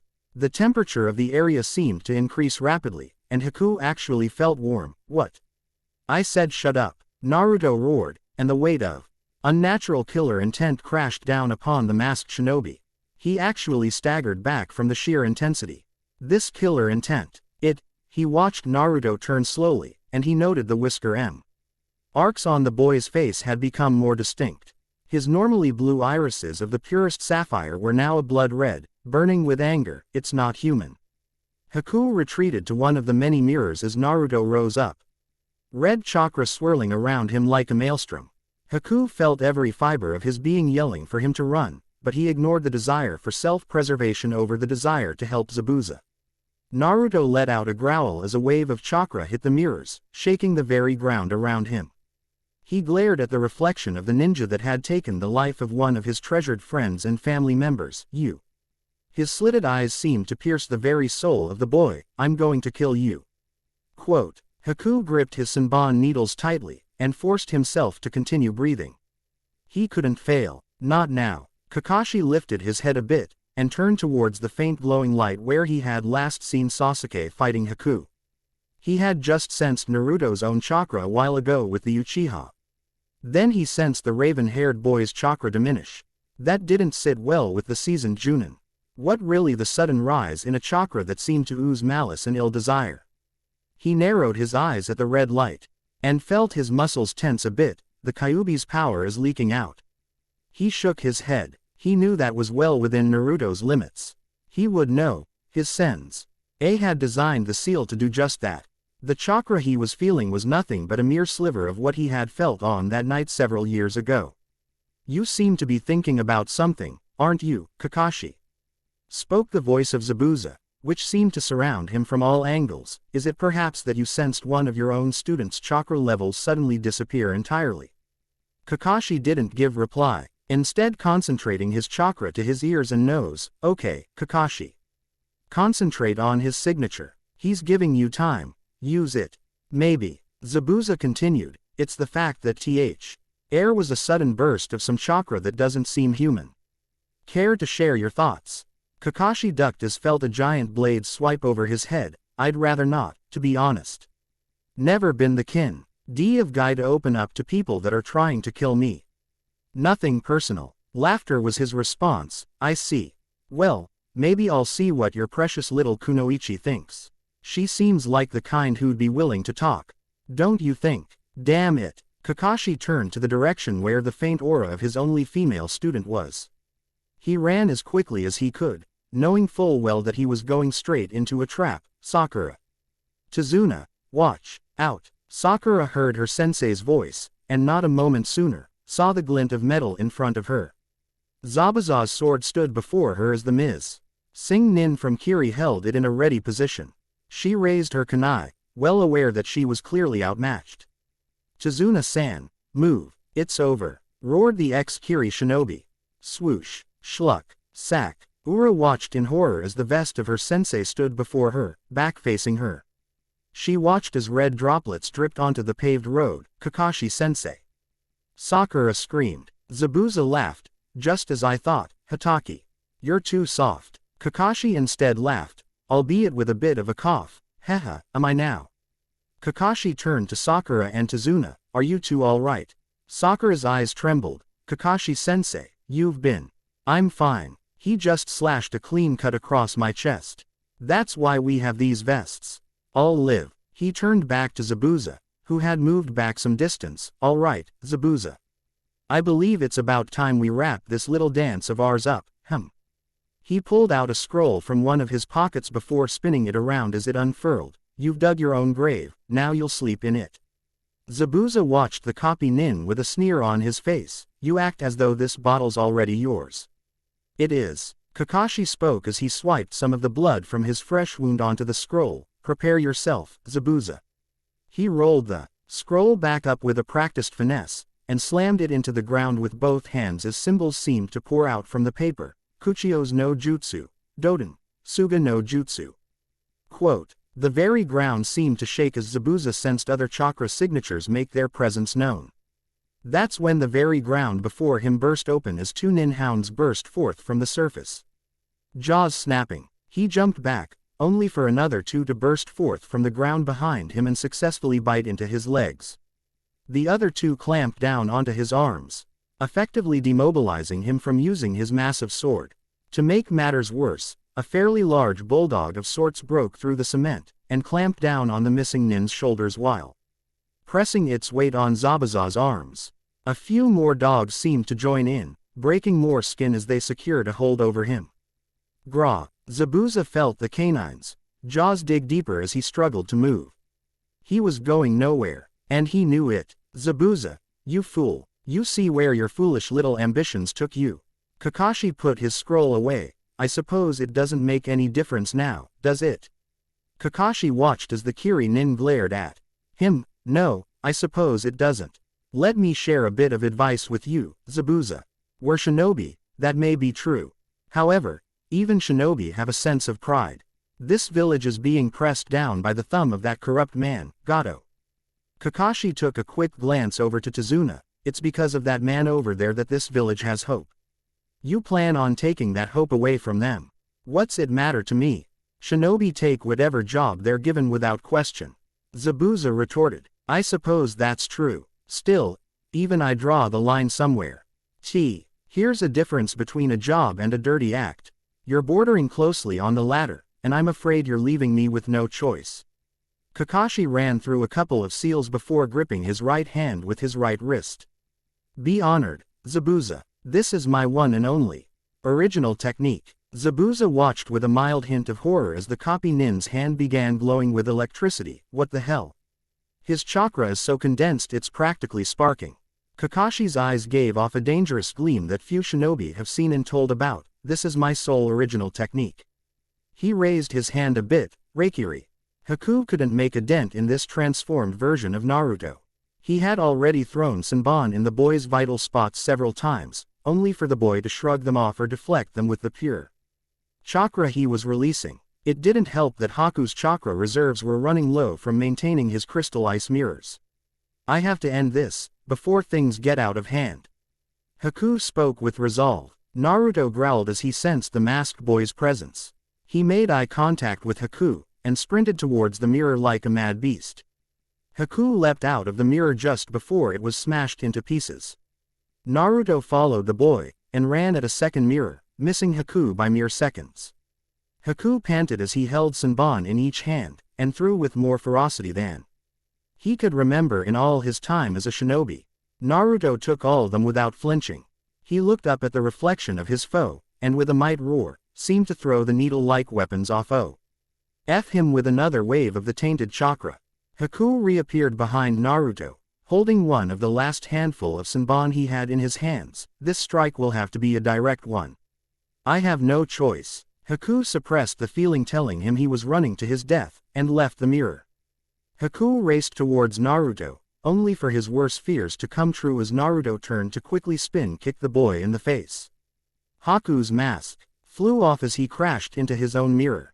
His face smacked into the mirror, blood smearing against it from his now bleeding mouth. Naruto jumped into the air, and cocked back a fist to pummel the boy.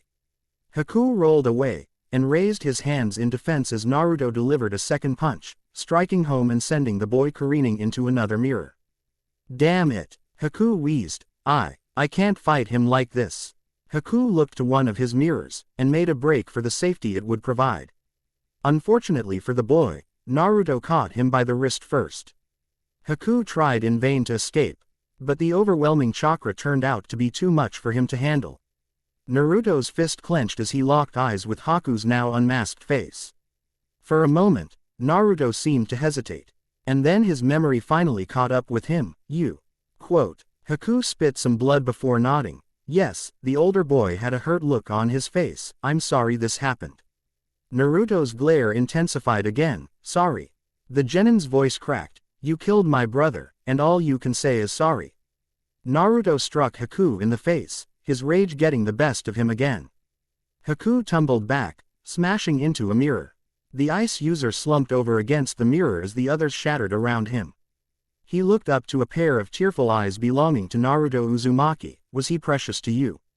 Naruto had enough. Was he trying to mock him? Naruto had enough. What do you think? Naruto ho collar to deliver another punch when the boy spoke in a choked voice. Not dead.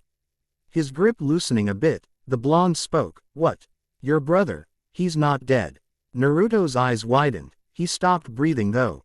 His chakra is non-existent. I hit him in a pressure point, and put him into a deep sleep as a result.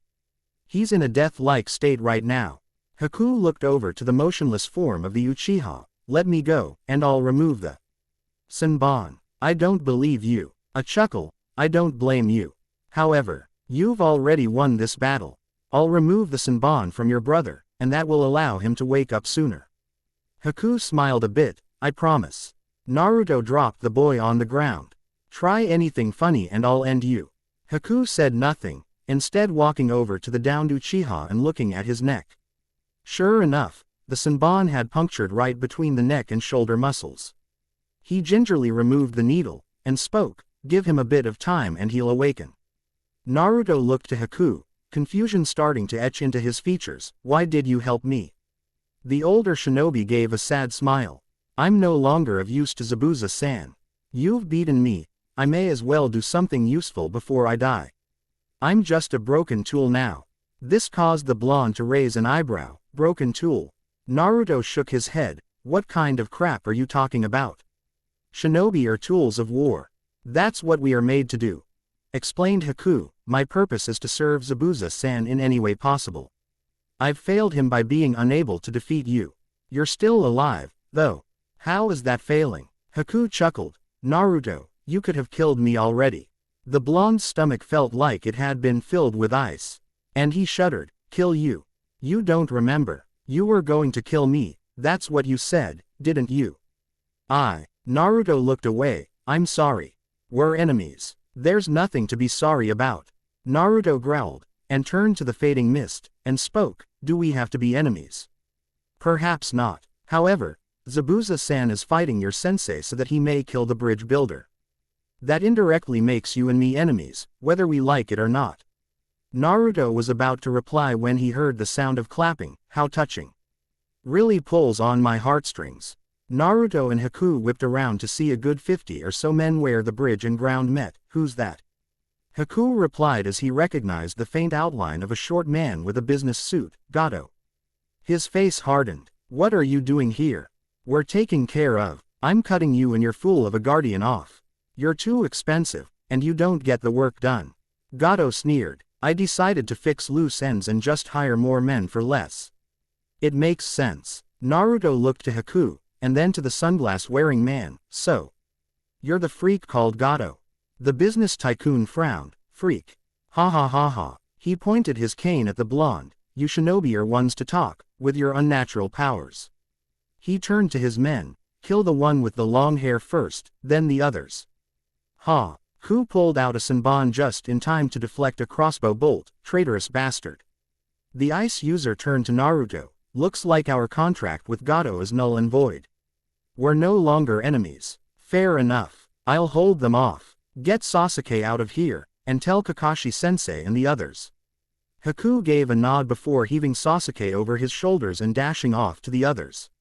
Sakura watched, as Kakashi charged up his electric attack, preparing to make the finishing blow as the incapacitated missing nin Zabuza looked on with mild anger and fear. Wait, stop. Everyone stopped to see Haku, running to the group with an unconscious Sasuke Uchiha on his shoulders. Zabuza was the first to speak. Haku. What the hell are you doing here? Haku huffed and puffed as he set Sasuke on the ground. Gato's broken our contract. He's here with some men to kill all of us off. It was Kakashi's turn to be surprised. That's a bit bold of him. How many men are we talking here? 50, if not more. Kakashi looked to the former Kiri nin while canceling his Reikiri. Well, Zabuza. Your client has broken the deal with you and your partner. You have no further reason to continue this attack on us. Zabuza looked at his comrade. Then to the Junin. Fine. Just let me go, and we can wipe out the backstabber. Kakashi gave a nod to the dogs, and they vanished in smoke. The two Junin level Shin Obi eyed each other cautiously before Zabuza turned to see the crowd of men at the other end of the bridge. Kakashi did likewise before his eyes noted the random blonde in front of the numerous mercenaries. Is that Naruto? Haku gave a nod. Yes. He gave me time so that I could bring Sasuke back to your team. He's unconscious, but he'll live. Kakashi sighed before turning to his enemy-turned-ally, Zabuza. What do you say we end this before my student gets killed? Zabuza rolled his shoulders before replying, like I'd give a damn what happens to the brat. Zabuza-san, please. Naruto spared me in battle. Zabuza turned to his apprentice in mild surprise. Spared? You mean he could have killed you? Yes, he didn't though. Zabuza turned to the blonde, who had summoned close to 50 clones to aid him. That kid's an idiot. He tends to surprise everyone though. I wouldn't underestimate him. Kakashi replied. TCH. The Kiri nin lifted his sword. Fine, let's get this over with already. The two Junin raced over to Naruto as Haku fell to his knees. He looked to see the pink-haired girl and Tazuna watching him warily. Ah, you're the third genin of this squad, aren't you? Sakura gave a quick nod. Yes. I am. She noted Haku's beat-up condition. Oh, you're really bruised up. I have some medical supplies. I'm fine, thank you. Sakura frowned. I never gave you a choice, she said in a stern voice. Now sit down and I'll get you fixed up. Tazuna watched in mild amusement as his young bodyguard began treating the enemy. He shook his head. Shinobi were definitely a unique bunch. Naruto watched from behind the barrier of his clones as they were combating against mercenaries. He had managed to knock out about a fourth of them, but there were much more than he had originally anticipated. Not to mention that he wasn't aiming for killing blows. Damn it, they just keep coming. Naruto grumbled. Hey, back off before I start really throwing my punches. The mercenaries, of course, ignored him. Naruto moved as a few crossbow bolts fired at him. He was starting to feel a bit woozy. Guess I used more chakra than I thought. He noticed that his clones were being overpowered. Much to his surprise, eventually only a few remained. Naruto pulled out a kunai, and grit his teeth. Okay, Naruto. This is it. Everyone's depending on you. Don't give up now. The remainder of his clones were mowed down as the army of men ran towards him. He prepared for the inevitable, watching as spears and bolts fired through the air. Just before he was about to become a human pincushion, a large object crashed in front of him, deflecting the weapons as they hit the metallic object. The Jinchuriki boy blinked as he realized what had saved him. Isn't that Zabuza's sword? Hey, kid, unless you plan on getting killed, move out of the way. Naruto looked to see Zabuza standing by his sword now. What are you? Stand aside, Naruto, we'll take it from here. Kakashi spoke. You did well. I'm proud of you. The mercenaries halted in their tracks as Kakashi Hatake and Zabuza Momochi.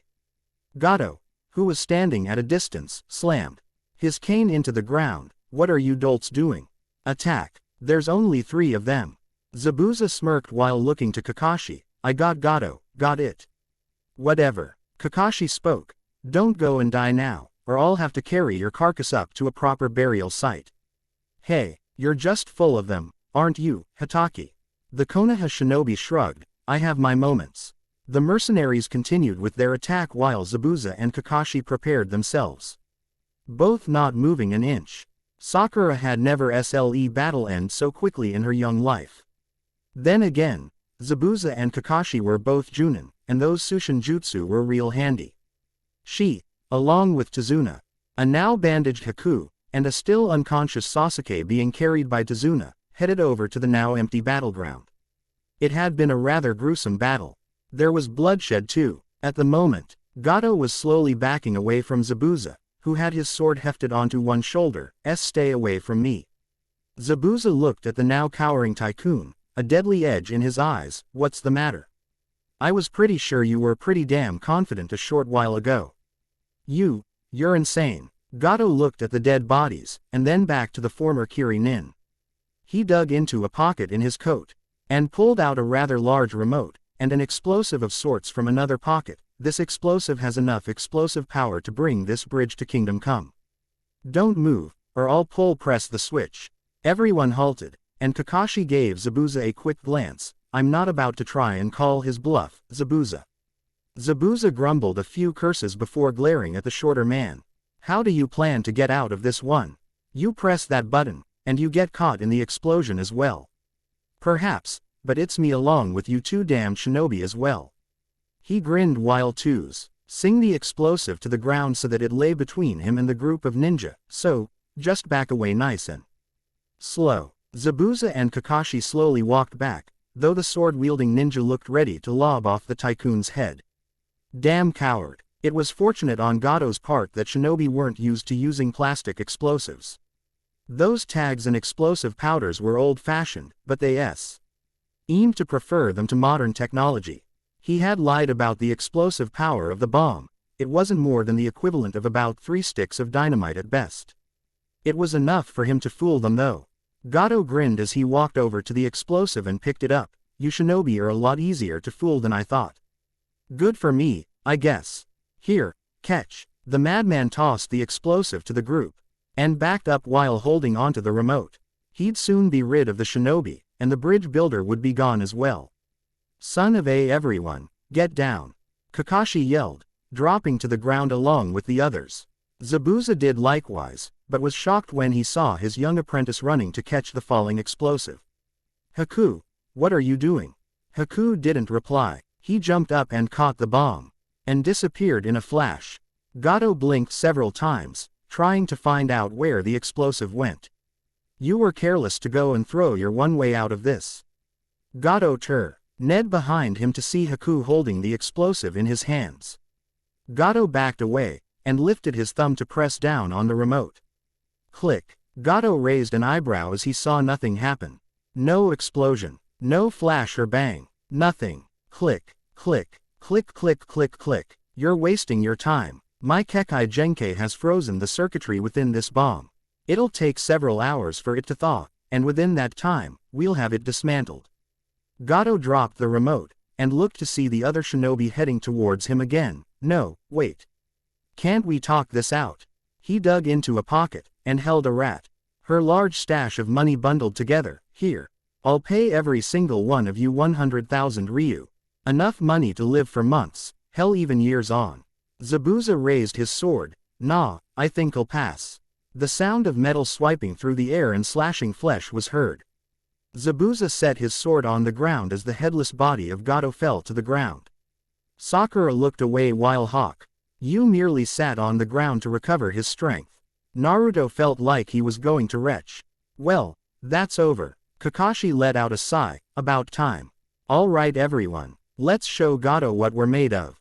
The shinobi and Tazuna looked to the end of the bridge near the village, only to see a mass of the villagers carrying pitchforks and other various weapons or tools.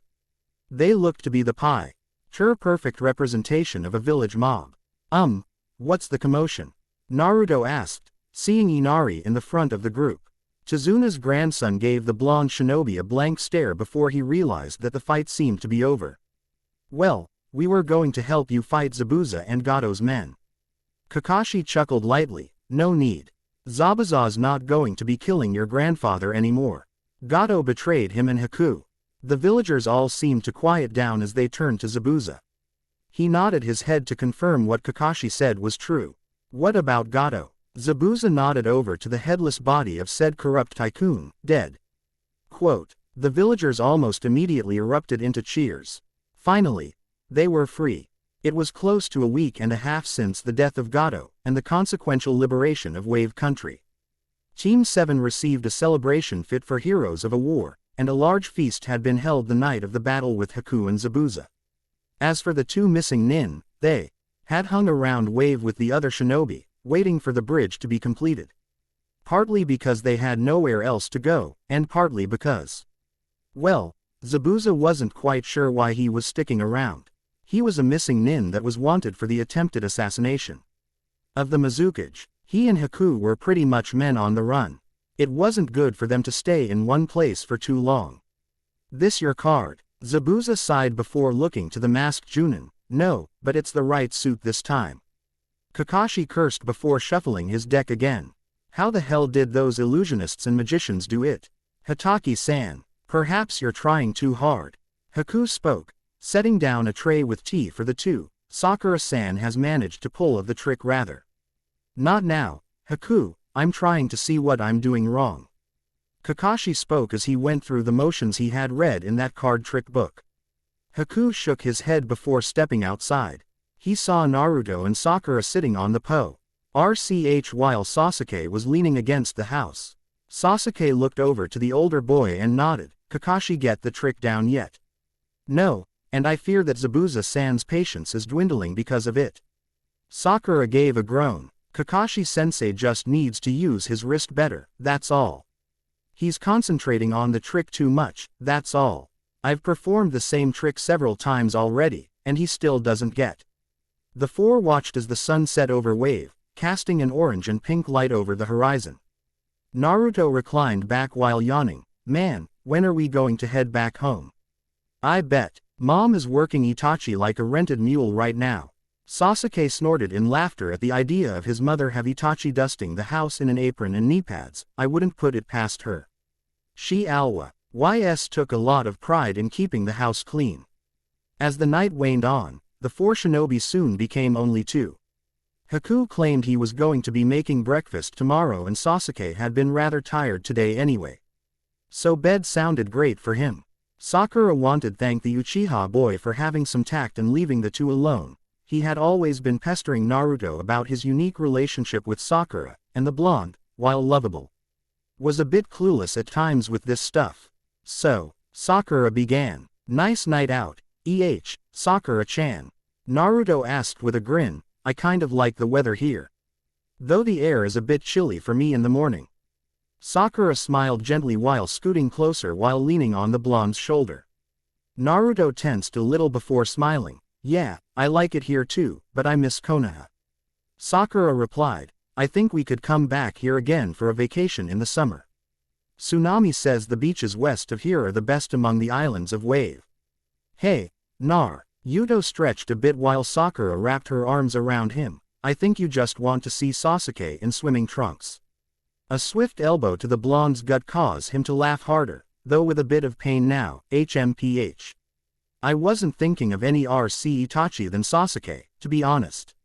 Naruto raised an eyebrow, and a mischievous smirk crossed his features. Really? Sakura's eyes went wide, and she immediately caught onto his tone of voice. Wait, I was joking. Don't say that to him. Ino won't let me live that down for months. I'm joking, Sakura, I know you didn't mean it. He laughed as she pouted. Besides, I'm pretty sure Itachi would have turned you down. He's too busy for a girlfriend right now. I don't know. I thought Kiba said he and Hana were seeing each other for a while. Naruto shrugged. Kiba told me that ever since Hana became a chunin that she's been occupied with work to date as well. Letting out a sigh, Sakura lied down the porch with Naruto, looking up to the starry sky. They were quiet for a while before Sakura let out a laugh, causing Naruto to give her a questioning look, to which she shook her head. I remember when you and Sasuke first started getting chased by his fangirls. Naruto shuddered. Don't remind me of them. He gave another involuntary shudder. Do you know what they said to him? Do you? I don't think I want to. No, Naruto replied, you don't. He seemed to be trying to suppress the memories. I remember when they tried to steal his shirt and pants. Seriously? Dead serious. Sakura gave Naruto a rather disturbed look. What about it? Well, once Sasuke and I started the method of using the henge so that we could split the fangirls up, I experienced firsthand how vicious they get. Since I was disguised myself as Sasuke, well, Sakura suddenly appeared very alert. What did they do? Did they steal your clothes? What? The blonde nodded. They got my shirt, and then tried to get my pants. I released my henge, and that only made it worse. Why? They realized that I was hot as Sasuke-kun, and a small fangirl group developed from that day. Sakura felt her inner conscience roar out that Naruto was not going to be taken by some hussy while she remained relatively calm. Oh, I see. Well, how come I don't see you running from them ever? Sakura-chan, come on. I've always been better at hiding than Sasuke. Sakura laughed, relieved that Naruto wasn't trying to impress any of the girls. I noticed though that the fangirls have died down since we graduated. Hey, yeah, I think they realized we more concerned about being shinobi than dating. The blonde chuckled. Besides, Sasuke already has a crush on. Naruto cut himself off, and looked to see that Sakura's eyes were on him. Sasuke has a crush on someone. No. Come on, Naruto. Tell me. I swear I won't tell anyone. Except Ino. Well, yeah, but she's my best friend. She's the gossip queen of our generation, Sakura-chan.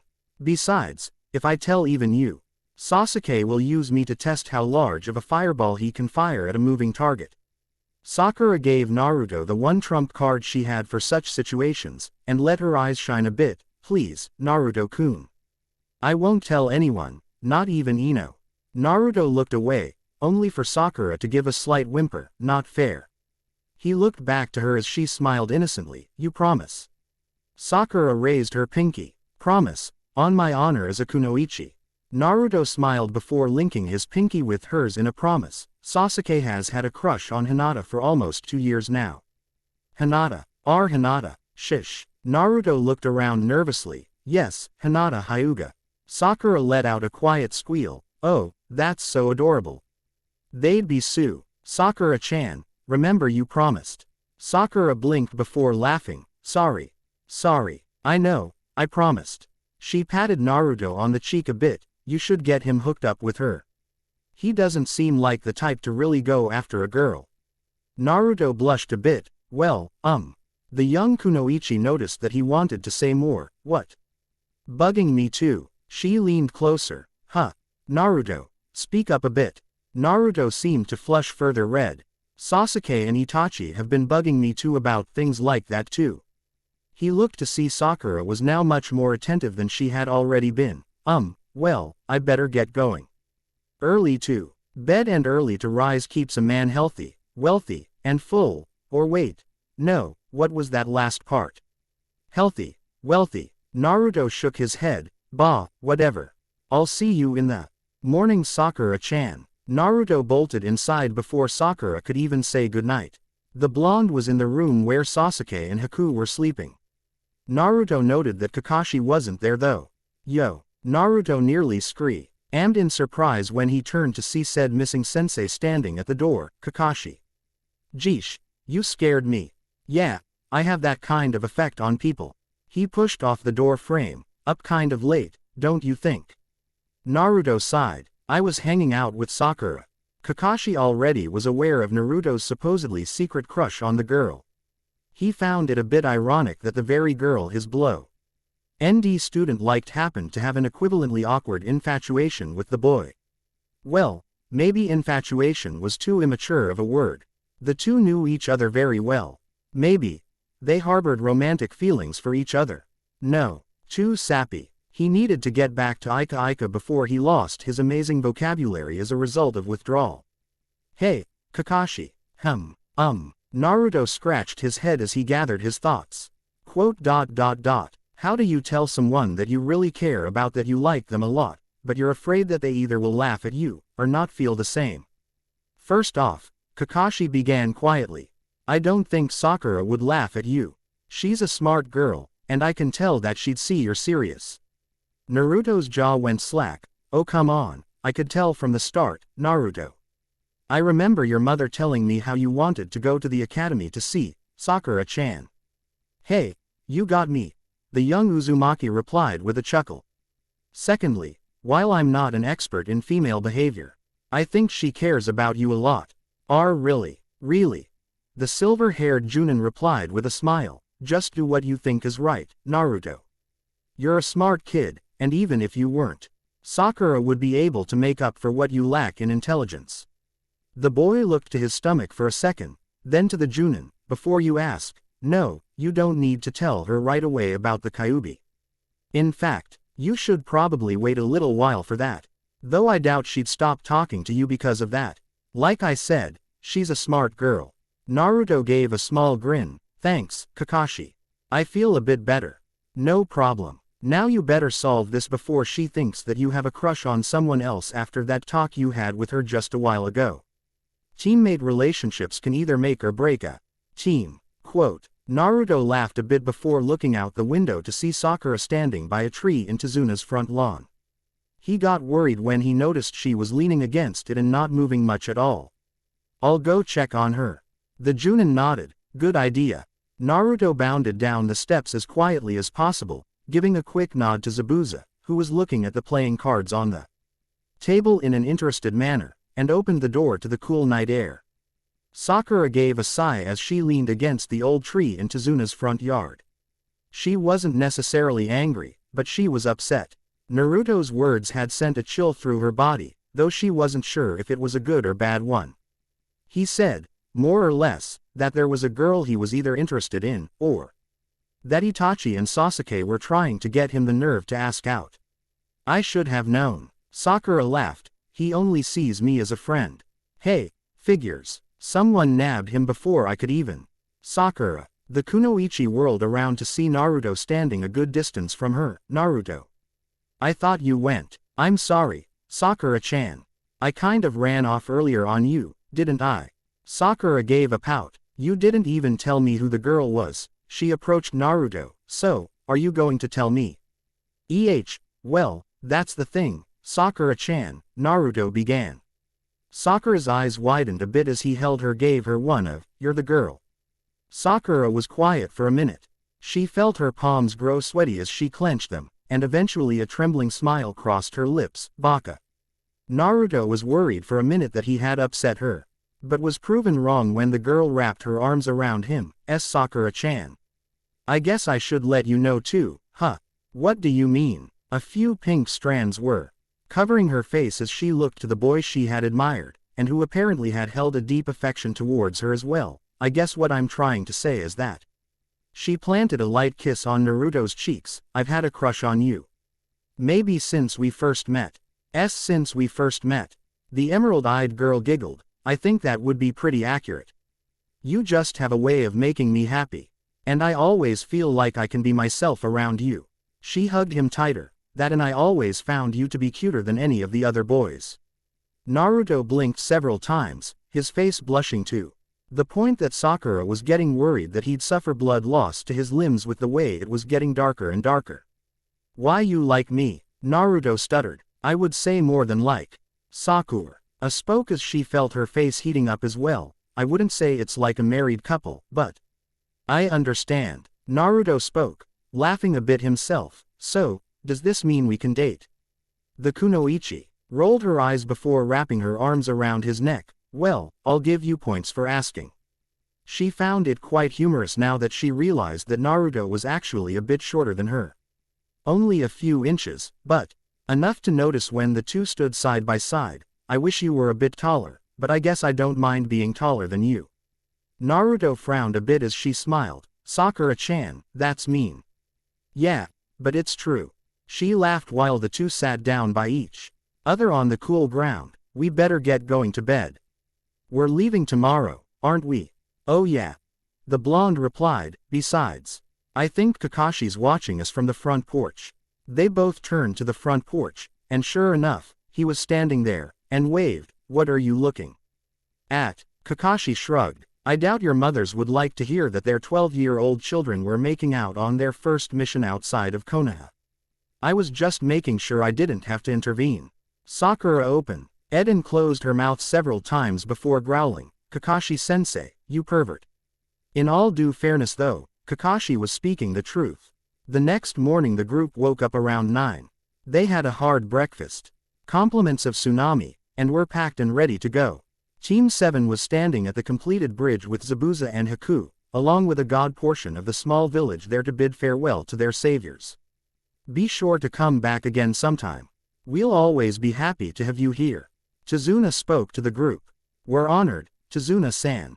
I hope that this bridge will serve as a bolster between the relations of our two countries. Kakashi gave a curt bow. Well, we better get going. The group said their goodbyes to everyone, and headed back to Konoha, light in heart and spirit. Father, what are we going to call this bridge? Tazuna thought for a moment. He had been thinking on naming it the Great Kakashi Bridge, but then thought better. Tsunami, you said that one of the kids saved you and Inari. Tsunami nodded. Yes, I believe it was Naruto-kun. He saved Inari when those two men had me at sword point. Tazuna grinned. That boy, he has a lot of heart, doesn't he? There were a few nods. I remember watching him fight off that entire group of mercenaries by himself, and he showed Inari what it means to be a hero.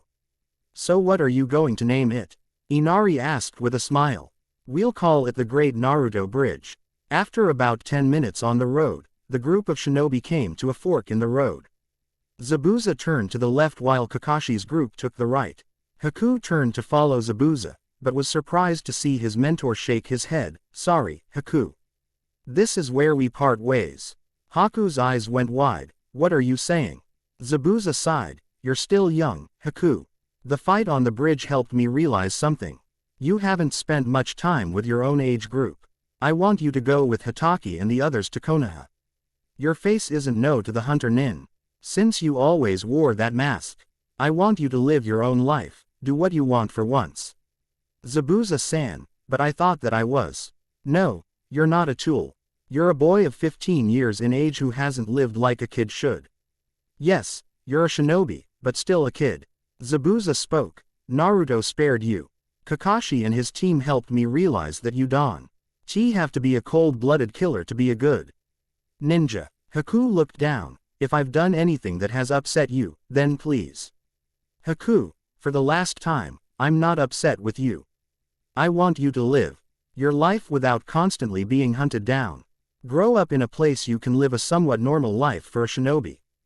Haku sighed, but let a smile cross his lips. Perhaps I'll see you again sometime. Zabuza looked to Kakashi, and grinned behind his wrappings. I'm sure we will. I may be on the run, but I'm always willing to stop by for a few days at a time when I'm in the neighborhood. I guess this is goodbye then. Haku spoke. Zabuza was never good with words, so he instead relied on his actions. He placed a hand on the boy's head, and ruffled his hair about. Take care of yourself, Haku. I will. Make sure you eat well enough. Zabuza groaned while Naruto snorted in a suppressed laughter. The lone swordsman of the hidden mist gave a wave before heading off into the misty morning air.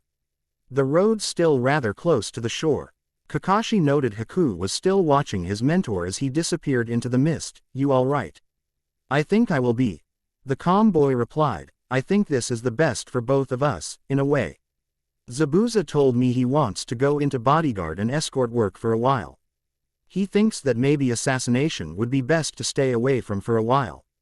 Wow, he's changed a bit, hasn't he? Sakura noted. Haku looked to her and gave a small nod. Right, well, Haku, seeing as you don't officially belong to a village, since Zabuza kind of unofficially trained you, I think it'll be a cakewalk for you to become a registered shinobi of Konoha. With your skill and abilities, you're likely to be a shoo-in for Chunin rank already. Really? Haku gave an embarrassed bow. Thank you, Hitaki-san. Quote, Kakashi is fine with me, Haku. Very well, Kakashi-san. Kakashi decided to forget the idea, and began his trek at front of the group. Alright, team, Konoha's a good 5-day walk from here. Though we don't have Tazuna with us this time, I think we'll be there by the end of the day if we continue at a moderate pace and take to the trees. Sound good, Nar. Yuto let out a whoop while Sasuke tightened his backpack up. Sakura gave a nod while Haku just had a prepared air about him. Right, well, let's get going then. End of chapter 6. Yo, here's the long overdue conclusion to the wave arc. Woo. Anyway, yes, I kept some elements the same here as the canon, but hey, I do like the plot of the canon too.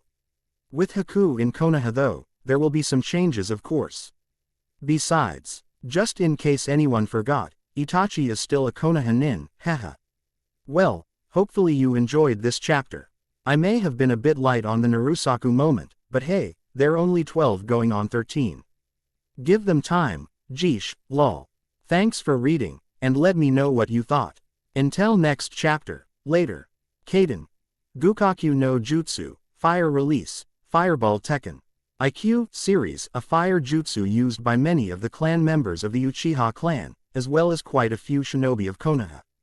The user does the necessary hand seals, draws the necessary chakra from their chest, and exhales it in a steady stream of flames, creating a fireball. Kage Bunshin no Jutsu, Shadow Clone Technique series. Unlike the Bunshin no Jutsu, Kage Bunshin no Jutsu reads a copy of the user that has both form and substance by distributing chakra into the clone. The shadow clone can also use any jutsu and other tactics the original user has on knowledge. Once the clone is dispersed by an attack, damage, or by the user themselves, all information gained from the clone is passed on to the original ninja, as well as any other clones. Sensatsu Susho, Death by 1,000 Flyin' G-Water Needles series, a ninjutsu technique unique to Haku's Kekai Genkei of Hyouden Jutsu. By creating hand seals with only one hand, Haku is able to create needles of ice by raising water into the air and freezing it, and then send them raining down onto the enemy. Makyu Hyusho, Demonic Ice Crystal Mirrors series, a technique that is unique to Haku thanks to his Hyouden Kekai Genkei ability, which allows him to create ice. By performing the necessary hand seals, Haku creates flat, mirror-like sheets of ice, surrounding the opponent from all 360 degrees. He can then enter these mirrors, and use the reflections from the other mirrors to confuse the opponent on his true location. Using his speed, he is able to attack quickly while having the ability to move from one mirror to the other. However, if he uses this jutsu for an extended period of time, it will sap away at his chakra. Kuchio's no Jutsu. Doden. Suga no Jutsu, Summoning Technique, Earth Release, Tracking. Fang Technique series, a summoning jutsu performed by Kakashi. By placing a smear of his blood across a summoning scroll, he can bring forth his own ninken ninja dogs to perform an attack on his enemies. Kakashi will slam the scroll into the ground, and allow his dogs go into the earth, and then attack from underground, catching the opponent by surprise. Reikiri. Lightning Edge series, also known as Lightning Blade. By focusing chakra into the user's hand, a strong electric current is created in around the hand holding the chakra, and essentially altering the nature of the user's chakra. They can also alter the strength and range of the attack. Kakashi Hitaki invented this technique.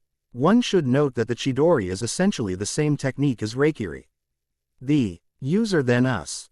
Amazing speed to deliver a powerful thrust with their electrified arm to strike through any target. This speed has made it an ideal assassination move. However, Such speed can easily be countered when the user is moving so fast. So the Sharingan is used in conjunction to predict the target's moves and strike home. The name Chidori derives from the words, 1,000 birds, since the speed and p.o.r. of the chakra causes it to sound like the chirping of 1,000 birds. Reikiri derives from after it was said that Kakashi used the technique to cut a lightning bolt in two. This technique requires a large amount of chakra, and can therefore be used only so many times a day.